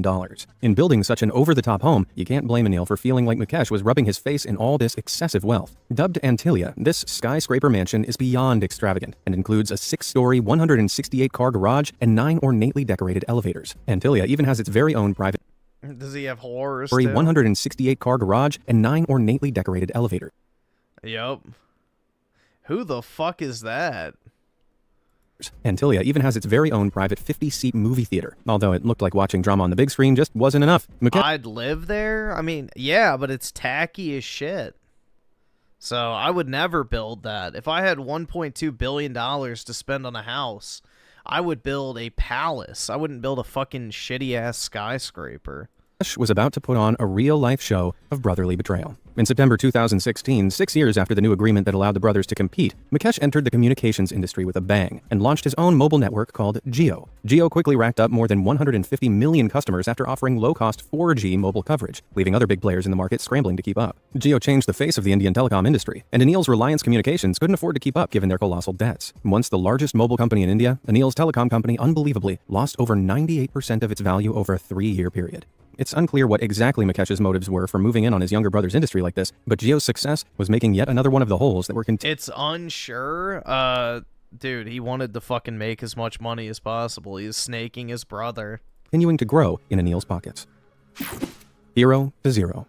In the aftermath of Mukesh's success in the telecoms market, Anil landed in even more trouble. He was hit with a lawsuit from former partner and Swedish network company Ericsson in 2016 when he couldn't keep up with debt repayments for the $80 million he owed them, and was ordered by the Indian Supreme Court to pay up with interest or go to jail. With just days to go before the deadline, help arrived from an unexpected source. Straining to find a way to keep the Ambani name far away from any association with financial ruin, Mukesh knew he had to do something, and swooped in with the cash needed to save Anil from going fully under. While this might seem like an act of brotherly love, being bailed out by his brother like this would have been the peak of humiliation for Anil, given their financial feud. After the Ericsson fiasco, Anil knew that his days in the telecom sector were numbered, and in February 2019, Reliance Communications finally filed for bankruptcy. As if things couldn't get any worse, there were more lenders out there that were on Anil's trail. Anyone that wanted a piece of Anil's dwindling fortune would have to get in line, as he was being pursued by dozens of creditors in the latter half of the 2010s. The most significant were the 3 Chinese banks who Anil still hadn't repaid, who brought a case against him in 2019 with claims that he had provided a personal guarantee that they would be reimbursed. 7 years after Anil had borrowed that $1.2 billion, he'd only managed to repay a small fraction, and the banks were in hot pursuit for the remaining $717 million.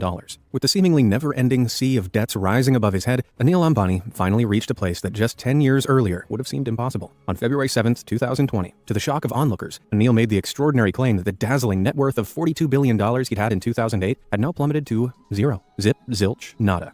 Brutal, man. On top of his ongoing feud with his brother, as well as his besmirched track record in business management, Anil had well and truly made his way from hero to zero and lost it all. Or so it may have seemed. Despite claiming to have nothing and filing for bankruptcy, Anil somehow continued to enjoy the external indicators of vast wealth, including his luxury home, a private jet, a $3 million fleet of cars, and a yacht worth tens of millions of dollars. Anil rebuffed the claims that he owned this luxury He scammed the creditors. yacht and instead claimed it was owned by a company, so it didn't count as part of his personal wealth. But of course, that didn't account for the rest of the numerous insanely valuable belongings he owned. The truth is that while Anil's wallet and bank balance may have appeared empty when it came to liquid assets, he was still in possession of a lot of non-liquid assets. In terms of ownership, liquid assets are those that can be quickly and easily turned into cash, like money in a savings account, while a non-liquid asset requires selling at the potential expense of considerable time and loss of value, like Anil's extravagant fleet of cars. In cases where a defendant is expected to pay a lot of money, the court will often ask them to tap into their non-liquid assets to make payments. However, while Anil claimed that he'd sold all his jewelry to pay for legal fees, he was able to get away without selling his $3 million worth of cars or lavish home by having his lawyers claim that he technically didn't own those assets, and that they were purchased in others' names. What's more, in 2021, claims surfaced that Anil had concealed millions of dollars in overseas accounts, so the reality of his allegedly empty pockets very likely has hidden depths. During the case against the Chinese banks, the judge also contested that Anil surely had the option for more financial assistance from his big brother. Anil replied that he'd been told that his fraternal bailout was a gesture that would not be repeated.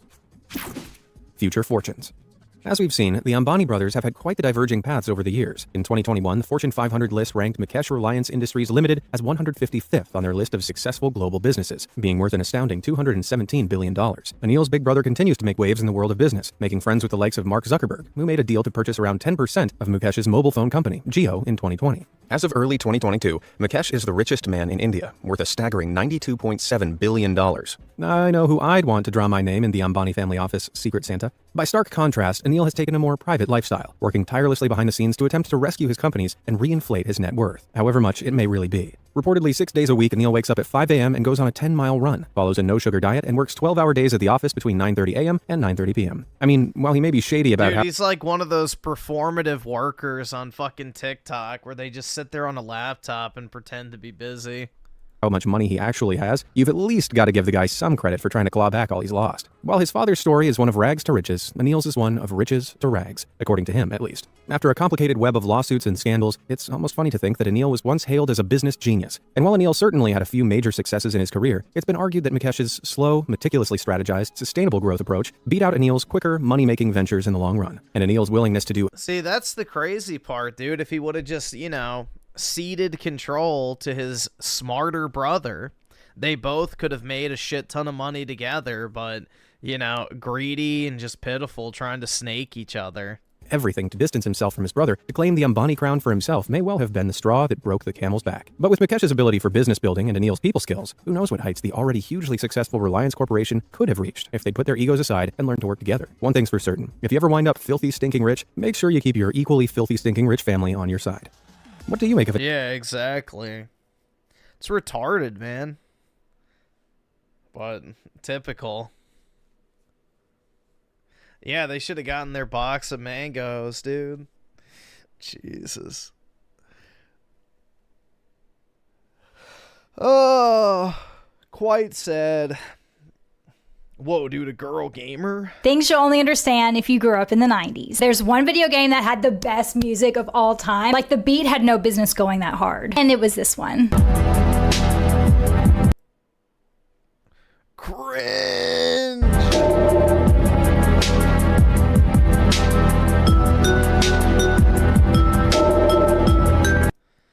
Keep Foids out of gaming, bro.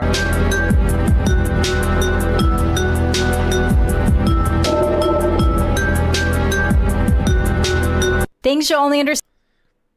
No Foids allowed.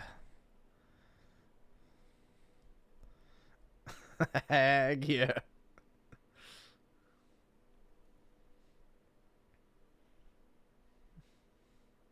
Completely useless college degrees. What are you studying? I am studying creative writing. Going to a private institution for a degree that typically... Creative writing. Bro, that's literally a fucking elective. That is not a degree. Holy shit. That's bad. Does not have the best return on investment. But I have a passion for this kind of writing. But so, like, is the degree required? Do you have a degree? Yeah, I have a degree. In? Liberal math. What can we get into? I don't know. What can you get into? What are you studying? What the fuck is liberal math? Graphic communication. Yeah, I've watched this guy's older... I haven't watched him in a while, because it's genuinely started to fucking piss me off listening to these fucking retards. But yeah, I used to watch him pretty regularly back in the day. It's a super basic art degree. Okay, so unemployment. Got it. We built up $75,000 of student loan debt. Say the degree one more time. All right, study Shakespeare. Okay, Shakespeare. Lovely guy. What are you going to do with that? Well, that's such a complicated question. Oh, no. This is where you just have to say, we come from different worlds. You're not going to understand. This thing won't be alive much longer to pay off the debt anyway. And this. What do you mean? You won't understand like the precarity and why it's really all right. What do you mean though? Like your reaction there was like, oh, I studied music composition in college. I was in the College of Arts School of Music, but I asked the job and you didn't know what to say. So I have a lot of experience working at writing centers. Okay. So I could be that, you know, there's availability for those kinds of jobs. Mm-hmm. I also, something I really enjoy is like working with people who are like applying to college. What are you studying? I am. What was number 5? I got clicked. Dude, what the fuck was number 5, bro?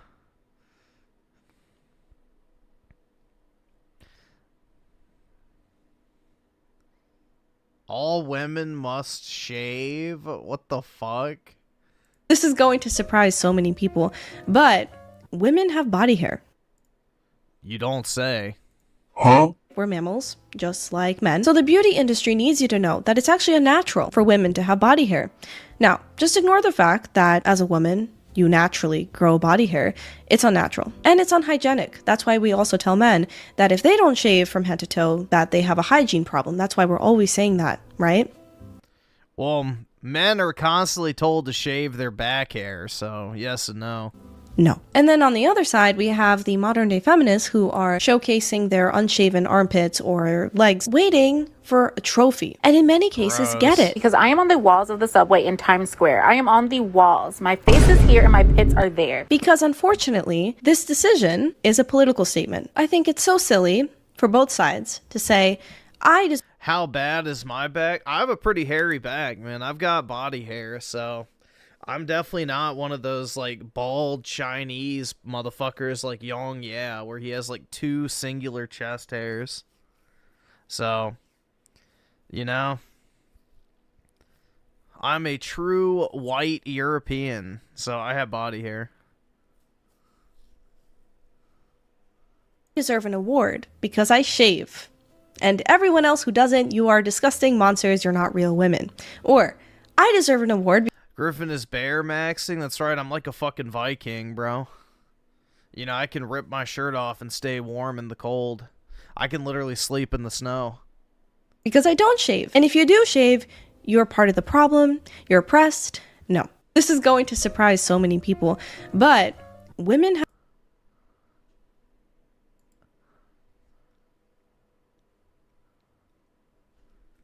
But yeah, I don't know, man. Like, I have pretty... I don't have, like, a ton of arm hair, but it's definitely visible. And I definitely have a lot of chest hair, as well as back hair, so... And leg hair.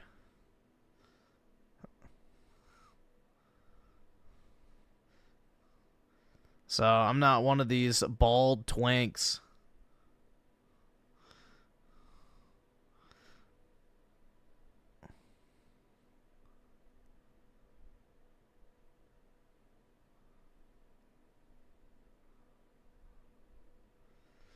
TMI? What's wrong with saying that I have chest hair? The fuck? How is saying that I have chest hair TMI? That's not really a big deal. You'd be able to tell immediately upon seeing me in public because it's visible. Like, that's not TMI. I'm not saying, yes, my pubic hair is a slight shade of ash gray. It's not completely black, but under the right light, you can see a whitish glow. Like, dude, I'm not doing that type of shit. Like, the fuck? I'm not giving, like, autistic detail here.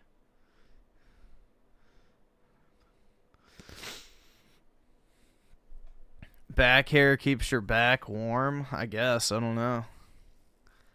Would it?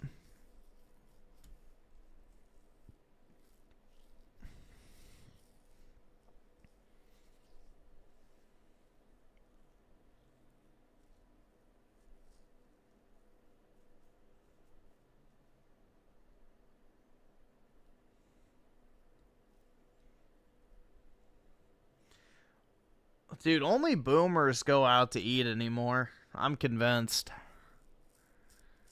This is kind of true. Actually, now women go out to eat, but yeah. Younger guys definitely don't. Do I have hair on my fingers? A little bit, not a ton. A little bit. It doesn't get very long.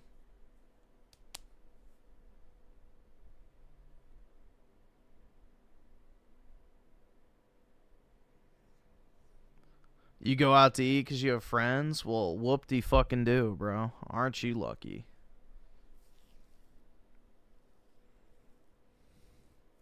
Do you have hair on the palm? Actually, PK, the reason why you don't get stung by a jellyfish on the palm of your hand is because you don't have any hair follicles. So, no, I don't.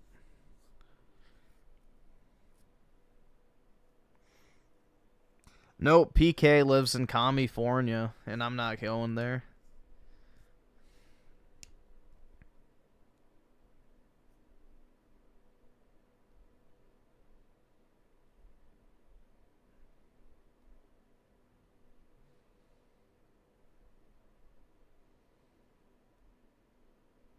Wait, no shit on that. What, the jellyfish thing? Yeah. You don't get stung by a jellyfish on the bottom of your foot or the palms of your hand because the way the jellyfish stings you is through the hair follicle holes. So that's why you can pick up a jellyfish, and as long as it doesn't touch any other part of you than the palm of your hand, it won't sting you. So, yeah. Most of them sting you through, like, the hair follicle holes that you have on the rest of your body. Let's see what the cope is. If you're anything like me, you're probably feeling like going out to eat is just not really worth the experience anymore, and you're definitely not alone in feeling this way. What experience? You get to go sit in a restaurant surrounded by a bunch of random fucking people? I was a little shocked as I came across some of the videos I'm about to show you all, and I think we can— Dude, most restaurants are just shit nowadays anyway, because they just sell the same, like, freezer food. I'll attest to having some bad restaurant experiences, but I think the service is bad, the food quality is down, and the price just keeps increasing. And this is all across the board. This is fast food restaurants, fast casual, and full service sit-down restaurants. It is just not worth the price. The culture of going out to eat in America is getting absolutely destroyed. You used to be able to go out to eat, get a drink, get an appetizer, get a meal, maybe get a dessert, $22. Those days are dead. I live in LA. My restaurant's in Los Angeles. If you want to go out to eat with a friend and grab lunch, you're spending 60, maybe $70. You throw a mocktail, cocktail in there, you're at $100. You're already done. You have families of 4, families of 5 that want to go out to eat, and the minimum they spend is A mocktail? Jesus Christ. $50, $160 to feed their family of 4. Service is down. Portions are down. Quality is down. Everything. Dude, portions are not fucking down, bro. People keep getting fatter and fatter. Is down. Prices are up. People are aggravated. People are sick of it, and I understand that. McDonald's, Denny's, IHOP, your go-to fast casual QSR spaces that were great for budget-friendly meals are smoked. You're spending $40 at Denny's now. I want nothing more than reduce my prices, but I can't when my trash goes up $500 in a year, my property taxes, my unsecured property taxes, the POS system fees go up, vendor prices go up, food prices go up, they're charging me for gas now, like, it's getting bonkers. I went to dinner the other night, and they served me like 3 ounces of pasta for $54. I said, are you guys out of your mind? You don't even make the pasta here. Like, you're buying the pasta fresh and making it, and it's tomato sauce, you're charging $54. DoorDash, Uber Eats, don't even get me started on DoorDash and Uber Eats. That's a scam in itself. I don't know. In my restaurant, we keep the portions big, the quality extremely high, we try our best, we do our best, but you know, we have to bend to the world around us, essentially. Another person says, is it just me or is anyone else disappointed when they eat out? Way overpriced and the food isn't good. Someone commented, it feels like they're just putting frozen food together and serving it on a plate. We could do that at home. That's exactly what they do. They buy all of their shit from Cisco and then just microwave it or heat it up in a fryer. That's literally the entire restaurant industry. Is just ordering fucking pre-portioned shit from Cisco. And actually, that is what most restaurants are doing. We're going to get into that a little bit later in the video, but that's essentially why all restaurants taste the same now. Eating out is always disappointing. Everything is low quality, smaller portions, and too expensive now. I haven't had a decent meal out since before COVID. Please tell me why I just went through McDonald's to get a Diet Coke. And I was on the phone with my husband while I was ordering. He's like, wait, you're at McDonald's? Get a filet of fish sandwich. He's like, get me too. It's Friday and Lent at McDonald's. We're like, great, I'll just eat that for lunch and then we'll make something else for dinner. So, whatever. I ordered 3 filet of fishes in a separate order because she wouldn't let me add it onto my Diet Coke order. Anyways, that's a whole other story. It pissed me off. Pull around, order 3 filet of fishes, not the meal, just the sandwich. She clarified. She said, the sandwich or the meal? And I said, just the sandwich. And she said, 3 of them? I said, yes. Tell me why it was $17 for 3 filet of fishes. You gotta use your McDonald's app to get the buy one, get one free Dude, alright, McDonald's has gotten expensive, yes. But if you use the McDonald's app, bro, you get some really good deals. Like, let me see if I still have it. Nah, I don't. Shit. I haven't used it in forever. But yeah, the McDonald's app is actually fucking clutch. You will never pay full price for anything if you use the McDonald's app. Like, they have buy one, get one free on everything. So, not to mention you get the points where you can, you know, just get shit for free. On Friday, during Lent, at McDonald's.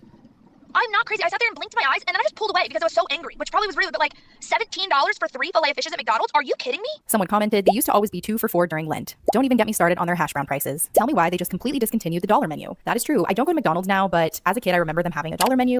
Yeah, the dollar menu used to be clutch as fuck, man. 2 double cheeseburgers, a large fry, and a large drink for $4.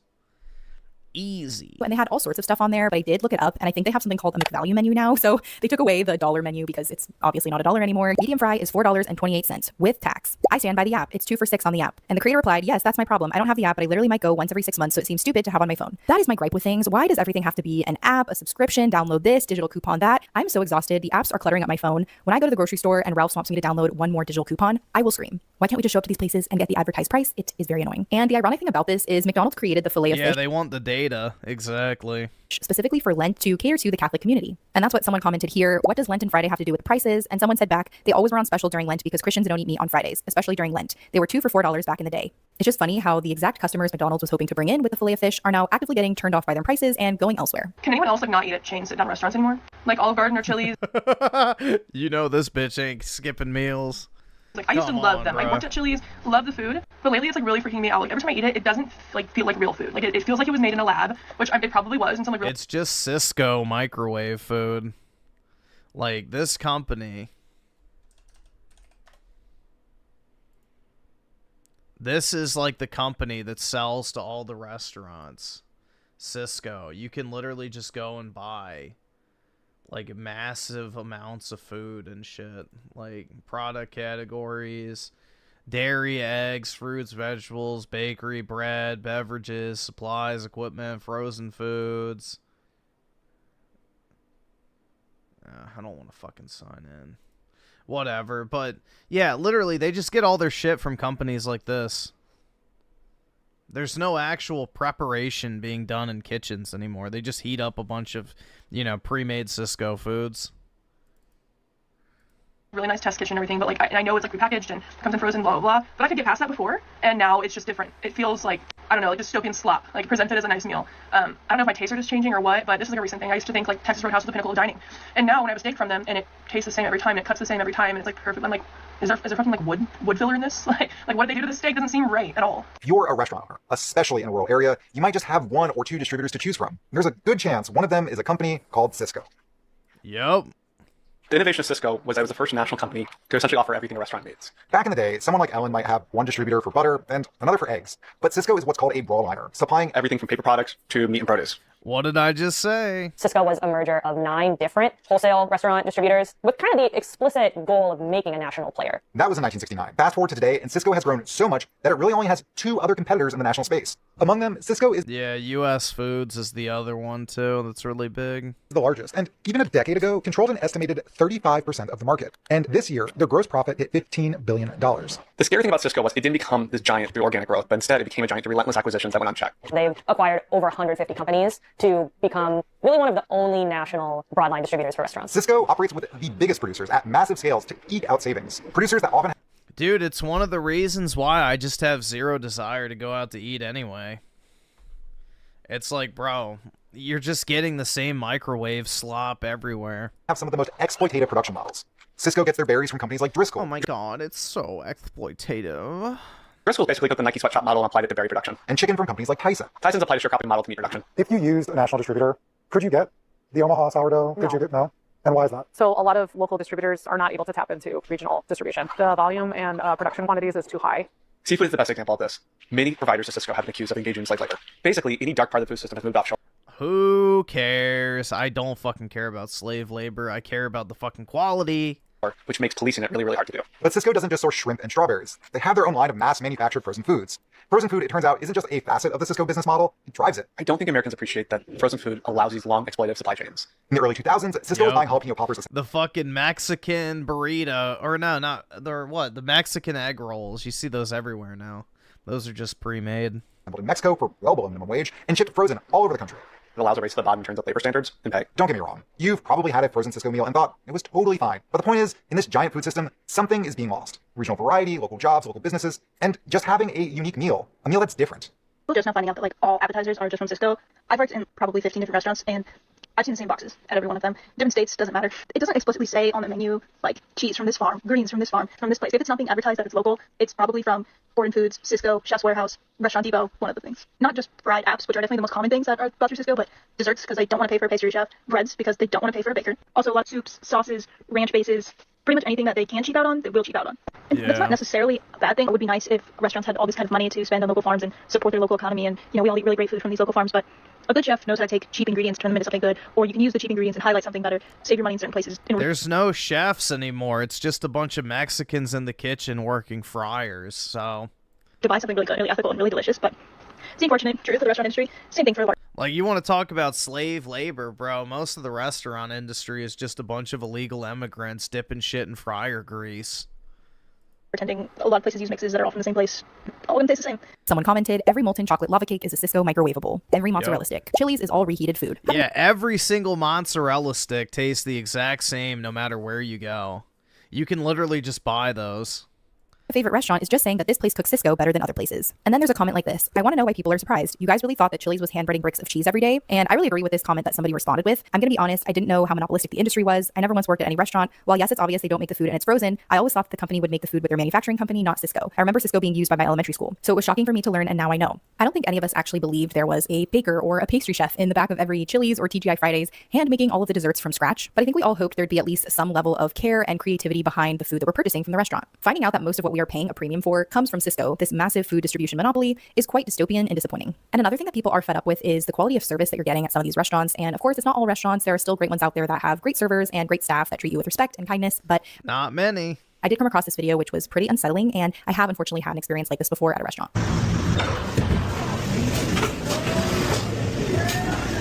Hello. May I get a... Of course. Yup. This is my area. Small 4-way with onions. This is exactly what it's like in my area. They don't even fucking make eye contact with you. What's the difference between a coney dog and a chili dog? Or a chili sandwich? Could I get the coney dog? And... Yes, ma'am. That's all. Actually, can I get a drink? I'm sorry, can I get a Coke? I'm sorry about that.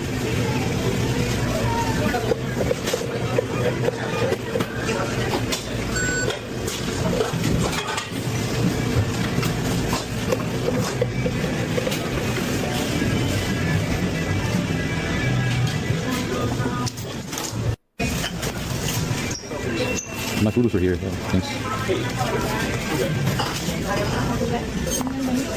A couple just came in and they greeted them. They looked at me like, what do you want? She like told my stuff to go. She didn't ask if I wanted to eat it. And they're getting to this service. That's wonderful. How come my food was packed to go? I never said my food was to go.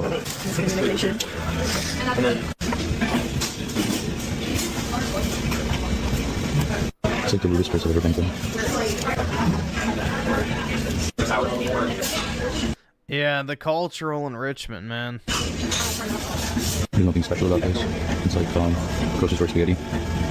Grilled spaghetti and potentially there's like water at the bottom. I mean, to be fair, he looks like he's at a fucking fast food. I don't know what Skyline Chili is. I was looking to water time. You know what? I never do this. And people are probably going to want to judge me for this. But this is just not right. I think he was right about this.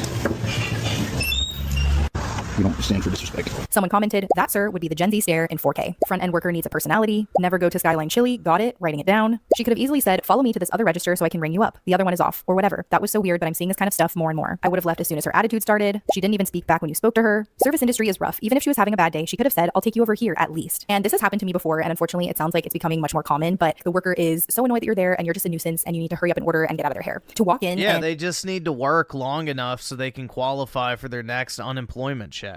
This is a huge problem with a certain demographic of people that are forced to work because, you know, they want to keep getting their government check. So they just go to a job, get fired from it on purpose, so then they can claim, you know, more unemployment. So, yeah. Another, you know, great benefit of the welfare state. And not be greeted and have to do the greeting first just makes you feel so unwelcome. Like, where are the customer service skills? I have worked before as a hostess in a fine dining restaurant. I had to open the door for people, welcome them. Never once would it cross my mind to not welcome someone with a smile, say hello, ask how I can help them, show them where the restroom is, get them seated at a table. It is just beyond me that a service worker would see someone walk in, not greet them, and then actively act so annoyed that they are there in the first place. Another thing that makes me not want to go eat at restaurants anymore is the state of the kitchen and the idea that you don't really know what they're putting in your food. You don't really know what oil they're using. You don't really know what ingredients they're using. You don't know the cleanliness of people preparing your food. There are just so many unknowns, and I think a lot of times we put it out of our heads because we don't really want to think about it. But then you see videos like these where you get confirmation of what some kitchens look like, and it makes you never want to go out to eat ever again for the rest of your life. It's disgusting. And the people who work in them, too.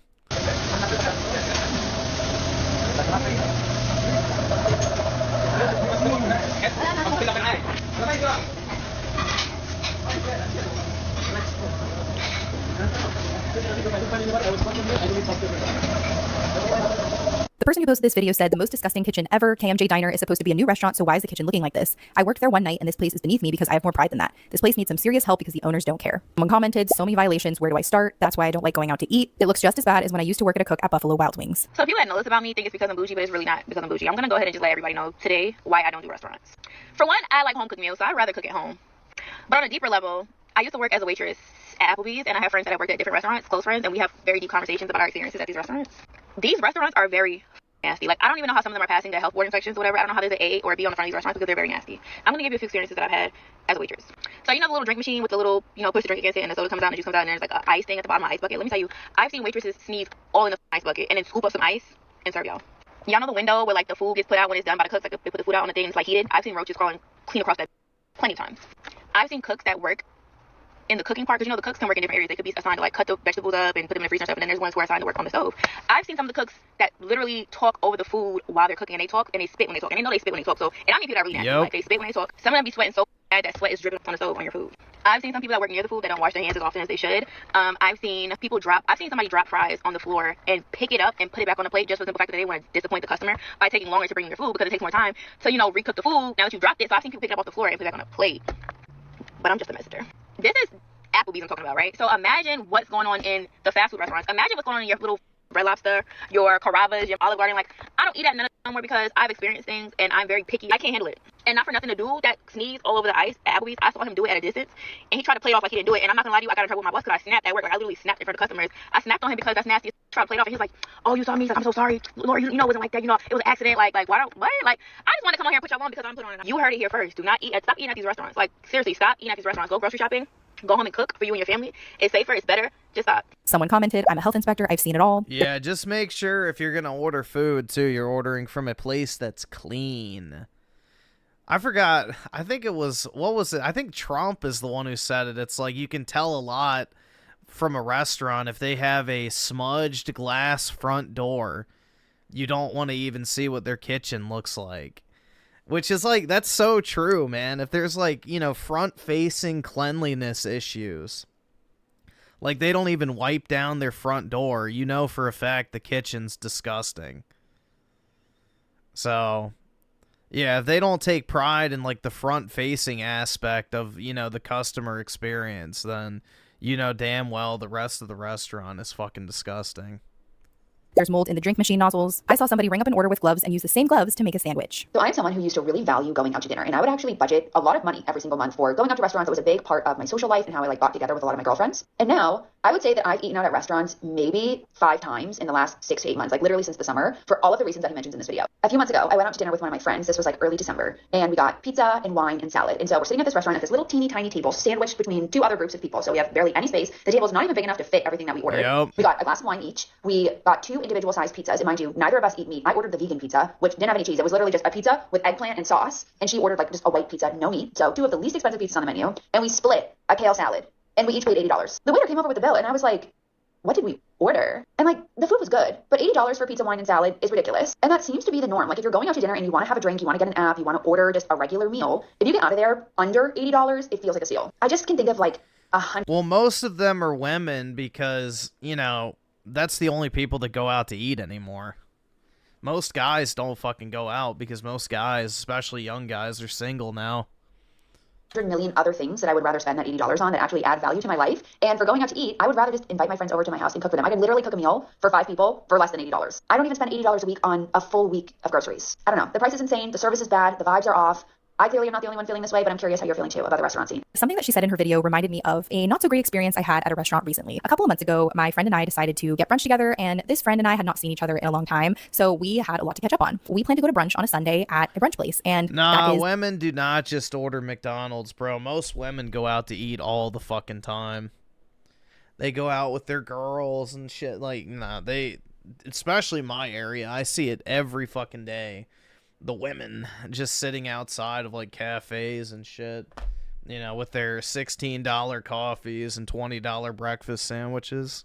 is the most popular day to go. Everyone wants to get brunch on a Sunday. So I knew it was going to be busy, and I suggested that we meet pretty early. We met up at 9:30 a.m. at this brunch spot, and there was no wait. It was great. We were there early enough, but the experience started to go downhill as soon as we arrived, essentially. They sat us down at our table with our menus, and I kid you not, 30 seconds later, the waitress came and asked to take our order. We were not ready to order yet. We needed some time with the menu, so we just told her to give us a couple minutes, and she came back a couple minutes later, took our order, and the food came out very quickly, which I'm not complaining about. That was great. 1 minute into us having our food, she comes and asks how it's tasting, which is pretty normal. I'm usually used to servers coming up pretty quickly just to make sure, there's no issues and you don't need any sides and that sort of thing. So that was fine. But what really bothered me was a server came back every 5 minutes to check on us to see how we were doing. And this was definitely in an effort to speed us up. And we had maybe Yup. And then they try to snatch your plate. Eaten a quarter of our plate when she already came back with a check. She did say, no rush on this whenever you're ready, but it just felt like they were trying to quickly turn over the table so that they could get the next people in. And we started to feel uncomfortable because they just It's because you didn't order alcohol. That's the reality. Checking in with us, checking if we needed to-go boxes, trying to clear our plates, that we felt pressure to leave the restaurant, and so we did. So luckily this place was in a plaza with other restaurants and businesses, and there were free tables with umbrellas and trees where we could sit and chat. But if we picked a restaurant in a strip mall or a standalone restaurant and we were rushed that much, we would have been forced to go to a coffee shop and purchase something there just so that we could talk and catch up. And I checked my receipt today just to confirm, and we were only at the restaurant for an hour and 10 minutes. When you compare that to, for example, going out to dinner in Europe, you are not rushed there at all. It is seen as like a 2 to 3 hour experience. You sit there with your friends and your family and you catch up, and they don't pressure you. So it's definitely just a different vibe over there. But this was a whole nother level of being rushed that I have never experienced before, and it was pretty unsettling. Once you learn how to cook at home and you honestly prioritize eating at home, you realize that these restaurants are really not that good. And just knowing what I know about how they use so much butter, so much oil, so much salt, just how calorie dense these foods are, I just know I can make it 10 times better at home and 10 times healthier. I'd rather go to the grocery store and splurge on ingredients and to splurge on an experience that I feel like I can do better at home. So now I just eat at home. I go out for special occasions here and there, but it's really not worth it to me. Thank you all so much for watching. If you enjoyed today's video, please like. It's all just fryer grease and shit. Like 90% of the reason why the food at restaurants tastes, quote, so much better than what you make at home is because they just drench it in butter and oil. Like, fats naturally make your brain think things taste better. So they just drench shit and all the stuff that makes it unhealthy. But, dude, honestly, we are at the cusp of economic collapse, man. Because, like, hold on, let's just see real quick. What percentage of the U.S. economy is based on restaurants? Because I think restaurant attendance is going to get worse. Yeah, U.S. restaurants make up 6 to 10% of the GDP. Oh, so here we go. 6 to 10% real GDP and direct output, but its total economic contribution is estimated to be about 16%. So 16% of the economy is basically based on restaurants. So I have a feeling that's going to be one of the first industries to just completely collapse. Because, for one, the only people who are going out to eat now are married men and women. Single men are not going out to eat very often at all.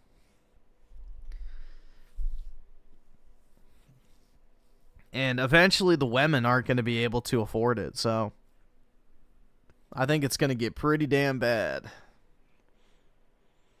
Bars have already been hit brutally. Yeah, dude, honestly, it's just like... I mean, it needs to happen, though, It really does. We need an economic reset. We've been in this age of opulence for too fucking long.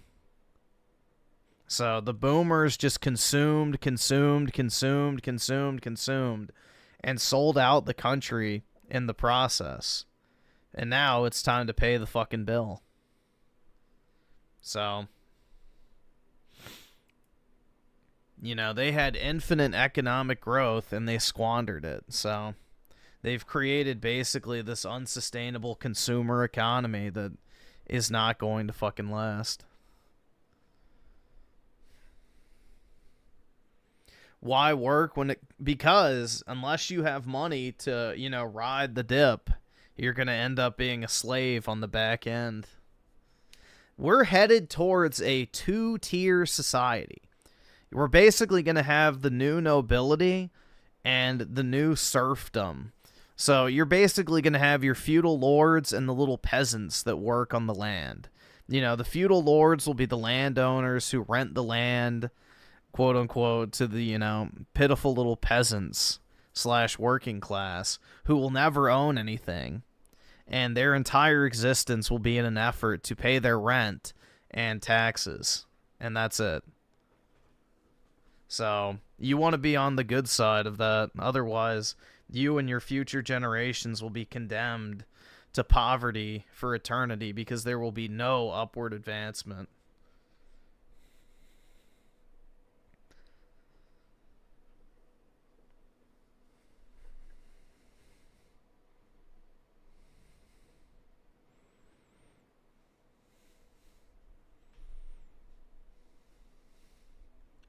But what we're seeing in Vegas, I think, is, echoing true for the rest of the United States.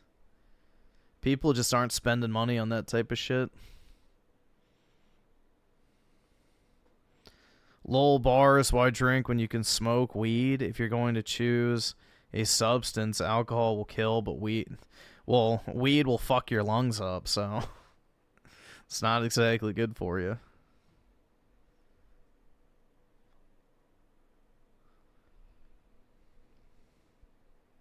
Griffin will be lording over his serfs. That's right.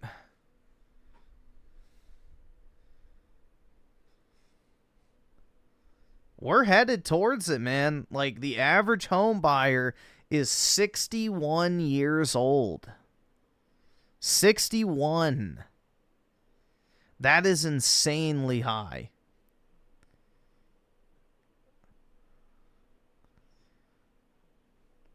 Weed hit different when you're 25. Well, I never smoked weed when I was 25, so rip. Or at all.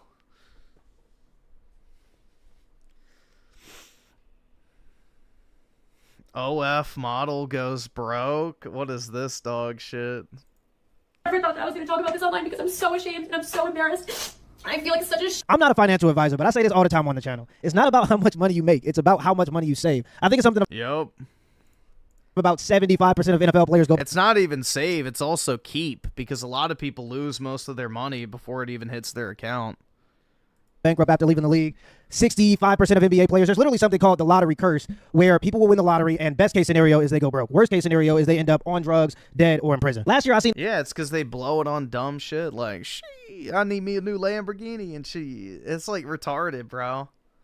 You have all these guys that like literally get these tens of millions of dollars, and they blow it on fucking cars and all this other bullshit, and they can't even afford the insurance payments once they stop playing.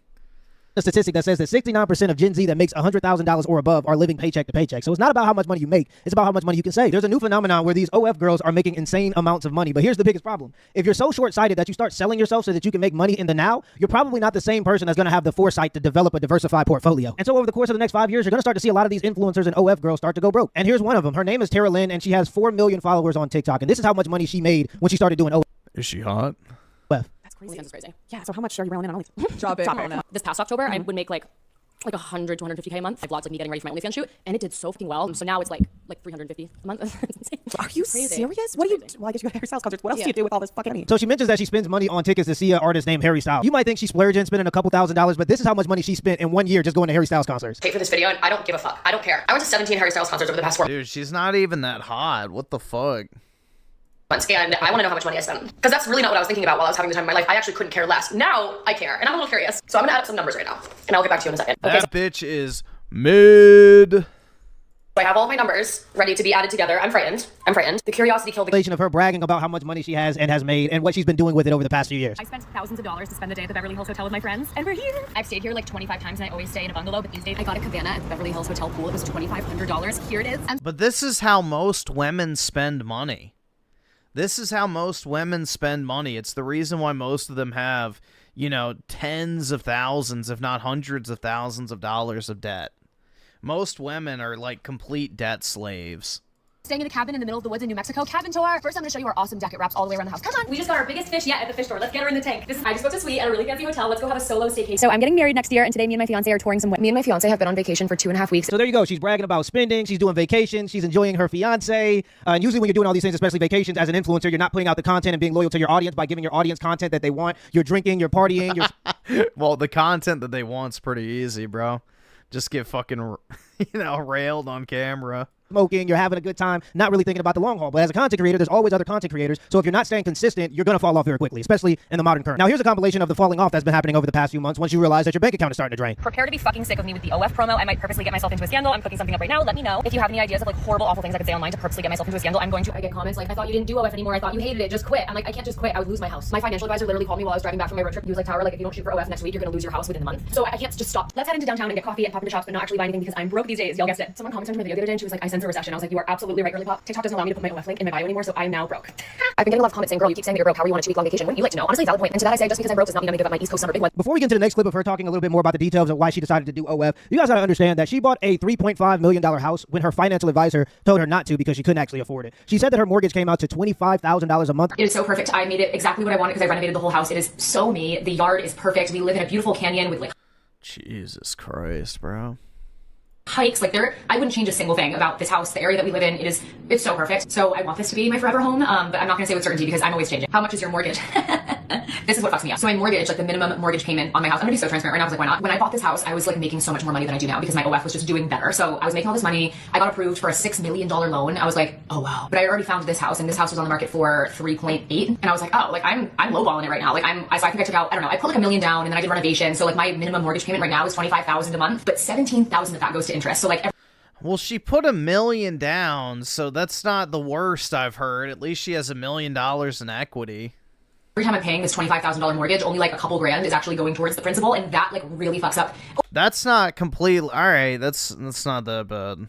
Oh, it's just, it's like throwing money, so much money into the wind every month. It like actually like fucks me up so bad. Not only that, but she's in California. I mean, I have to look this up. She's mentioned it before. She said she lives in California. She lives in Beverly Hills. I got to look up the property taxes. Look at this. The annual property taxes, and this is, by the way, Class A pocket watching, but the annual property taxes on a $3.5 million home in Beverly Hills would be approximately $41,000 a year for a new owner. So she doesn't even really own the house. She's just kind of written it until the bank comes and steals it. And that's why I be telling people, you have to be careful, because a lot of people equate what they made in their best month they ever had. They say that's going to be my new norm. And then they go out and they make all of these purchases and they live an expensive lifestyle and they sign up for mortgages. They sign up for car loans, $300,000 cars. Brother, that's a 5-year loan. Are you going to be making the same money for five years? If not, you can't afford it. A 30-year mortgage. Are you going to be making the same money on OF for the next 30 years? If you did this when you were 25 years old, you'll be 55 years old paying $25,000 a month. Can you sustain that reasonably? Because when you have that level of responsibility and that many bills, and you probably took in all responsibilities from other people. Yeah, she should have just saved up enough to buy it outright, given her job, quote unquote. Around you that rely on you now, just other different moving parts. You have an expensive upkeep. Now, Texas Roadhouse don't taste the same. You want to go to the expensive steakhouse. So you just have a different level of upkeep, and a lot of people aren't willing to downgrade their lives because it hits their ego. So if you're not willing to sustain that 30-year mortgage for 30 years, then you're not really owning the house. You're just renting it until the bank comes and takes it from you. When you put on the golden handcuffs and you go this much into debt, well, and you it's have not even the bank. It's the fucking California state government will come and snatch that fucking house if you default on your taxes. Much responsibility. You have to keep going, because if you quit, working at McDonald's just ain't gonna cut it for you. Why did you start OF?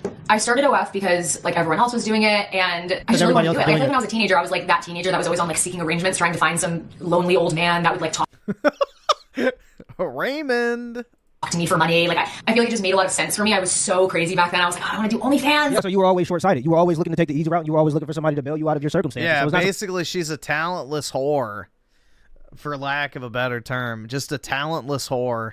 Surprising that you dug yourself into this hole. Fast money comes with slow problems. Like I wanted to really bad. It was super genuine to me when I first started it. Like I really wanted to do it, and so whatever, I started it. And now like I'm still not mad at it. Like I don't love doing it. Like it's not my favorite thing in the world, but it's brought me so many opportunities. It's brought me my lifestyle. Like it has paid for so much of my life. Like but your lifestyle is now just the golden handcuffs, because now to uphold that lifestyle you have to keep spending, and now to afford that lifestyle you have to keep making money. And that's the problem. You in a whole different phase. She in a whole different phase of her life now. She wants to start getting married. She wants to start having kids, but now you still doing OnlyFans because that's what you sold yourself to. If she wants to start having kids, they can at least make money off the process, if you know what I mean. The devil never sells you hardship. He sells you comfort. So grateful for it. But at the same time, now I'm coming to a place where like I've had OnlyFans for so long that like the traffic to my OnlyFans page has just like, I have to do so much more to keep the traffic coming. And it's really hard. It's not just like when I first started OnlyFans, everyone was like, oh my God, like this girl is so crazy and she's always out drinking with these dudes. Like I want to see what she's doing on OnlyFans. And there was this big allure about it. And now I'm like at home and like cooking and like I have a fiance and like it's just not like no one's really like dying to see my OF anymore. So I have to do so much to like get people to go over there and spend money. And I really want people to hear that, because that's what you sell. You sell people a dream. You sell people happiness, because that's what gets subscriptions. You don't show people. What? You sell people a dream? No, buddy. The only dream that they're having is putting their dick in her ass. Like, that is literally all that's being sold on OnlyFans. That is not how she's making her money. Bruh, that is a hell of a way to glaze that particular industry. this part. You don't show people the misery. You don't show people the addiction that comes with you having to do your job. And I'm not saying in her case specifically, but I'm just saying generally speaking when it comes to this line of work. You don't show people. You don't tell people about the STDs come with it. You don't tell people about the fact that no other people want you around their husbands or around their families because you're a sex worker, because that's what gets people to sign up. And so when you on Instagram and you see these types of girls living this lifestyle that it seems like nobody can afford, you're right. They can't afford it either. Life is a marathon, not a sprint. And now the only way she can continue her lifestyle and not go completely bankrupt and keep her down payment on a $3.5 million house, which she says she put down $1 million on, that disappears if she loses the house to the bank. Oh, it's to the point where I'm not making as much on OnlyFans anymore, and because of OnlyFans, I can't get brand deals. So I'm kind of in like and I can't stop doing OnlyFans because if I stopped OnlyFans, I feel like maybe a year from now, then brands would want to start working with me, but I can't afford to go a year without doing OnlyFans, so I'm kind of in like a weird situation where I like can't stop. It's like whatever, like I don't hate doing whatever. I have to make money. My bills are high. Did I tell you how much my bills is a month? Nigga, my bills high as shit. Like, if I don't work, I'm gonna go broke ASAP. Like, I have to work. I don't have a choice. You feel me? Like, it ain't about me trying to just pocket some money. I have multiple homes, multiple cars. I have family. I have a child. Like, I spend a lot of money. Did y'all see that video of that girl asking how all the OG influencers were making $30,000 to $50,000 a month and now they're broke and e-bagging on TikTok? Like, what happened to all that money? So as somebody who accumulated over 2.5 million subscribers on YouTube back in 2015, and I was literally living in LA, so I witnessed a lot of this, I'm gonna give you guys the breakdown on what happened with that money. I can't speak for everybody, obviously, but just what I've seen. When I moved out there, I thought I was pushing it with my $2,000 one-bedroom apartment, but I had people living in the same building just at the top floor. I was on the third floor, but they were at the top floor paying $20,000 a month. And then I had some friends that lived in mansions just for the sole purpose Dumb. of wanting to be able to throw parties and have people come over and make content in there, literally paying people's yearly salaries like $30,000, $40,000 a month just to rent this huge house. So for those of you that were also dumb, wondering like why do a lot of these influencers have big houses but they're fucking why would you rent something that expensive? That's just crazy. empty. Not even joking, to get some good quality furniture in there, it's gonna cost you like $500,000. And don't even get me started on their Uber ego. It's like people reach a certain amount of followers and all of a sudden they can't use Uber X. Hey, we can't pull up to this party in a Prius, order Uber Black. Why would we spend $250 to pull up to a party when we could spend $19.99? Half the cars that you see these people whipping around are rentals and they're spending like $300, $500 a day just to whip it around and try to act like they're somebody they're not. Babe, just because you hit 200K doesn't mean you need to go and get a C300 from Mercedes. Like, it's okay, you can drive your paid off Toyota. Maybe 1 out of 10 of my friends actually cook their meals at home. Everybody was constantly going out to eat or hiring private chefs. Going out to eat is not that big of a deal if you're, making decent money. Again, yes, you can save, but like if you're making several $100,000 a year, going out to eat is not that big of a deal. But if you're spending like $500 a dinner, that's a different thing. But when you start making all this money, a lot of people tend to forget that it might stop one day, so they're still going on these expensive vacations, buying all this designer, even if it's starting to dwindle, because they literally got used to that lifestyle. Girl, when I tell you the second I had enough money to buy a property, I bought one. I could only tell so many story times and do so many get ready with me's before people fucking lose interest, okay? I had to be realistic about it. But I can see how most 21-year-olds are not thinking about that. More or less, a lot of these people ran through their money trying to look cool. That's it. And now they're begging for galaxies and cowboy hats. It just goes to show you that being modest is actually virtuous. It's much better to be debt-free and to actually own your time than it is to own a nice t-shirt that was $1,000 or to be forced into prostitution for the next 30 years of your life because you want to own a home. Dude, I could never understand spending $1,000 on a fucking t-shirt. Like, that shit's crazy. Like, it's a fucking t-shirt, bro. One fucking spill and it's game over. Like, shit, man. You take one wrong fucking twist of a spoon, you slurp up the spaghetti a little too hard and it splashes on the fucking crispy white tee. That shit's completely fucked. Or you get some grease on it. You spill a drink, somebody bumps into you. Like, fuck that, man. Like, there are some things I will not spend money on, and expensive clothes is one of them. I do not spend a lot of money on clothes.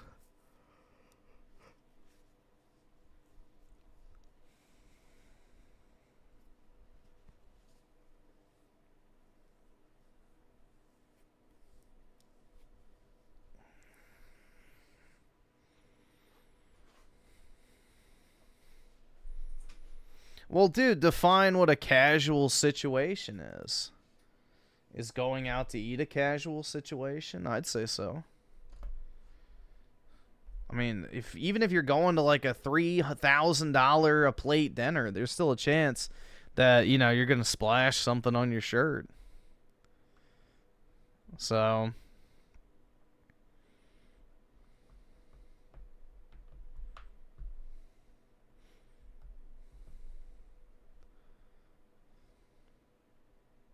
Would I say I'm well off? Not really. No. I mean, we looked it up earlier. The average income in my area is $185,000 a year. I do not make anywhere near that much at my job, so no. I would not say I'm well off. I make about, what, 2/3-ish of that? So I'm well below the average income in my area. I can't even afford to buy a house in my area. So, no, I'm not really well off.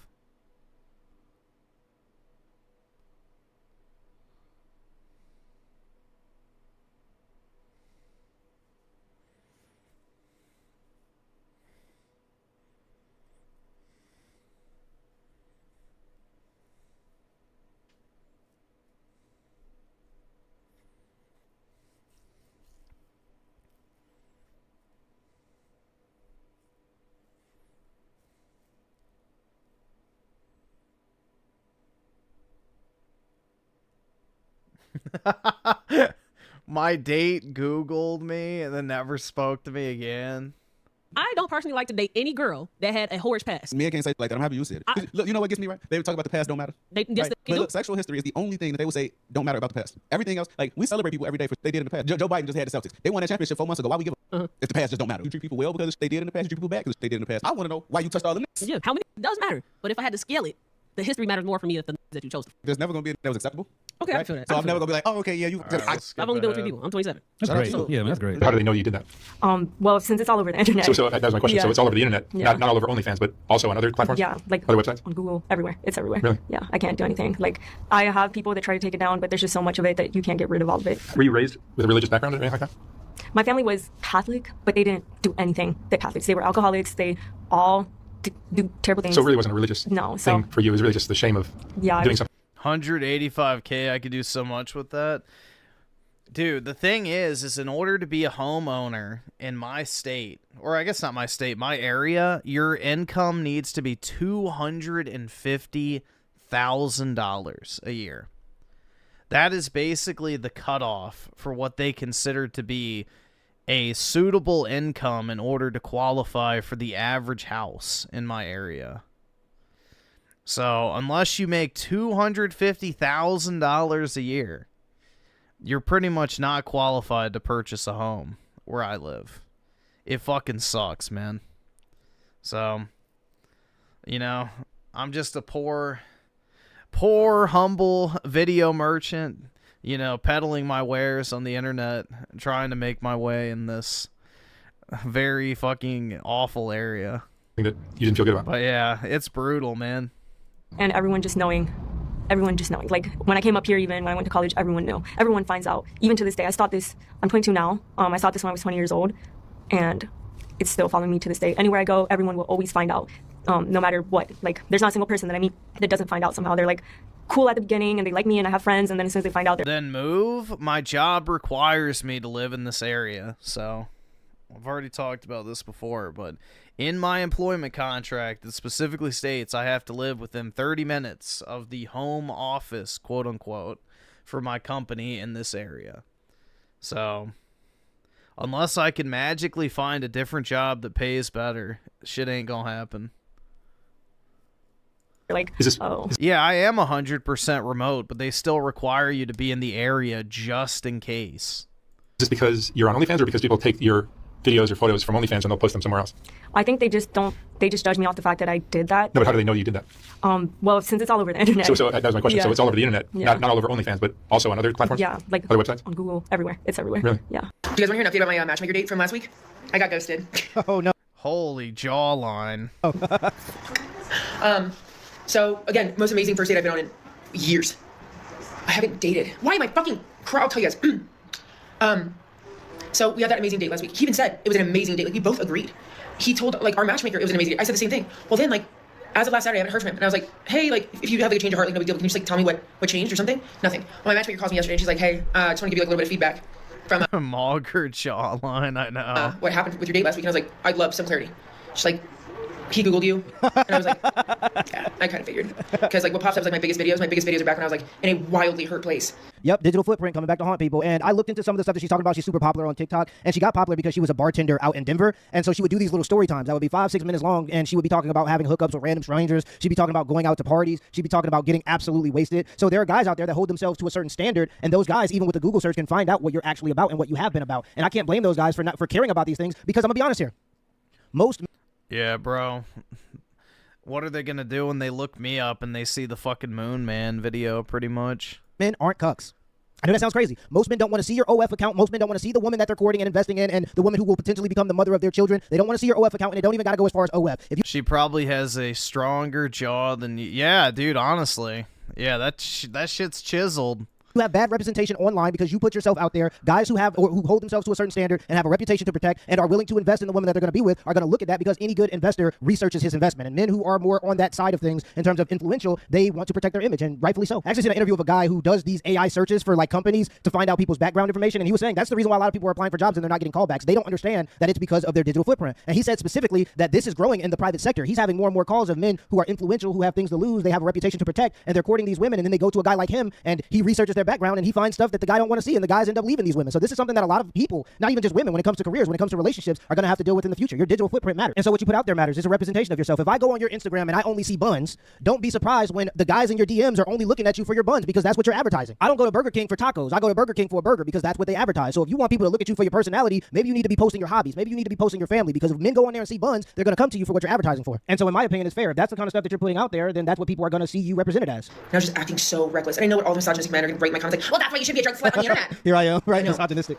I get it. I know. And like, again, I'm not blaming anybody but myself.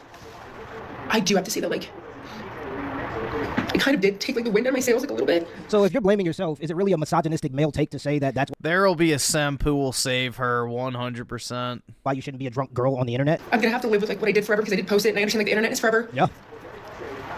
I don't know. Like, and again, here I am crying, being like, oh my god, after one date I got ghosted, but it wasn't like one date. It was like I don't date, period.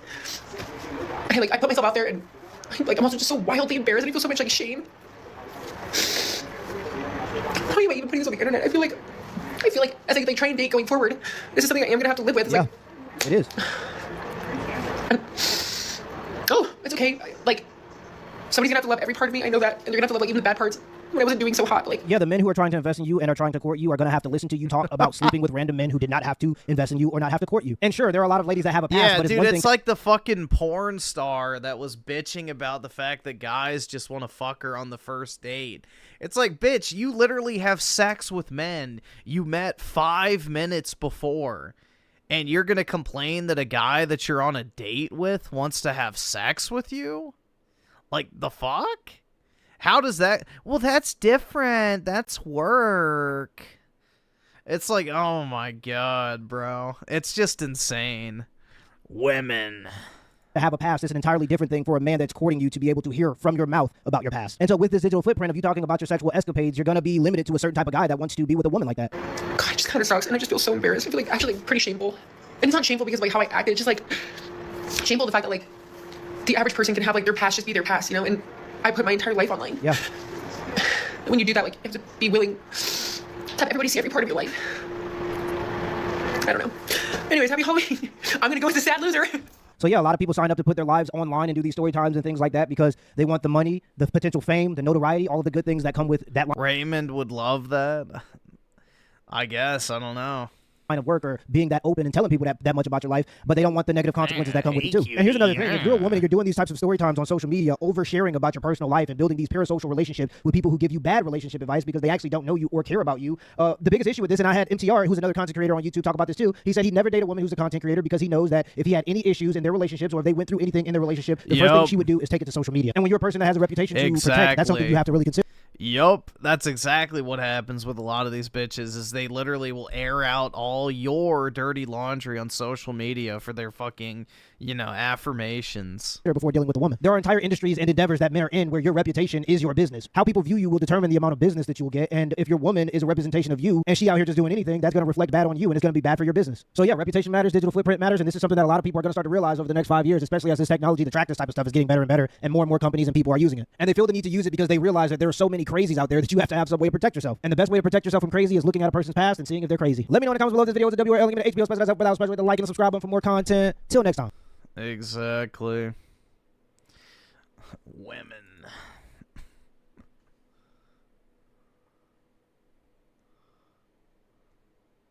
It's just sad, bro. A lot of these bitches just fuck up their life for nothing. Just to be a whore in the moment.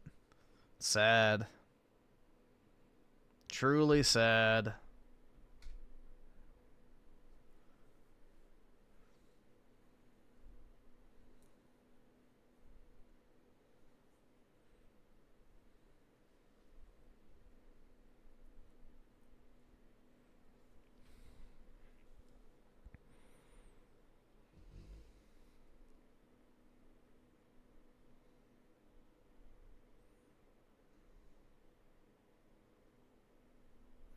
Oh, God. If you're struggling in the job market right now, just know that you can be doing everything right and still not get the job. Your resume might be top-notch. Your interview skills are ready to go. Your Do you really think it's top-notch? networking. Your Child favorite, broke college student, 22-year-old, recent graduate, FIT interior design, girly from New York City. Interior design. Bruh. Yeah, no wonder why you can't find a fucking job. The only people that get hired in interior design are hot white chicks because guys fuck their interior designers. You know, that's the thing, is men want to design the interiors of the interior designer, if you catch what I'm saying. City. Graduated, applied everywhere, still no job. That's the job market we're in. You know, you got a college degree, you're applying everywhere, still jobless. And let me tell you, the tech job market is pretty bad, just like that story. Okay, look at the amount of tech companies recently doing layoffs. You got companies that you've never even heard before. Like, what in the world is Restaurant 365? What in the world is... I know what Restaurant 365 is. This company, what's Windsor? And then you got some like the... Yeah, I don't know what those are. Companies you know, like Peloton, Oracle, and Salesforce firing a bunch of people. The tech sector is being absolutely destroyed right now. And honestly, people are saying that tech, when you think of tech, what do you think of? You think of San Francisco, think of the Bay Area. That's one of the biggest tech areas in the world. And guess what's happening in the Bay Area? There are no jobs left. This person says has been laid off since March, have applied to more than 500, 600 places, got 3 interviews, can't get anything, okay? You literally can't get a single job. Even super duper entry-level jobs are not available. The savings are being dried up and is feeling hopeless. Well, that's because AI has taken all the entry-level jobs, because it turns out you don't need someone who's dedicated to just making PowerPoints when you can put a fucking sheet into an AI and say, make me a PowerPoint, and it spits it out in 20 seconds.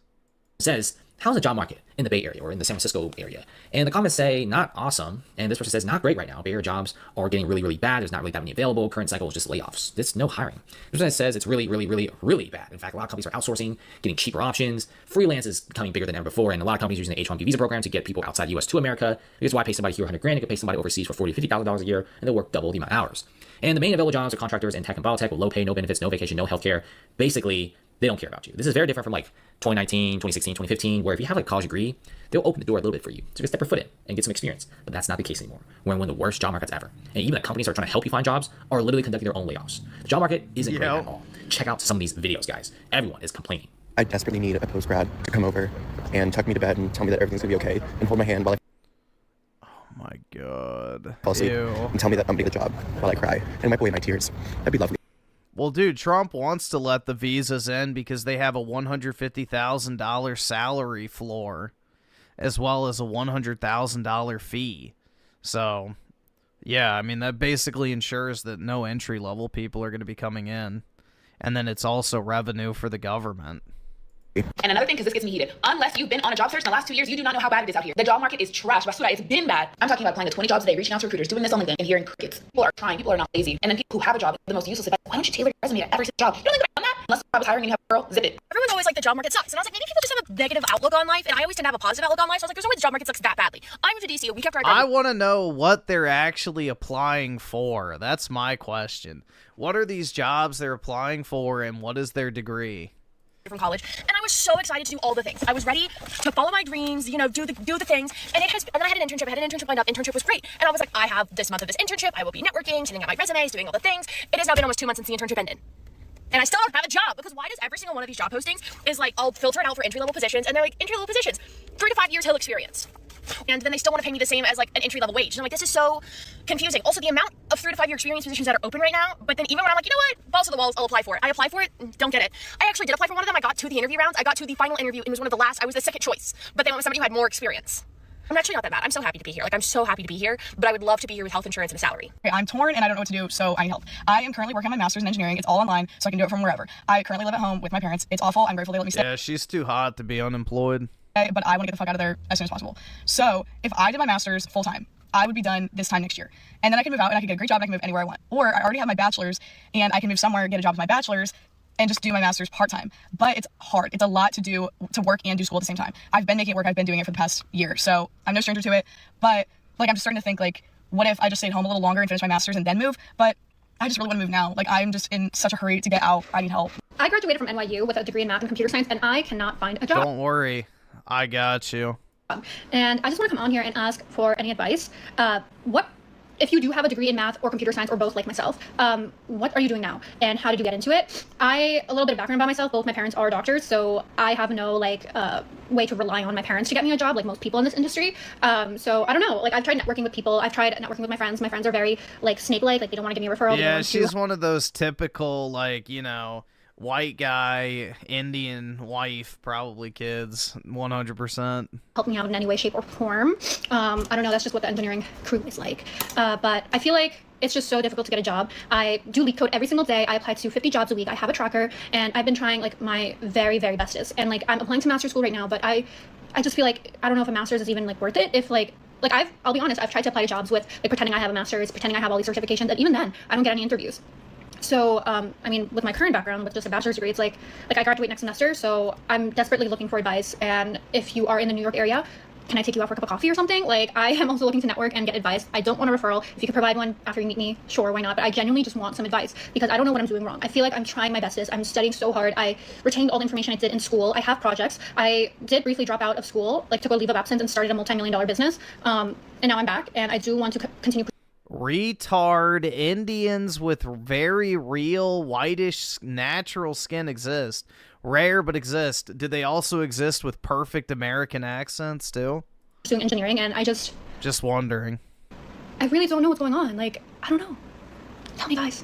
There's really something about being unemployed that makes me want to shop and spend money. I've been eating out a lot lately. Should I be eating out a lot lately? Absolutely not. I also all of a sudden see all these things that like I want to buy. Again, she's too hot to be unemployed. Online. And just look at a different part of the country. I say, whoever gets me as their employee is going to be lucky. Because by the end of this whole job search thing, I'm going to have a whole list of things I want to buy. Because I feel like I can't really buy them right now. I don't have like the money. That would be bad. But when I do get the money, I'm going to have a list of all the things I want to get. And I'm going to be really trying to get those things. So I'll be working very hard. And, you know, I'm a great employee anyways. So get ready. I'm very ready. So let's hope I get hired soon. Somebody please, please, please, please hire me. Guys, I need help. The people I'm currently nannying for, which is my main source of income, they don't need me starting the end of September. And so I'm looking for a job. Oh my God. Dude, that's scary. That is scary, bro. No luck whatsoever. So let me know if you guys know any jobs that hiring around Utah County area, or if your job is hiring, that would be literally so appreciated. And if you don't want to comment who you work for, you can just DM me on my Instagram. But thank you so much. Bye. Guys, I just had an interview and the question was, or the guy was like, do you know how to play chess? I was like, yes. And then he was like, do you know what an elephant is? I was like, yeah, it can move diagonally right and it can jump over things. And he's like, no, it can move straight down or straight to the side. And then I was like, are you sure? And he was like, yes. And I was like, okay, because you know men don't like to be told they're wrong. And I'm 100% sure he's wrong because I have played chess before. But okay. And we keep going with the interview, but in my head I'm like, I'm just laughing my ass off. Like, it's fine, it's not that big of a deal if you don't know, but I just hate that I was like, are you sure? And he's like, yes. Like, I was like, no. And he's like, yes. I didn't push it because I'm like, I'm trying to get this job. But I'm so tempted to just send him the Wikipedia now because the Opinionated junkie with the two, she got dudes lined up that don't believe her. I know, that's the thing. It's like, there's no way these blonde chicks could possibly be unemployed.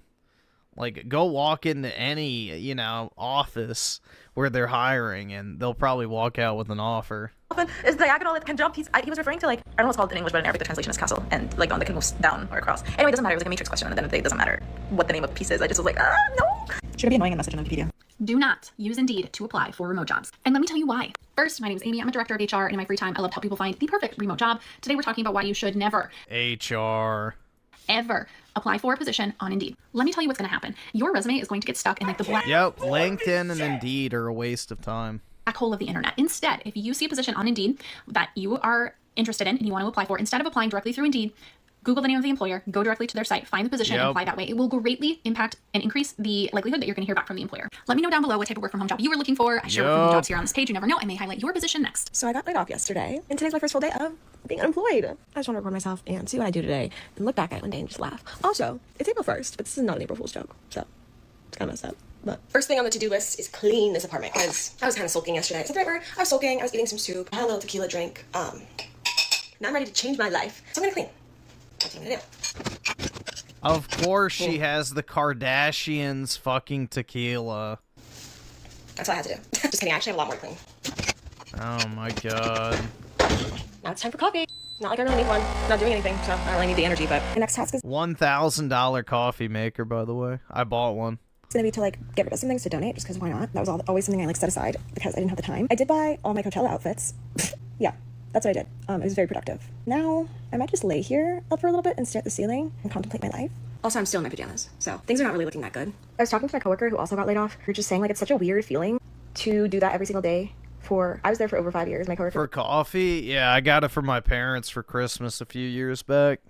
was there for like 7, I think. It's just a weird feeling. You just like leave it all as it is. It's and an just try not to espresso machine, so they're pretty expensive. think about it anymore. I feel like we died and like the world kept spinning. I keep wondering what everyone's doing there. What are they doing without us? I know they're probably doing things. I'm like, do you miss me? I hope you do. And I'm also not making this to start any drama. I love my company my past company, my ex. I love my ex. I love all my coworkers, the ones that still remain. I love you so much. I know it's like not going to be easy on them now. I was telling my husband, I was like, I'm obviously so sad about this, but would I want to be on the Oh, she has a husband, so she's fine.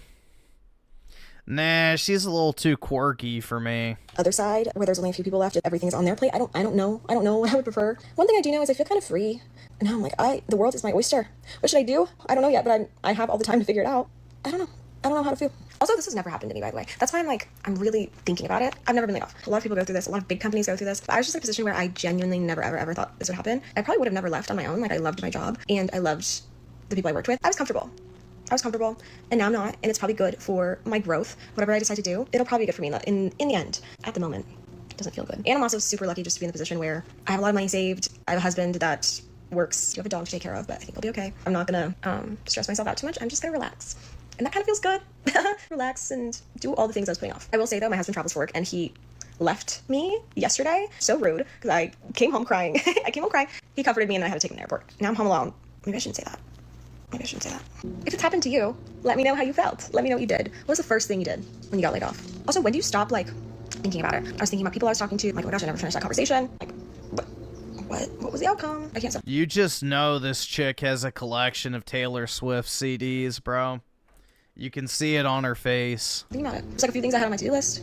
She has that like quirk chungus white girl energy that 100% screams Taylor Swift fanatic.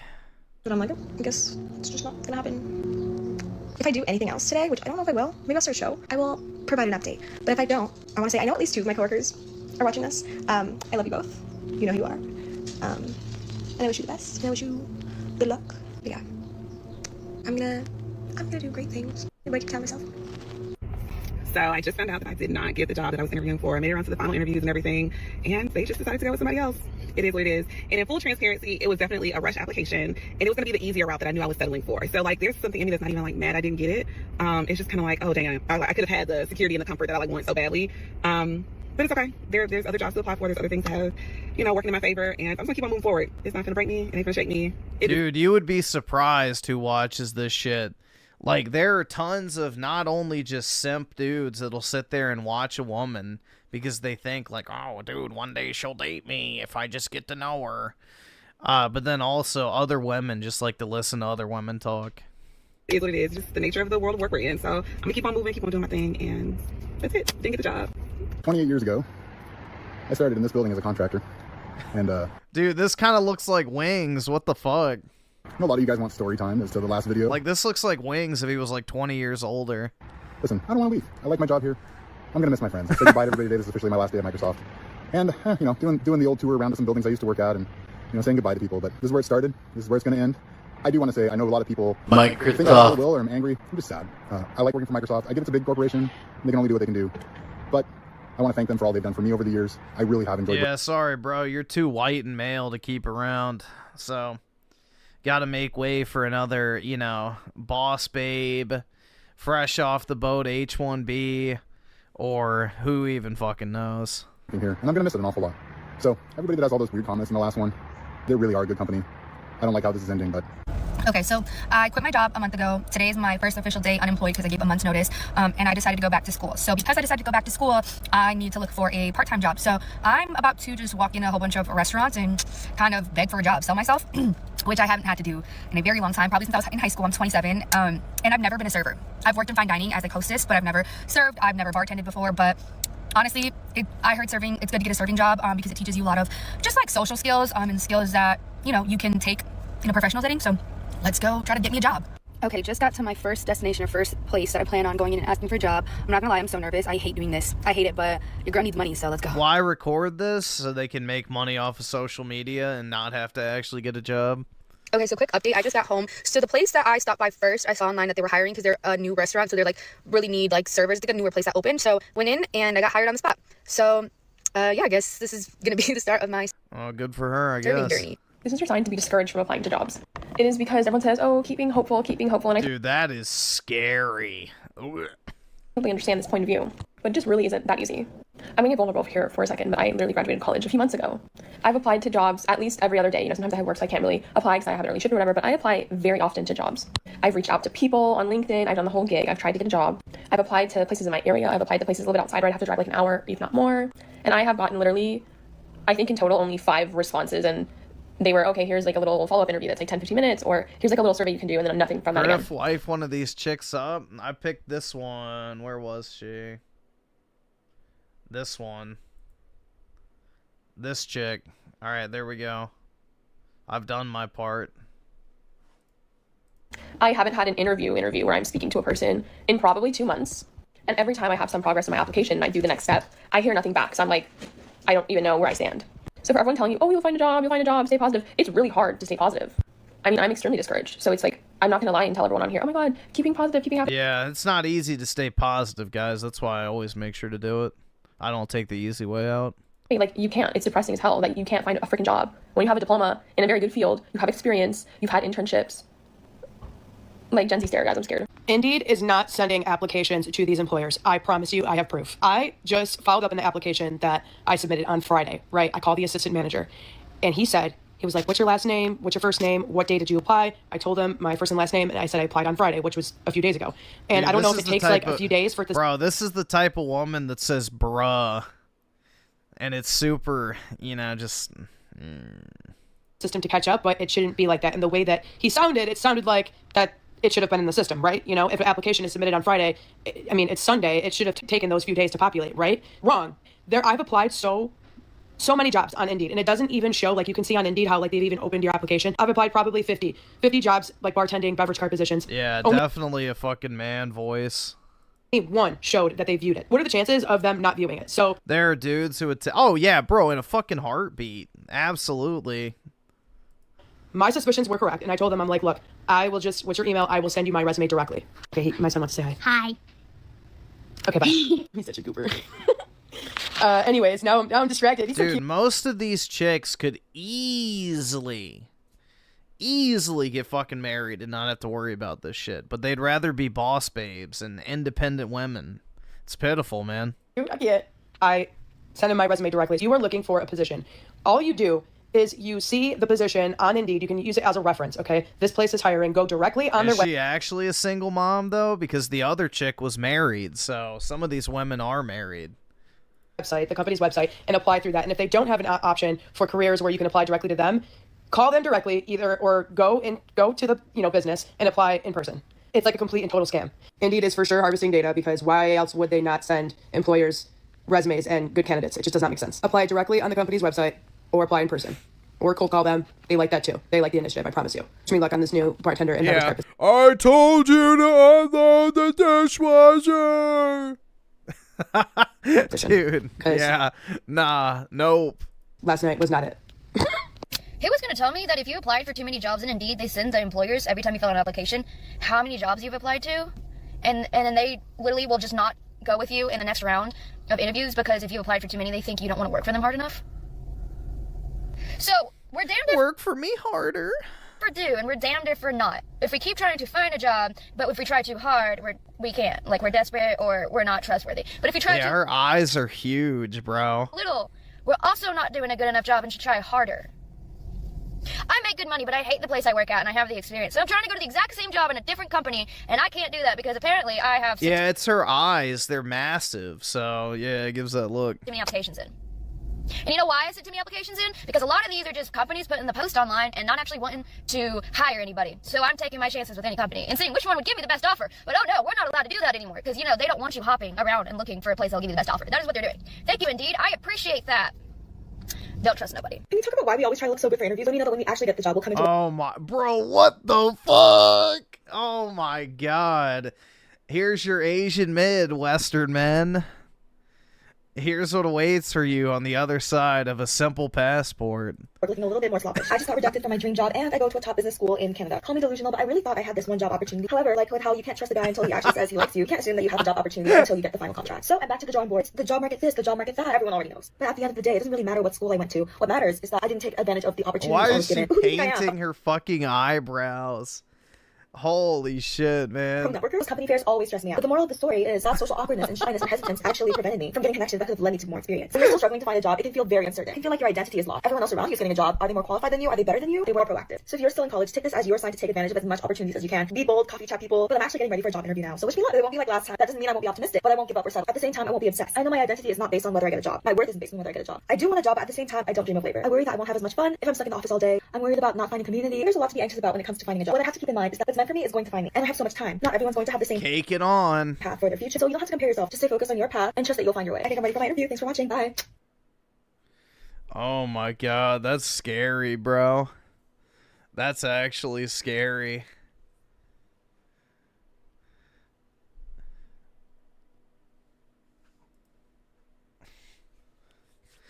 Yeah, a guy in sandals is just waiting to save you, sweetie. A white guy in fucking sandals with untrimmed toenails is just waiting to save your life. Don't worry.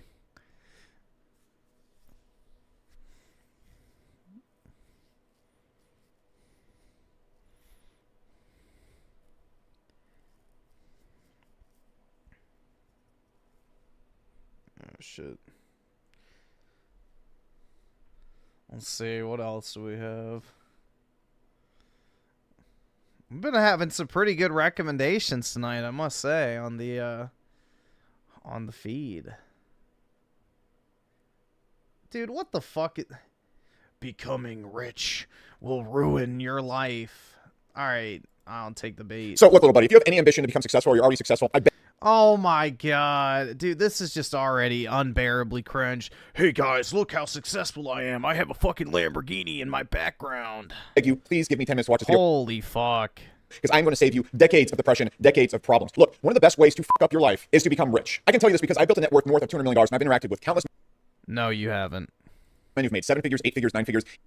Does he have a course? Let's see. All right, buckle the fuck up, because this one's the big one. This is my 100% free guide on how I would reach $10 million per year in personal, consistent flowing income that I can count on if I had to start completely over. Yeah, he's one of these, bro. Okay, that's what I had a feeling. I had a feeling. He does not have a $200 million net worth. At fucking all. There's no way. He probably made a couple $1,000,000. But for the most part, I guarantee you, he's not worth $200 million. Even a couple have made 10 figures, billionaires. And I've watched all sorts of chaos arise from the chronic unhappiness that comes from making money and all these silly, goofy, weird problems that appear once. Well, a lot of these guys, too, buy salvaged Lamborghinis. That's actually a little life hack for you. If you want to look rich, but you don't actually, want to be rich, Lamborghinis and any supercars have zero value pretty much once they've been totaled. So what you can do is you can go and buy a totaled Lamborghini, get like the body work done on it, and basically walk out with a basically brand new car for a fraction of the price, which is a lot of what these guys do too. I don't know about him in particular, but yeah. Once you make money. And the problem is, when most men make money, they make money for a certain reason, and it leaves them in a dark, soulless place that makes them much worse off than when they were poor. And then on top of this, there's all these problems that pop up that if you're not looking for, they come and then they cling on to you like a parasite that you can't get rid of. And so what ends up happening is you end up more depressed than you were before, unhappy, but then you have all these problems that are also going to stress you out and drain you. And this is guaranteed going. Oh my god, I have too much money in my bank account. I want to fucking kill myself. What the fuck is this shit, man? To happen to you, and if you're already successful, this might already be happening to you. There's going to be points where you're looking back and you're going to be thinking, oh wow, maybe I was more happy when I was poor. Maybe money is the source of unhappiness. This isn't true. It's not understanding why you're making money and the emotions and why you're feeling a certain way after you make money. And it's also just not seeing these problems coming that most men run into. Money is not going to make you extremely happy. It's also not going to make you incredibly depressed. What's going to make you... No, it'll make me very happy because then you can do what actually makes you happy. See, what's stupid about the whole, oh, money doesn't buy happiness. Okay, well, what does money buy? It buys time. What can you use your time for? Oh, what makes you happy? Got it. So it indirectly buys happiness. Gotcha. If you choose to use your time properly. Incredibly depressed once you make money is lack of understanding of all the things that come with making money and what the money is going to do to you. And for example, when I was in my college years, I never went to college, but I got out of the military, broke as shit, and partied in college towns. And I would look back and say, wow, I was much happier at that point in my life. Maybe the secret to being happy is just being broke. That's not the truth. The secret is understanding what life is all about. And if you don't understand this, you're going to end up more miserable. And in many cases, this is going to drive you to all sorts of problems that will send you back to being broke. And there's only one thing worse than being broke. Don't you not do anything, though? Exactly. Because I don't have money. Opinionated junkie with the two... Collins World response. Yeah, I know. It's like an hour and a half. I don't really want to watch it.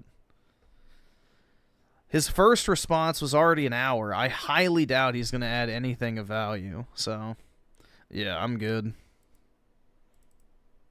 It's being broke after being rich and still having to deal with all the problems that came from when you were rich and the deep shame of being a fuck up. So please, I beg you, give me 10 minutes. This is going to save your life if you're trying to become successful right now, or if you are successful. It's going to save my life, guys. Let's see. When you're starting to go down this little spiral that a lot of men go down, this is going to fix everything. Because not only am I rich as shit right now, I'm also pretty damn happy all the time, or at least consistently good. I'm not sitting around moping, and I don't sit around looking for purpose and drive in my life and wondering why I'm not happy after making oodles of big bags of bucks. So let's discuss these things. And by things, there's actually 5 things you have to look out for. If you get these all done, you nail these all out, you're going to be good no matter what, and you're not going to fuck up your life when you make some money. So now let's discuss. So there's 5 ways, like I just said, that's going to mess up your life. And a lot of these come from lack of identity and ego, which I cannot spell, so I'm just going to draw this hoopla up here.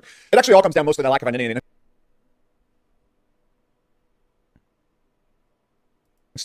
and misunderstanding why you're making money in the first place. So let's talk about problem number 1, and this is what I like to call the end of Zelda concept, beating the game concept. So if you want to know what making money is like, making tons of money. Dude, I heckin' love Zelda! Like, if you don't understand why you're making money and why you're building businesses in the first place, it's like this. If you ever played a video game, which I assume you have because you're a giant dork watching this channel who's 5'2" with a neck beard, that's exclusively what my audience is. What making a lot of money is like originally, if you don't understand why you're making money or why you're building businesses. Yeah, I don't like his watch either. I think Richard Meals are pretty fucking shitty, in all honesty. Like, from a actual technical and mechanical standpoint, they're very mid.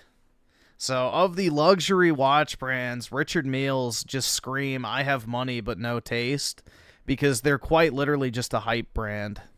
It's like beating a video game. So I learned this one time when I was playing Zelda Breath of the Wild. And it was so much fun. I got like 100 hours in the game. It was super duper fun. I got all the things. It was super enjoyable. And now I know not to take this guy seriously, bro. Breath of the Wild fucking sucks. And then I got 100 hours in, I beat everything, I got the motorcycle, I had all the weapons and everything, and then I just drove around the plains and Breath of the Wild aimlessly, really bored, with nothing to do. It was just like, okay, this world that was suddenly so happy and full of life and adventureful to me is now boring. I have no purpose. And I kept driving around wanting to refine that purpose and refine that reason for playing the game, and I didn't. But I still drove around and did aimless shit for like an hour or two, hoping it would come back, and eventually I was just like, well, it's all gone now, and so there's no purpose to this game, there's no purpose to anything I could do in this game, and then I turned it off. This is the experience you're going to have with making money and business, because the reason why people make money is they think they're going to find some fulfillment. And it's just like the fucking Zelda game. It's so much fun, you're getting excited from all these numbers, and suddenly at one point you're making enough money that you no longer get excited about the money that you're making. So for example, when I had my first $1,000 day way back when, or my first $50,000 a month, it was euphoria. Now I don't even feel anything if I make under $50,000 a day. In fact, if I don't make a couple million in a week, I don't really like even, it doesn't even register with me. Now that might sound spoiled and greedy and all sorts of stuff like that, but you're gonna understand it here in a second. It's just because what happens, just like in a video game, is once you achieve certain goals, they no longer are going to give you huge euphoric boost. More so, if your goal and the reason for making money is simply making the money, once you make the money, guess what? It's gonna be just like that Zelda analogy I gave you, okay? It's gonna be just like that. You're gonna have so much fun going towards this goal, which is at one point the money, and then you're gonna get to the point where you have the money, and you're gonna be like, well, I guess the next goal is to make more money, and then you'll go make more money, and then it's like, okay, well then the next goal is to make more money, and eventually you're gonna get to the point where you're like, what's the fucking point of all this? I can buy everything I want, and then suddenly you're driving around the plains on your little motorcycle in Zelda, wondering why the fuck are you even doing it. Then you get to exact your influence on the world around you. That's the point of money at the end of it. And you're just considering like turning off the game. I'm not saying commit suicide or something like that. I'm just saying you're going to be super bored, and that really fun sense of fulfillment that you had the entire way through is going to be gone. And now this is the thing that's actually making you happy, not the actual goal. Getting the motorcycle and the Master Sword in Zelda is not where the happiness comes from. It's pursuing getting those things. Also in this video, we're talking a lot about what happens when you make money, but if you want to actually get into the making of the money parts, I have a sweet mastermind. I'm just kidding. I don't have anything to sell you. What I will give you is all the courses and everything. Everything I used to make is about $20,000 worth of courses. I no longer sell them because it's way more profitable for me to just build businesses and tech companies. But I will. You hear that? That's how he got his money. I knew it. I fucking knew it, bro. I knew there had to be a course. He just no longer sells it because it's not selling anymore. He already made his money off of it. I fucking knew it. Every single one of these motherfuckers makes all their money from selling courses. I'll give them to you for free if you subscribe. And then once a month in my community tab, I post a link to all the courses where you can get them for free. You have to be subscribed or you won't see this community post. It's as simple as that. Subscribe, watch the channel, you'll see the community post, go pick up all the courses. It's that easy, but you have to be subscribed. So do that right now. I'll also leave a like because why not? The first thing you need to do when it comes to making money is yes, make your goal paying your rent and getting your... I had a feeling. Your life needs covered, paying for your family, all that stuff, being able to live without stress. But secondly, you need to understand that all your happiness is going to come from playing the game. So you might as well focus on playing the game. You'll notice that people that actually don't make much money from their businesses, but they're growing their business a lot. For example, you've probably seen a lot of tech founders, they take no profits from their company, or they live pretty frugally, or they pay themselves very little. For example, like I have a friend whose company is worth $1 billion, but he pays himself $1 million, $2 million per year. He could easily cash flow the motherfucker and pay himself like $50 million per year. Yeah, but his company owns everything. Yeah, he doesn't pay himself anything because he'd have to pay taxes on it. Instead, he uses the company to rent his jets, rent his hotel rooms, rent the houses he stays in. You know, all the dinners and everything is company expenses. So, oh, he only pays himself $1 million. Oh, yeah, bullshit. Nope. He's pulling way more money out of that company indirectly. If he wanted to. And yes, he makes all his money from his stock, but the reason why he's having so much fun is fulfilled is because he likes building the bigger thing. He's enjoying playing the game. If you're playing the game for money, eventually you're going to get the money, and then you're not going to enjoy the game. So understand that first. Shit, bro. The Zelda analogy is everything. This is why people can play online multiplayer games, because it's an infinite game. So seek businesses that you, once you have enough money, seek businesses you really enjoy working on, the path you enjoy, and create infinite games out of the business that you can play forever and you enjoy playing, because ultimately the business is just a game there to entertain you. You're going to get to the point where the financial needs are covered. And making more and more money is not really going to trigger some sense of fulfillment. And you're going to be stuck playing games that you don't actually like to play, or reach a goal that you don't really enjoy or get any long-term value from, just like those goals in Zelda that I've mentioned. Now, tying into this is 1.5 before I move to the next one. You're going to start pursuing replacement highs. And this is where a lot of danger comes from with young men. What they do Epstein Island, baby, is because they don't obsess over the game. They don't get fulfillment from the game itself. They get fulfillment from the money, or that's where they think they're supposed to be getting fulfillment from. When they stop getting fulfillment from the money, they start trying to use the money to gain fulfillment. So this is why you see people buying cars and fancy things, because they think they're going to get some type of fulfillment from these objects. They start partying, they start trying to increase their social value, all these things, because they're no longer getting enjoyment from playing Zelda. So it's be like, you guys already know what I want to spend my money on, so it's already established what I want to spend my money on. I want my big, empty, white room with the massive windows. Imagine you were stuck in Zelda, you got all the things, and then suddenly you had like nothing to do in the game. So suddenly you start like killing all the towns in the game and lighting stuff on fire and like making Link jump off buildings and doing all sorts of fucked up weird shit to like try and get some new life out of the game. This is the same thing other people are doing. And so one thing you need to look for once you make some money is when you start getting bored and you start trying to replace the game that you're enjoying so much with dopamine-driven highs. Now look, I have a nice car, mostly to get attention on this YouTube channel. But don't get me wrong, I enjoy spending money, I enjoy nice things, I enjoy living in a big house and so on and so forth. I deeply understand at this point in my life that none of this is going to make me happy. I've lived at one point when I was building my business, still making good money, in an empty apartment with just a bed, a desk, and a computer, and I was very happy. So I ultimately know that nothing that I buy or do is going to bring me any type of success or joy. And it's okay to do nice things and have nice things as long as you understand that. It's all pointless. Like you're not going to... Like imagine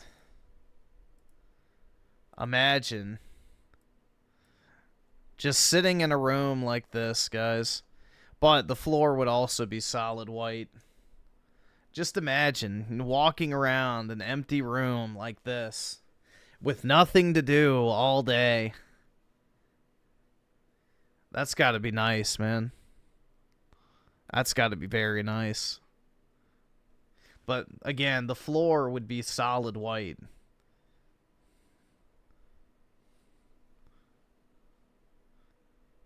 That's the dream. Get the car and be good. That's not how it works. It's not like I buy a Lamborghini and suddenly life seems happier and brighter. No, it's going to be the opposite if you're trying to find it in those things, because you just can't. It's not that there isn't like some moral soapbox you have to get on, or it's like about fulfilling your soul or anything like that. It's just you can't get long-term happiness or any type of happiness from objects or houses or things. You just simply can't. It's not there. And so if you try to, you're going to be, again, like it's like you go and pursue getting another Master Sword in Zelda. You're going to end up in the same spot you were before. Now, the things that start to get really nasty about this too is if you're not playing the game for a joy, you start... Imagine spending $8K on a piece of cardboard. I don't have to. I already did. So, one day, PK, you two can get on my level. And we can shine together.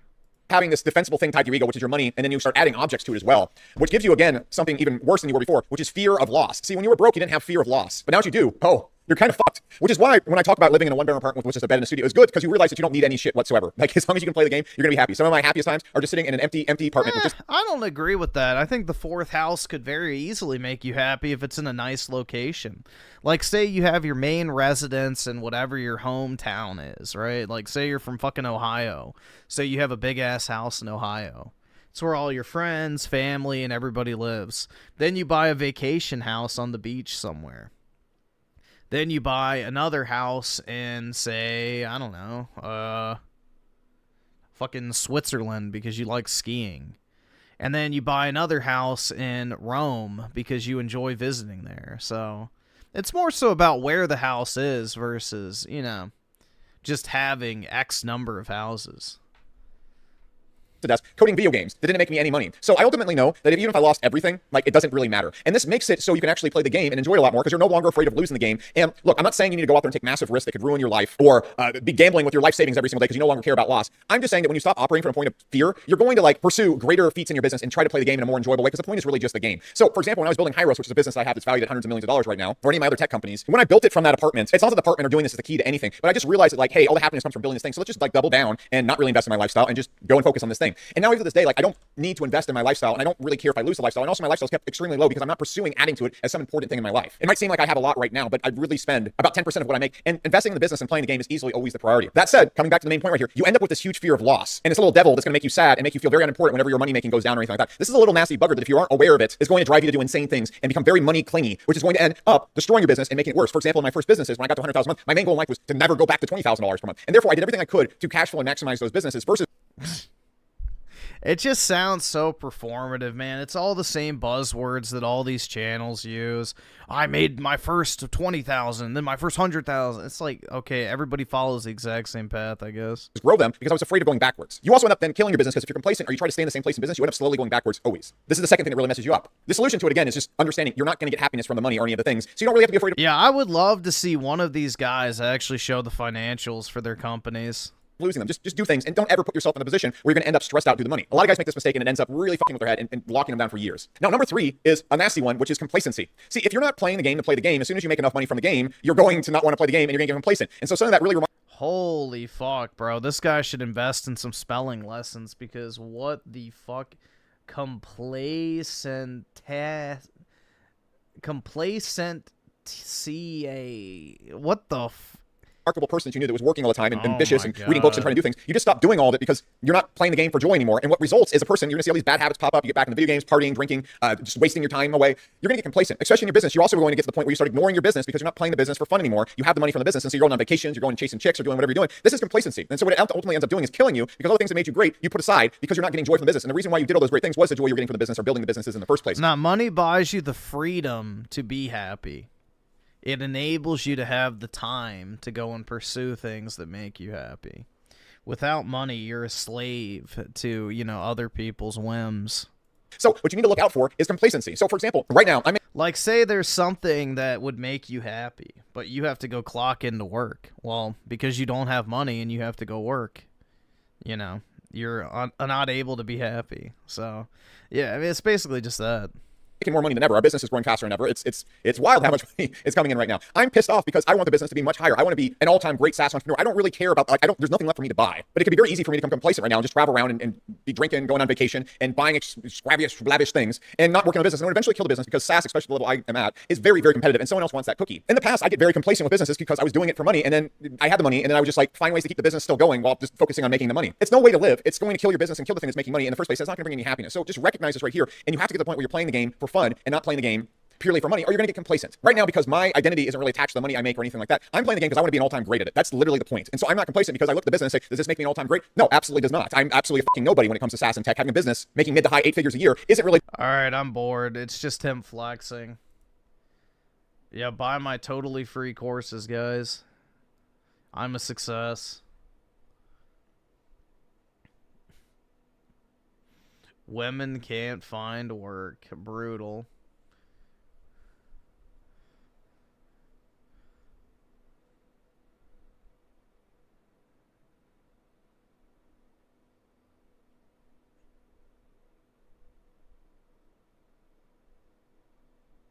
Oh. Let's see.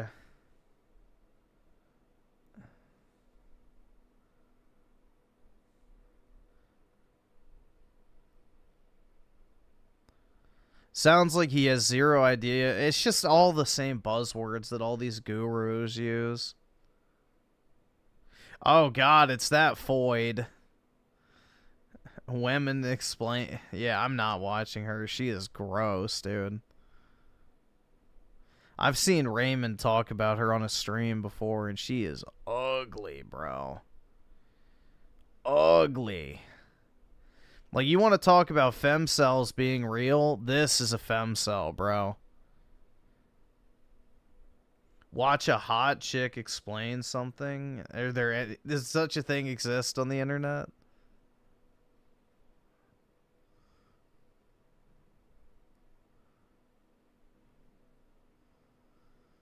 This chick, no.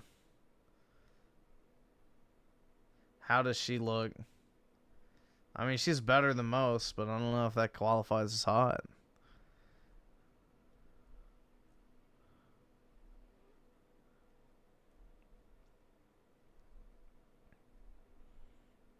I'm cooked. This bitch is hideous, dude. Gross. I tried to follow my passion for art, but now I'm 32 and unemployed. Yeah, who would have guessed? Not I.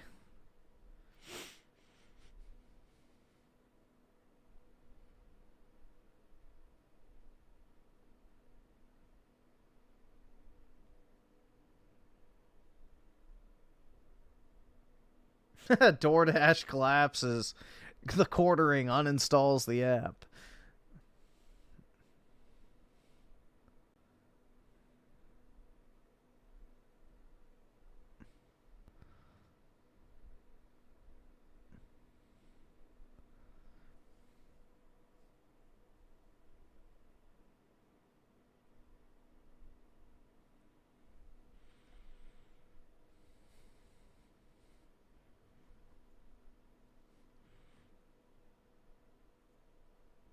What do I think of Lauren Southern? I've heard her name before, but I'm not really familiar with her.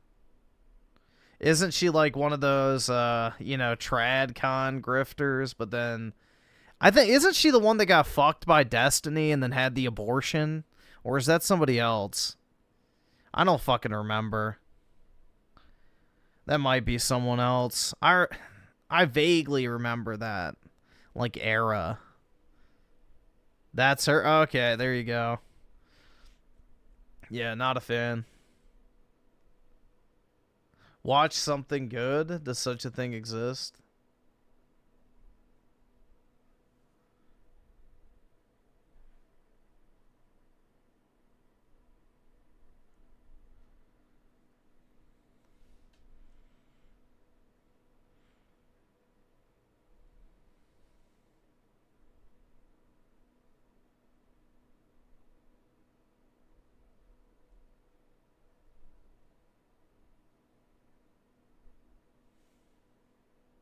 Her privilege expired. It ruined her life. How did it ruin her life? Isn't she like fucking loaded?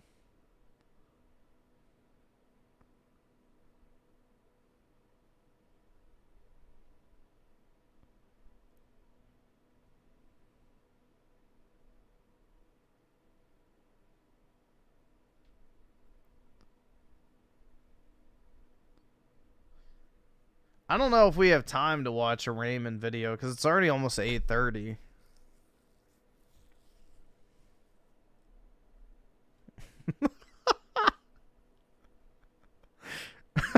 Bro, what the fuck is this video? Sad, lost, and broke. Is that him crying? What the fuck? Hold on.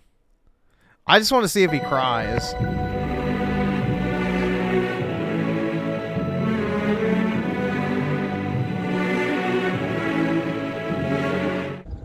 All right.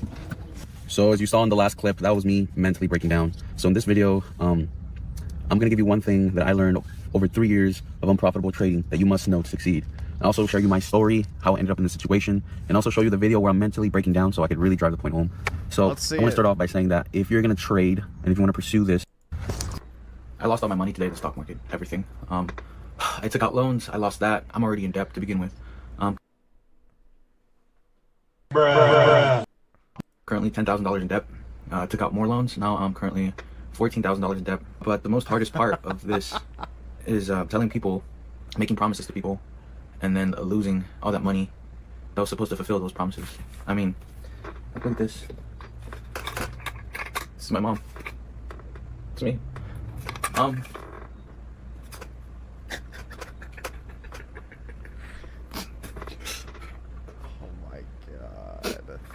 She gives me money all the time.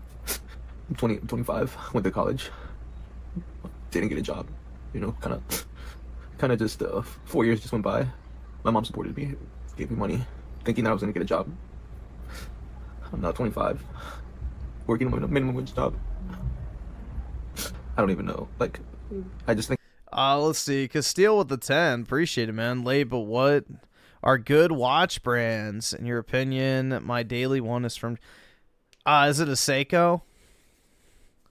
I mean, if we're talking about, like, because we were talking about Richard Mille, so if we're talking, like, high-end watches, obviously, you know, higher price point. But I would say the best watch from a purely, I guess, movement basis, in my opinion, is the Patek Philippe's, personally. I think they're, and not, like, the super flashy ones. Like, the more, I would say, high-class looking ones that are more simplistic. But those, and I like APs as well. I think those are nice. I mean, Rolexes are fine. I think they're kind of overhyped, personally, but they're always popular and they hold value. But yeah, I would say those three brands are pretty much your go-tos. But personally, I like Patek the most. I think they're, you know, the best looking ones, as well as from, like, a technical and craftsmanship standpoint. They have the best quality. Like, they've been around forever, and they've been just a staple of, like, high-end, very, very, very high-quality watches. And on top of that, they also weren't very hyped until recently, so they've been one of those brands that's just existed purely off of, you know, quality. So, but I'm guessing if your watch is from Japan, it's probably a Seiko, would be my guess. But yeah, those are nice too. If you're looking for, like, you know, a more affordable option, for sure, those are really good too. An underrated watch brand, Tudor. If you like Rolexes, Tudors are literally the exact same thing. Made by the exact same company, pretty much the exact same movement. The only difference is the logo on the watch. A Rolex is $13,000 to $25,000. A Tudor is $3,000 to $5,000. Same exact watch. Tudor, like Henry Tudor.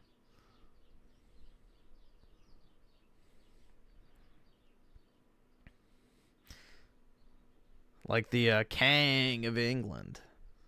But yeah, it's literally made by Rolex. It's their, like, budget brand, which it's the exact same watch pretty much. There's very few, like, details that are, you know, even remotely different. So, pretty much the exact same quality for significantly less.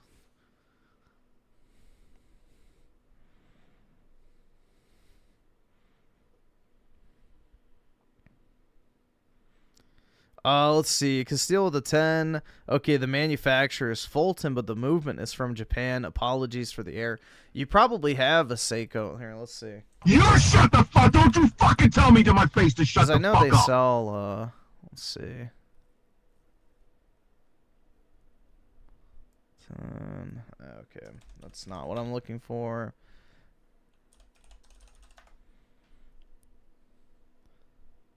Yeah, so I think it says it's Swiss.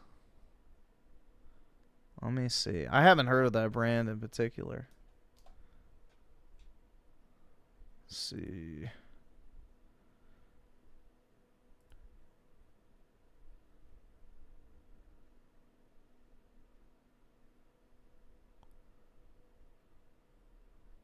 Why can I not find... Is it like a vintage watch, or is it... I can't find anything on Google. Hold on.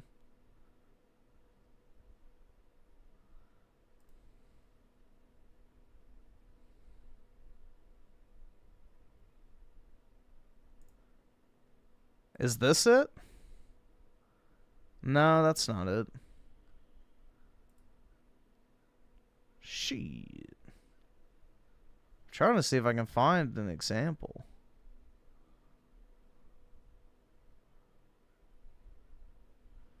Yeah, the only ones I'm seeing are... Maybe this is it.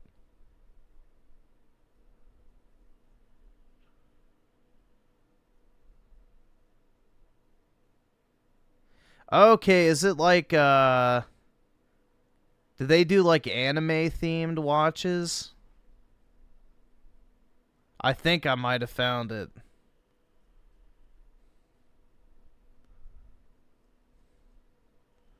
I think, yeah, okay, yeah, I found it. Gotcha. Yeah, this one actually kind of looks cool.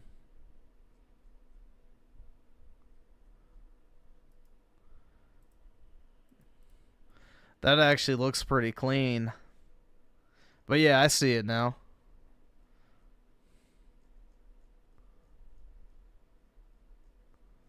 I like the color scheme on that. The blue.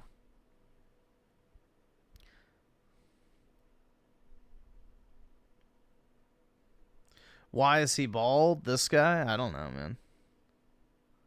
Castile with the 2 months. Fulton, Japan is what I... Okay, yeah, I think we got it. Yup. But very nice, man.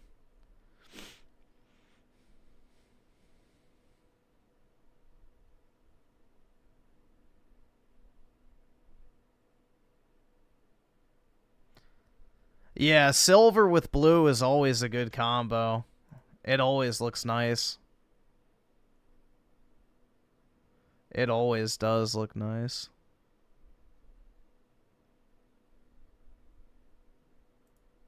But yeah, they have... Yeah, honestly, these look pretty nice.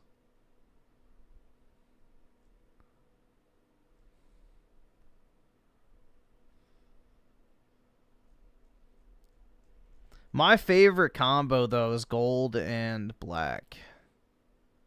That's probably my favorite color combo. And Castile with the 5, mine is black, Berserk white. Here, I can see if I can find it. Let's see.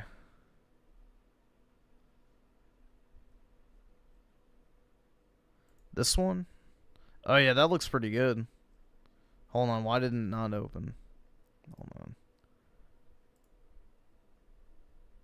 There we go. Alright, awesome. Thanks, nigga. Alright. Alright, it's being difficult. Give me a sec. I see it. It's like literally sitting right here. But it won't let me open it.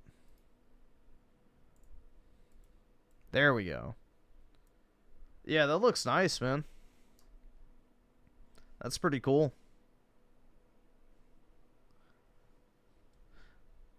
All black always looks good.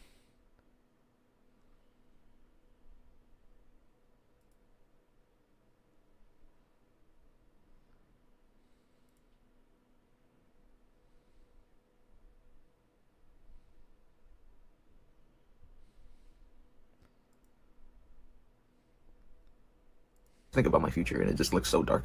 There's nothing much to it. I mean, I exhausted all my resources already. All right, let's see. I don't know where to go from here. I really don't. It just feels like I want to die. To the job market. I'm not suicidal, but it feels like I feel like dying. Everyone I know I've let down. Yeah. Why is he just casually flashing his driver's license on the desk? Accept my fate. Accept that I won't be rich. Accept that that I might just be 30 and still living with my mom. Except that I probably won't ever make her proud. Oh my god. Where did I go wrong, guys? I don't know. My whole life I've been trying to make money. Been trying to do drop shipping, learn stocks, social media agency. You look lonely. I can fix that. Listen, dude, he's literally just listing all the internet grifts. I've been trying to make money. Been trying to do drop shipping. Drop shipping. Learn stocks. Learn stocks. Social media agency, you name it. Social media agents. These are all the number fucking one sources of these fucking grifting retards on YouTube. You know, selling multi-$1,000 courses on shit that doesn't actually make money. I've done it. And it all ended up with me being broker. I'm fulfilled. I hope this is a warning to anyone who's addicted to stock trading. Or maybe... No, you're not addicted to stock trading. You're addicted to side hustles. You think you're gonna make it to be a millionaire because you watch a bunch of fake fucking inspirational content on YouTube. None of these people make money doing the shit that they talk about, because otherwise they wouldn't be making the YouTube video telling you how to do it. If it was so fucking profitable, they'd be doing it themselves and not telling a single fucking soul. You're on the edge. I will say that. Just be careful. Be careful. Oh my god, bro. Oh, it's sad. Truly sad, man. We live in a society.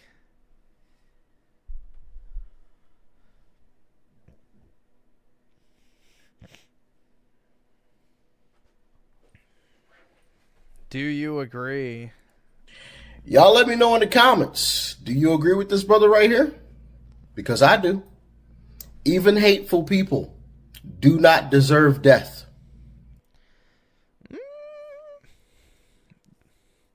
I'll determine that. Not by a long shot. They deserve to live. And that's facts.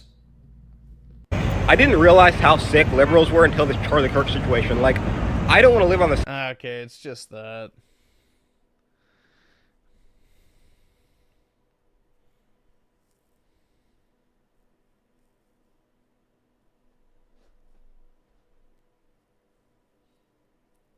Why you should quit day trading? Yeah, because no one makes money from it. It's literally just slot machine shit.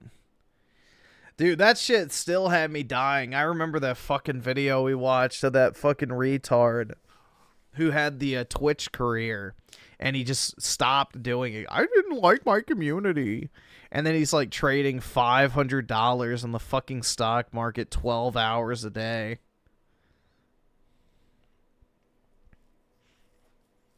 I am a pretty exactly. I am a hateful person. For good reason, though.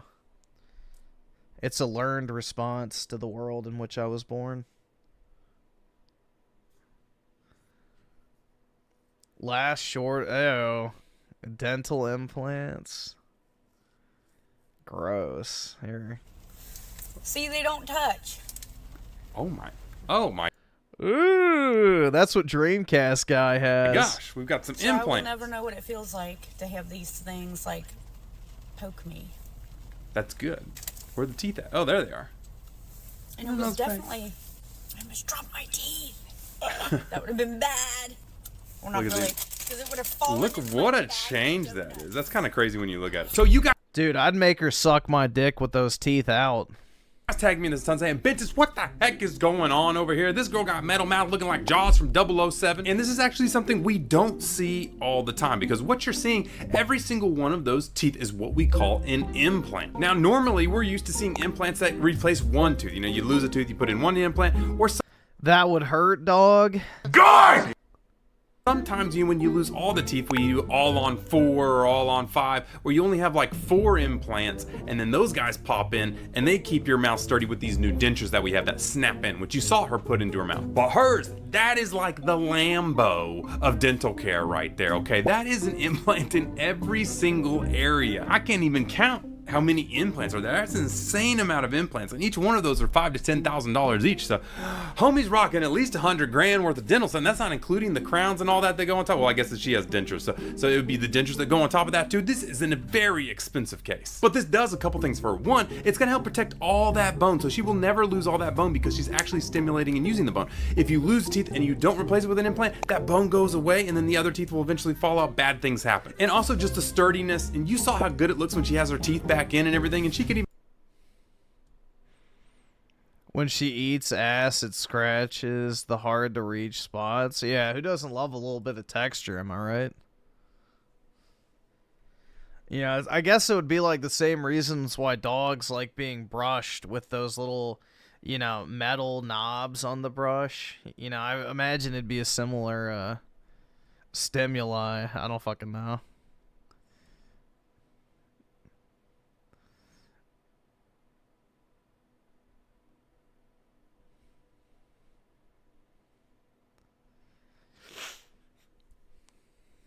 Would you let your girlfriend eat your ass? Absolutely not. That is disgusting.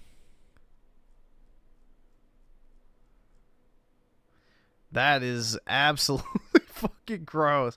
Dude, Ben Shapiro approves of this guy. That's right, white man. Leave the United States just like, you know, Rabbi Shapiro wants you to. Oh, look, there he is, dude. The fucking retard who quit his Twitch career. There he is. Wow.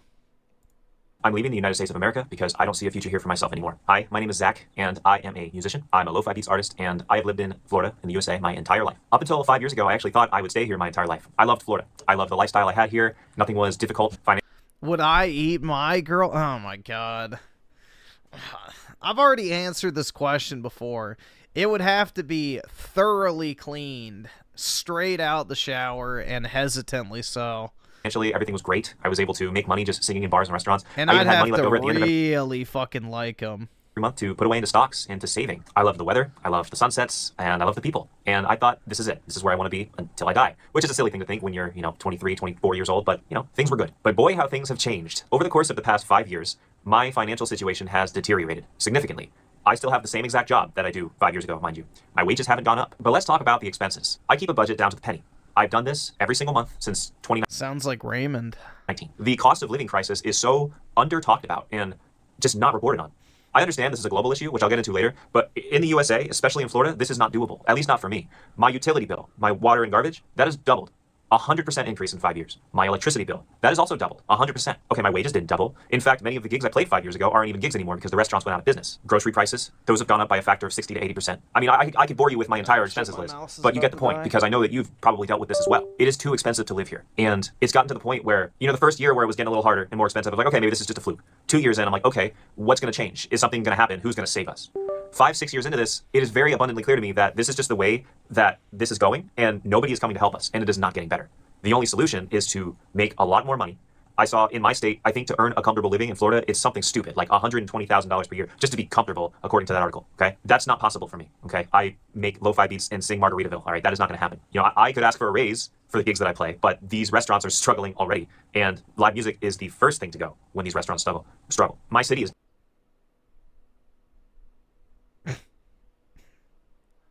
dying, and you can see it. It's not specific just to my city in Florida. I think it's the whole state, and I think it's the whole country. Restaurants are sitting empty on Friday, Saturday nights. I used to be able to play a gig any night of the week. I could walk into a restaurant and be like, I want to play here on a Wednesday. They'd be like, no problem, we're busy on Wednesdays. Nope. Now it's Fridays, Saturdays, maybe Sundays. The local economy is in shambles, and it's affecting everybody. People my age, we have left this city in a mass exodus, so I'm surrounded by people 60 and up. The songs I play at my gigs, I've had to change my entire set list because artists like John Mayer and Jack Johnson, who are pretty, old at this point, like 20 years old, they're too new. They are too current for the audience that can afford to go to restaurants in Florida. Yeah, it's just all boom. Well, in Florida anyway, it's a bunch of boomers anyway, but yeah. I mean, boomers and women are the only ones who go out to eat. Period. Yeah, another failed musician, exactly. It's insane. I'm not going to touch on the politics, but that's also a bubble. I'll just say that it is a very angry place. So the way I see it, I have 3 options, okay? I can stay here, accept it, but I don't want to do that because I have one life to live, and I feel like that would just be a waste of life. And I feel as if I'm stagnating. I am not growing as a human. In fact, I'm just becoming more bitter. So I don't think that's an option. I can change it. I don't really know how I can change it. I don't buy name brand groceries anymore. I turn off the lights when I leave the room. I leave my house at 78 in the day. I try to do everything I can to save money, change my bills. That's not working because everything is doubled. I have 1 vote, and I don't know. At the end of the day, that's what all I can do to change it. And my third option is to leave it. And I think that's my only realistic option. So I am leaving Florida. I'm actually leaving the United States. I am moving to Portugal. I'm moving to Europe. I can already see the comments coming in. Well, Portugal has all these problems too, and it's not so. Yeah, good fucking luck, bro. Fairy tale wonderland. I know. I absolutely know that. The entire world is going through a cost of living crisis. The United States is not unique to this. However, I think the United States is unique in that our cost of living crisis is really bad. I'm not trying to say that like my suffering is worse than other people's around the world, but I can just say that. Yeah, good fucking luck in Europe trying to be a fucking, musician. Yeah. Dude, most people in Europe can barely pay their bills with a real job. And not to mention, if you have a medical accident, it's going to wipe you out financially. We are the only civilized country in the world where medical bankruptcy happens. I'm getting off topic. I just think at my age, the only thing I can do is leave the country because I do not see a future here. It's not getting better. I am not saving. I will never retire here. I will not never make the money. Especially in Portugal. Yeah, I know. Spain and Portugal are not doing very well financially right now at all. So yeah, I'm moving to Portugal. It's not going to solve all my problems. In fact, it's probably going to open up the door to a wide range of new problems. Learning a new language, dealing with bureaucracy of a foreign government, finding a place to live, assimilating into a new culture. But I am ready for the challenge because I would rather do that than just sit here and rot. I'd rather struggle somewhere where I have healthcare and can see a doctor than stay here and get dropped by my insurance every year. As a healthy young man in America, I can't even find a doctor. I just wanted to make this video because I know my story's not unique. And I know not everyone watching this is planning on moving abroad or even has that as an option. I understand. Well, if you're a healthy young man in America, why do you need a doctor in the first place? I'm privileged to do it. But I know everyone right now is really feeling the squeeze. I know a lot of people are just struggling. They can't afford groceries, can't afford rent. I've seen people taking out loans to pay rent. That's not normal. This is not normal. And I just needed to vent my thoughts. You live in Spain, and let me tell you the pain. Yeah, exactly, man. Like, this guy is an idiot. He thinks he's going to be some fucking dancing minstrel or some shit. Like, playing his fucking lute on the side of the road, like, you know, old-timey Europe, and he'll earn his fucking, you know, shillings and go stay at the local inn and each... Like, I don't know what the fuck kind of image in his head he has of modern day Europe, but I don't fucking get it, man. That's crazy. Why don't you try getting a real job in the United States first before you upend your entire life and move overseas to a country you know nothing about?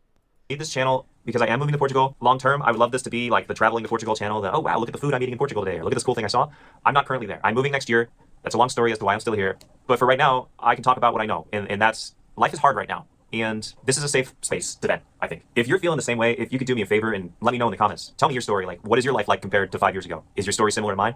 The only reason I ask is because when I make videos about this, I get a lot of hate. There are a lot of trolls that hate the fact that I'm leaving America, typically from one side of the political aisle. But that's besides the point. I don't hate America. In fact, it makes me really sad that I have to leave just to pursue the American dream. It's not doable here. So let me know how you guys are feeling. My name is Zach Abroad. If you only knew, man. I'm moving to Portugal with my girlfriend next year. We're very excited. I try to spin all my content positive at the end. I never want to be a doomer. And yeah, this is going to be where I talk about, you know, kind of this cost of living crisis we're in, but I'm going to turn that into Portugal content once I'm there. It's going to be a journey. I'm planning on being there at the very latest this time next year. If I was expelled from the USA, where would I live? Do I get a choice, or is it, you know, like, can I pick anywhere I want to go?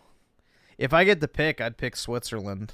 Here a little sooner, hopefully sooner. But yeah, that's all I can think of at any rate. I just hope that my videos can inspire people to make a change in their lives. If life is not working for you in the place you're currently in, you can try it in a different place. Moving abroad isn't going to solve all your issues. It's not a magic bullet, but it is an option. And if I can inspire people to even look into it, then I know that I've made a positive impact on the world. The world is so big, you shouldn't stay in one place your whole life. Even if I just inspire someone to just travel outside of the country. I mean, once you see what life is like outside of your country, it just opens your mind in so many positive and amazing ways. This was a rambly video. Thanks for watching all the way to the end. I hope you have a wonderful day.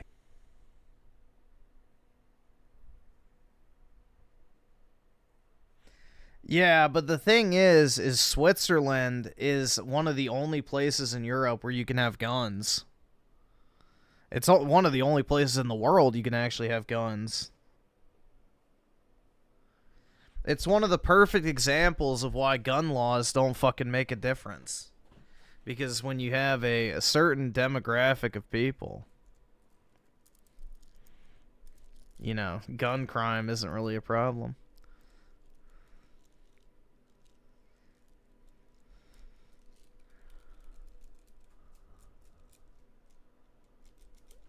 Yeah, I can still have my Smith & Wesson retirement plan.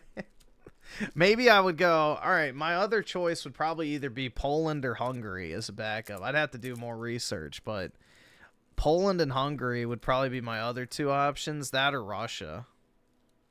But yeah, it just depends if I can flee with my fortune or not.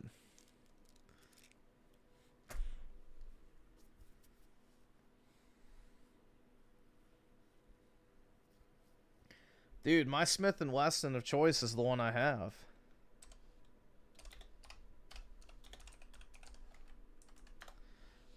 This is my Smith & Wesson retirement plan. What's up, YouTube? Look what I have here in my hands. This is the Smith & Wesson 629 competitor. This one is chambered in 44 Magnum with capacity. That's my retirement plan. For 6 rounds, adjustable rear sights, and a single action trigger that is crazy. Look at this. There is literally no take up. There's nothing here. This is the wall. After a very light pull, you have a crisp break. This is insane. This is a very accurate gun. Dude, all you need is one of those. Put a fucking hollow point, stick it at the bottom of your fucking chin, and you don't have to worry about needing a second shot. The retirement plan will be complete.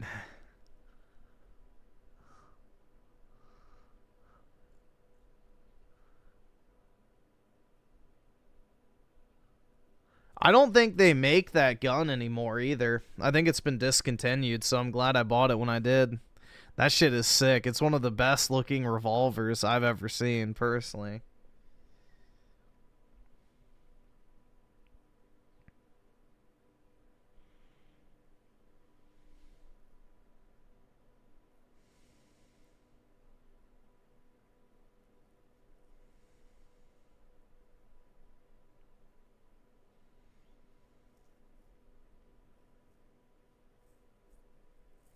Click on the Asian chick.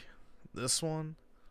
American English is crazy. Despite the nationalities in English we already talked about, in America, they have different names for people from different states. Of course, Yeah, we already watched this. This bitch is annoying.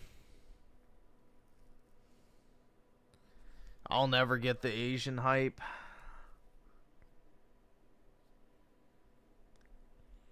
Saving money is the new ick. Let's see. Yesterday, my friend and I went out. Nobody approached us, and nobody offered to buy us a drink. What was that about? It's because you got an ugly-ass tattoo on each of your fucking shoulders. Sometimes I wonder if the dating life was this bad like 20 years ago, because it's like, I don't know how to explain it, y'all, but I really don't understand how any of these men are gonna get married one day, because it's like they always sexualize us or like don't want to take us serious at all. Like they just want to be friends with benefits until they're like 40. Like, and I go out, guys. I go out. I go to the gym. I do things outside. I go to school, and I still don't see anybody or meet anybody. So I'm like confused. Like Stay-at-home sons. Uh-oh. I'm sure she has something enlightening to tell us. Boys aren't just refusing to pay for dates. Did you know they're actively moving in with their mothers in 2025? Stay-at-home sons, or hub sons, as some are calling it. I knew the economy was hard. I just didn't know how hard it was hitting the male species. So yeah, ladies, you're not imagining it. It is more challenging to find a real man in the wild because I don't think a lot of them exist. You know, I'm just trying to think of myself as a 20-year-old man, a man from maybe the age of 20 to about 26 right now. I'd be looking at the economy. I'd be looking at the rising price of groceries. I'd be looking at the sky. Yeah, honestly, I don't blame anybody for living at home right now if you're just saving up money, you know? Now, it's different if you're a bum and you don't do anything all day and you just sit on your ass, you know, mooching off of mommy. That's a little different. But if you're actively working, saving your money, and, you know, figuring out where you want to, you know, move to or whatever, then that's fine. But, yeah, if you're just a stay-at-home son in the literal sense where you do nothing except play video games, jerk off, and eat, then, yeah, it's pretty pitiful. Skyrocketing price of insurance. I'll be looking at the fact that a new car now costs an average of $50,000, and then I look at my rent and say I'm paying $2,000 worth of rent when I have a mom and a dad because she's trying to post. Why am I still up? Well, because I have to sign on to work in 8 minutes, so. It's as if these people don't have parents. It's not just them living with their mom, it's them living with their parents. And when the economy gets harder, cross-generational living becomes more and more popular, especially amongst the youth, which really makes sense if you think about it. The economy, I don't think it's just hard for young men. I think it's hard for everybody, and young men are adapting to it because either you adapt to it or you just let it drown you. I don't think the prices of things are going down no matter who the president is. And so yeah, if I could pay my parents $500 to live with them because I don't have a family yet, I just do that and save the $1,500 extra bucks every month. Some of these young women got a little bit of vanity and they want to do whatever they want to do without having to answer to their parents. So they want to live alone. But for young men, if I got a mom and a dad that loves me and they have a decent enough house for me to live in comfortably, yeah, I'll just pay them like $600 a month and then pocket the rest. One thing about boys are the biggest users. So you're not imagining it. It is more challenging to find a real man in the wild because I don't think a lot of them exist. I'm sorry, I do empathize because the economy is so bad. One thing about boys are the biggest users. They love to take advantage of a situation. So naturally, they burnt all the bridges and went back to the first person they took advantage of. Dude, who is this old-ass roasty? Like, dude, this is like the epitome of the 34-year-old run-through New Yorker who's like, oh, why can't I just find someone to settle down and pay for my lifestyle? Because now she's been used up and nobody wants to pay for her. The mother, giving regression chic. It's giving I'll never change. It's almost like these guys know exactly what to do, and instead of trying to do that, they've just given up. And it's crazy because I'm convinced these are the type of women that ruin the entire dating pool. I know that there are good guys out there, and I'm sure there are good women out there. But the problem is when guys get on these social media apps, the loudest ones in the room are the ones making these stupid videos. When I found this video, when I seen a part of this video, when I was scrolling, I went from good video to good video to good video, and then she pops up, and immediately I'm just thinking, oh, here we go again. So I think they ruin it because they fearmonger the girls that might be looking for a relationship, and so the girls are always on guard, and they treat men horribly. But dude, this is just that epitome of that, you know, skinny, almost coked out looking white chick from New York that purposely tries to dress ugly. Once you've seen enough of them, you kind of pick up on it. It's like they basically view ugliness as beauty. And it's a very New York thing. So, yeah, she's just yet one of many others who fall into that exact category. They get run through in their 20s and early 30s, and then all of a sudden they want to settle down and start demanding that a real man step up and continue to pay for their lifestyle that they never had to pay for. And then it ruins it for the guys because this is the only female representation that the guys get to see. This is the friend that likes gossip. This is the one that wants to be the loudest in the room. Most normal women aren't making these types of videos on social media. It's a very specific type of woman. Male moved back in with their mom. Is giving a little bit of jealousy with the art of being taken care of. The way that the patriarchy is set up, there are providers and there are caretakers, and the providers are wanting the women to provide and also take care. So now that we stop being these guys' moms, it seems like they feel the only option is to move back in with them instead of changing, and that is sad. It seems like men and their masculinity have officially left the building. Listen, this whole male loneliness epidemic, whatever the hell these people are talking about online, is cap. It's absolutely cap and it's absolutely fake. I'm starting to think like, did this even ever exist? No, it's not real, but it is kind of dark how it came along, though. It's a bunch of feminist propaganda where they gathered a bunch of statistics talking about young men being more likely to kill themselves, and they somehow chalk that up to a male loneliness epidemic, which is interesting because young women are actually more likely to attempt, but they never really mentioned that because their only purpose was to try to prove a point, and that is that young men are lonely. But the reason why you know it's just like feminist propaganda is because anytime they talk about it, it's usually just used as a tool to shame men. It's usually used in the context of, look, men, if you would have listened to women and been more emotionally available, then women would actually want to be with you, and then you wouldn't be so lonely. That's usually the context it's used. I hear more feminists talk about it than men, to be honest. I just had the men folk aren't lonely enough experience in real life, and I need to share it because I'm alone. I'm not the first to say this. I will not be the last to say it. Men are not lonely. Roasty. Enough. Roasty. There is no male loneliness epidemic. Roasty. It is a loser epidemic. Men would rather be alone than to evolve and change, than to recognize, wait, maybe I had it wrong. Maybe there's something I need It's all a bunch of mid-30s fucking loser women. to change. If you can't get a woman because none of them want to be with you, maybe try and figure out why. Instead of making women the problem, saying that their standards are too high, maybe try and figure out why they don't want to be with you. What is it about you that maybe needs to change in order for a woman to want you? And they'll say, oh, there's no more good women left. Women are not like what they used to be. Women used to spend the days in the kitchen. Women only cared about taking care of the house and the kids. Oh yeah, and also women used to take hard beatings. Women used to stay quiet. Women didn't complain. Women didn't think they could get better. Women didn't have confidence and self-worth and weren't able to speak up for themselves. And that suited you. That's the kind of person you wanted. If you love your mom's generation so much, cool, maybe marry one of her single friends. So it's just another shaming tactic to try to get men to behave how women want us to behave, and if we behave how they want us to behave, that will end the loneliness epidemic. So they don't really care about it, and their only solution is always to just listen to women and do what women tell you to do, and you'd be happy. And it's crazy because everything seems to be more geared toward that direction than ever, more equal than ever, more egalitarian than ever, and the closer we get to that, the more you see these numbers rise. So the solution wouldn't even make sense. There's a difference between being alone and being lonely, and I think people underestimate how much guys are okay with being alone. And by the way, I'm not necessarily saying that it's a good thing that men don't mind being alone, but I'm just saying, yeah, leopard print is an immediate red flag. It ain't even worth it at that point. I think that's just in the trends that we're seeing. Less guys are just pursuing women in general. I mean, first of all, there's more of y'all than us, right? There's way more women on this planet. And I live in the United States of America, and there's way more women in the United States of America than there are men. And while this might be, a little bit of anecdotal evidence to prove my point, from my personal experience and some of the stories that I've heard from my guys, right, that, are single, this is just simply not the case. And like me, I don't consider myself to be a 7, 8, 9, or 10, right? I'm a fairly average individual, right? On a scale, in terms of being attractive. And in my humble opinion, instead of there being a male loneliness epidemic, I personally think that it's never ever been easy. It's never ever been this easier for a man to both save money and to be sexually active. And don't get me wrong, right? Having a girl is cool, right? You know what I'm saying? You have somebody who you can come home to and, have a conversation with. And you know what I'm saying? You can go on dates and stuff like that, do fun things. But like I said, it's... Wow, you can come home and have a conversation with. Jeez, I sure do feel like I'm missing out. Never been easier for men to do these two things, which are save money and getting unlimited nyash at the same time. And here's where, in my humble opinion, the sexual revolution and, I can do whatever I want, whenever I want to do it, and I can have sex with whoever I want, whenever I want to, and I can, have sex with however many people I want to. This is where all this sexual revolution kind of bites women in the ass. Yeah. Because these modern women out here are giving it up without hesitation. Ones who are winning, technically, right? They're the ones taking the dub because... Small minority of guys. Women were sold that this whole sexual liberation and this sexual empowerment, all this liberation, being able to do whatever the hell they want, have sex with whoever the hell they want, it was sold as empowerment. But what it's actually doing is lowering their value. Because let's be honest, I mean, even women would agree with me. If you go out there, just open your list for anybody, and the guy eventually... Oh, they're absolutely sharing the same guys. That's already been established, bro. Like, most chicks date, like, their friends' exes and shit. Like, yeah. That's like a known thing. When you find a guy who you want, he's not going to want you back because you've done all that things. It's crazy because you think women would agree with you when you say that because it's common sense. That's exactly how it was at my high school, bro. Like, all the chicks dated, like, basically the same 3 or 4 guys. And it's like, yup. I've seen that shit firsthand. But if you ask them, especially on social media where they can kind of lie to make it seem like they don't understand these concepts, they'll tell you you're a misogynist for saying something like that nowadays. Pointing out objective truth is now misogynistic. Things in your past. Like, it's absolutely insane. You don't even have to, do a hezi or use a screen to get to the basket anymore. It's a straight line drive. You don't even have to do a step over or go around the keeper or bend it like Beckham from outside the box anymore. Nah, bro, it's a tap-in. Deadass. So... it's crazy how this whole sexual liberation, everything, and sexual revolution has shot women in the foot because the guys are the ones who are actually getting the dub. And like I said, it's never ever been this easy to crease while saving money. Yeah, there's really no such thing as a male loneliness epidemic, and if there is, I just don't see it. Let me know in the comments what y'all think, though. Let me know in the comments below this video with the WRL and give me HBO special. Without special, hit the like and the subscribe button for more. Dude, Raymond should watch this video. There's no such thing as a male loneliness epidemic. Could you imagine? I can't even get a woman to look at me. Bruh, holy shit. Could you imagine? The rage. No wife, no life, no friends, no hope. Exactly, dude. Exactly. But yeah, I gotta get off, guys. It's 9 o'clock, so I gotta go do some wage cage activities. So, have a wonderful, what is today? Wednesday. Yeah, have a great Wednesday, everybody. It kind of threw me off because I had yesterday off, so kind of felt like a Saturday or a Sunday. But anyway, have a great Wednesday, everybody. And I will talk to all of y'all later. I'll be on earlier tonight, so I'll try not to fall asleep. But anyway, have a good one, guys. Peace out.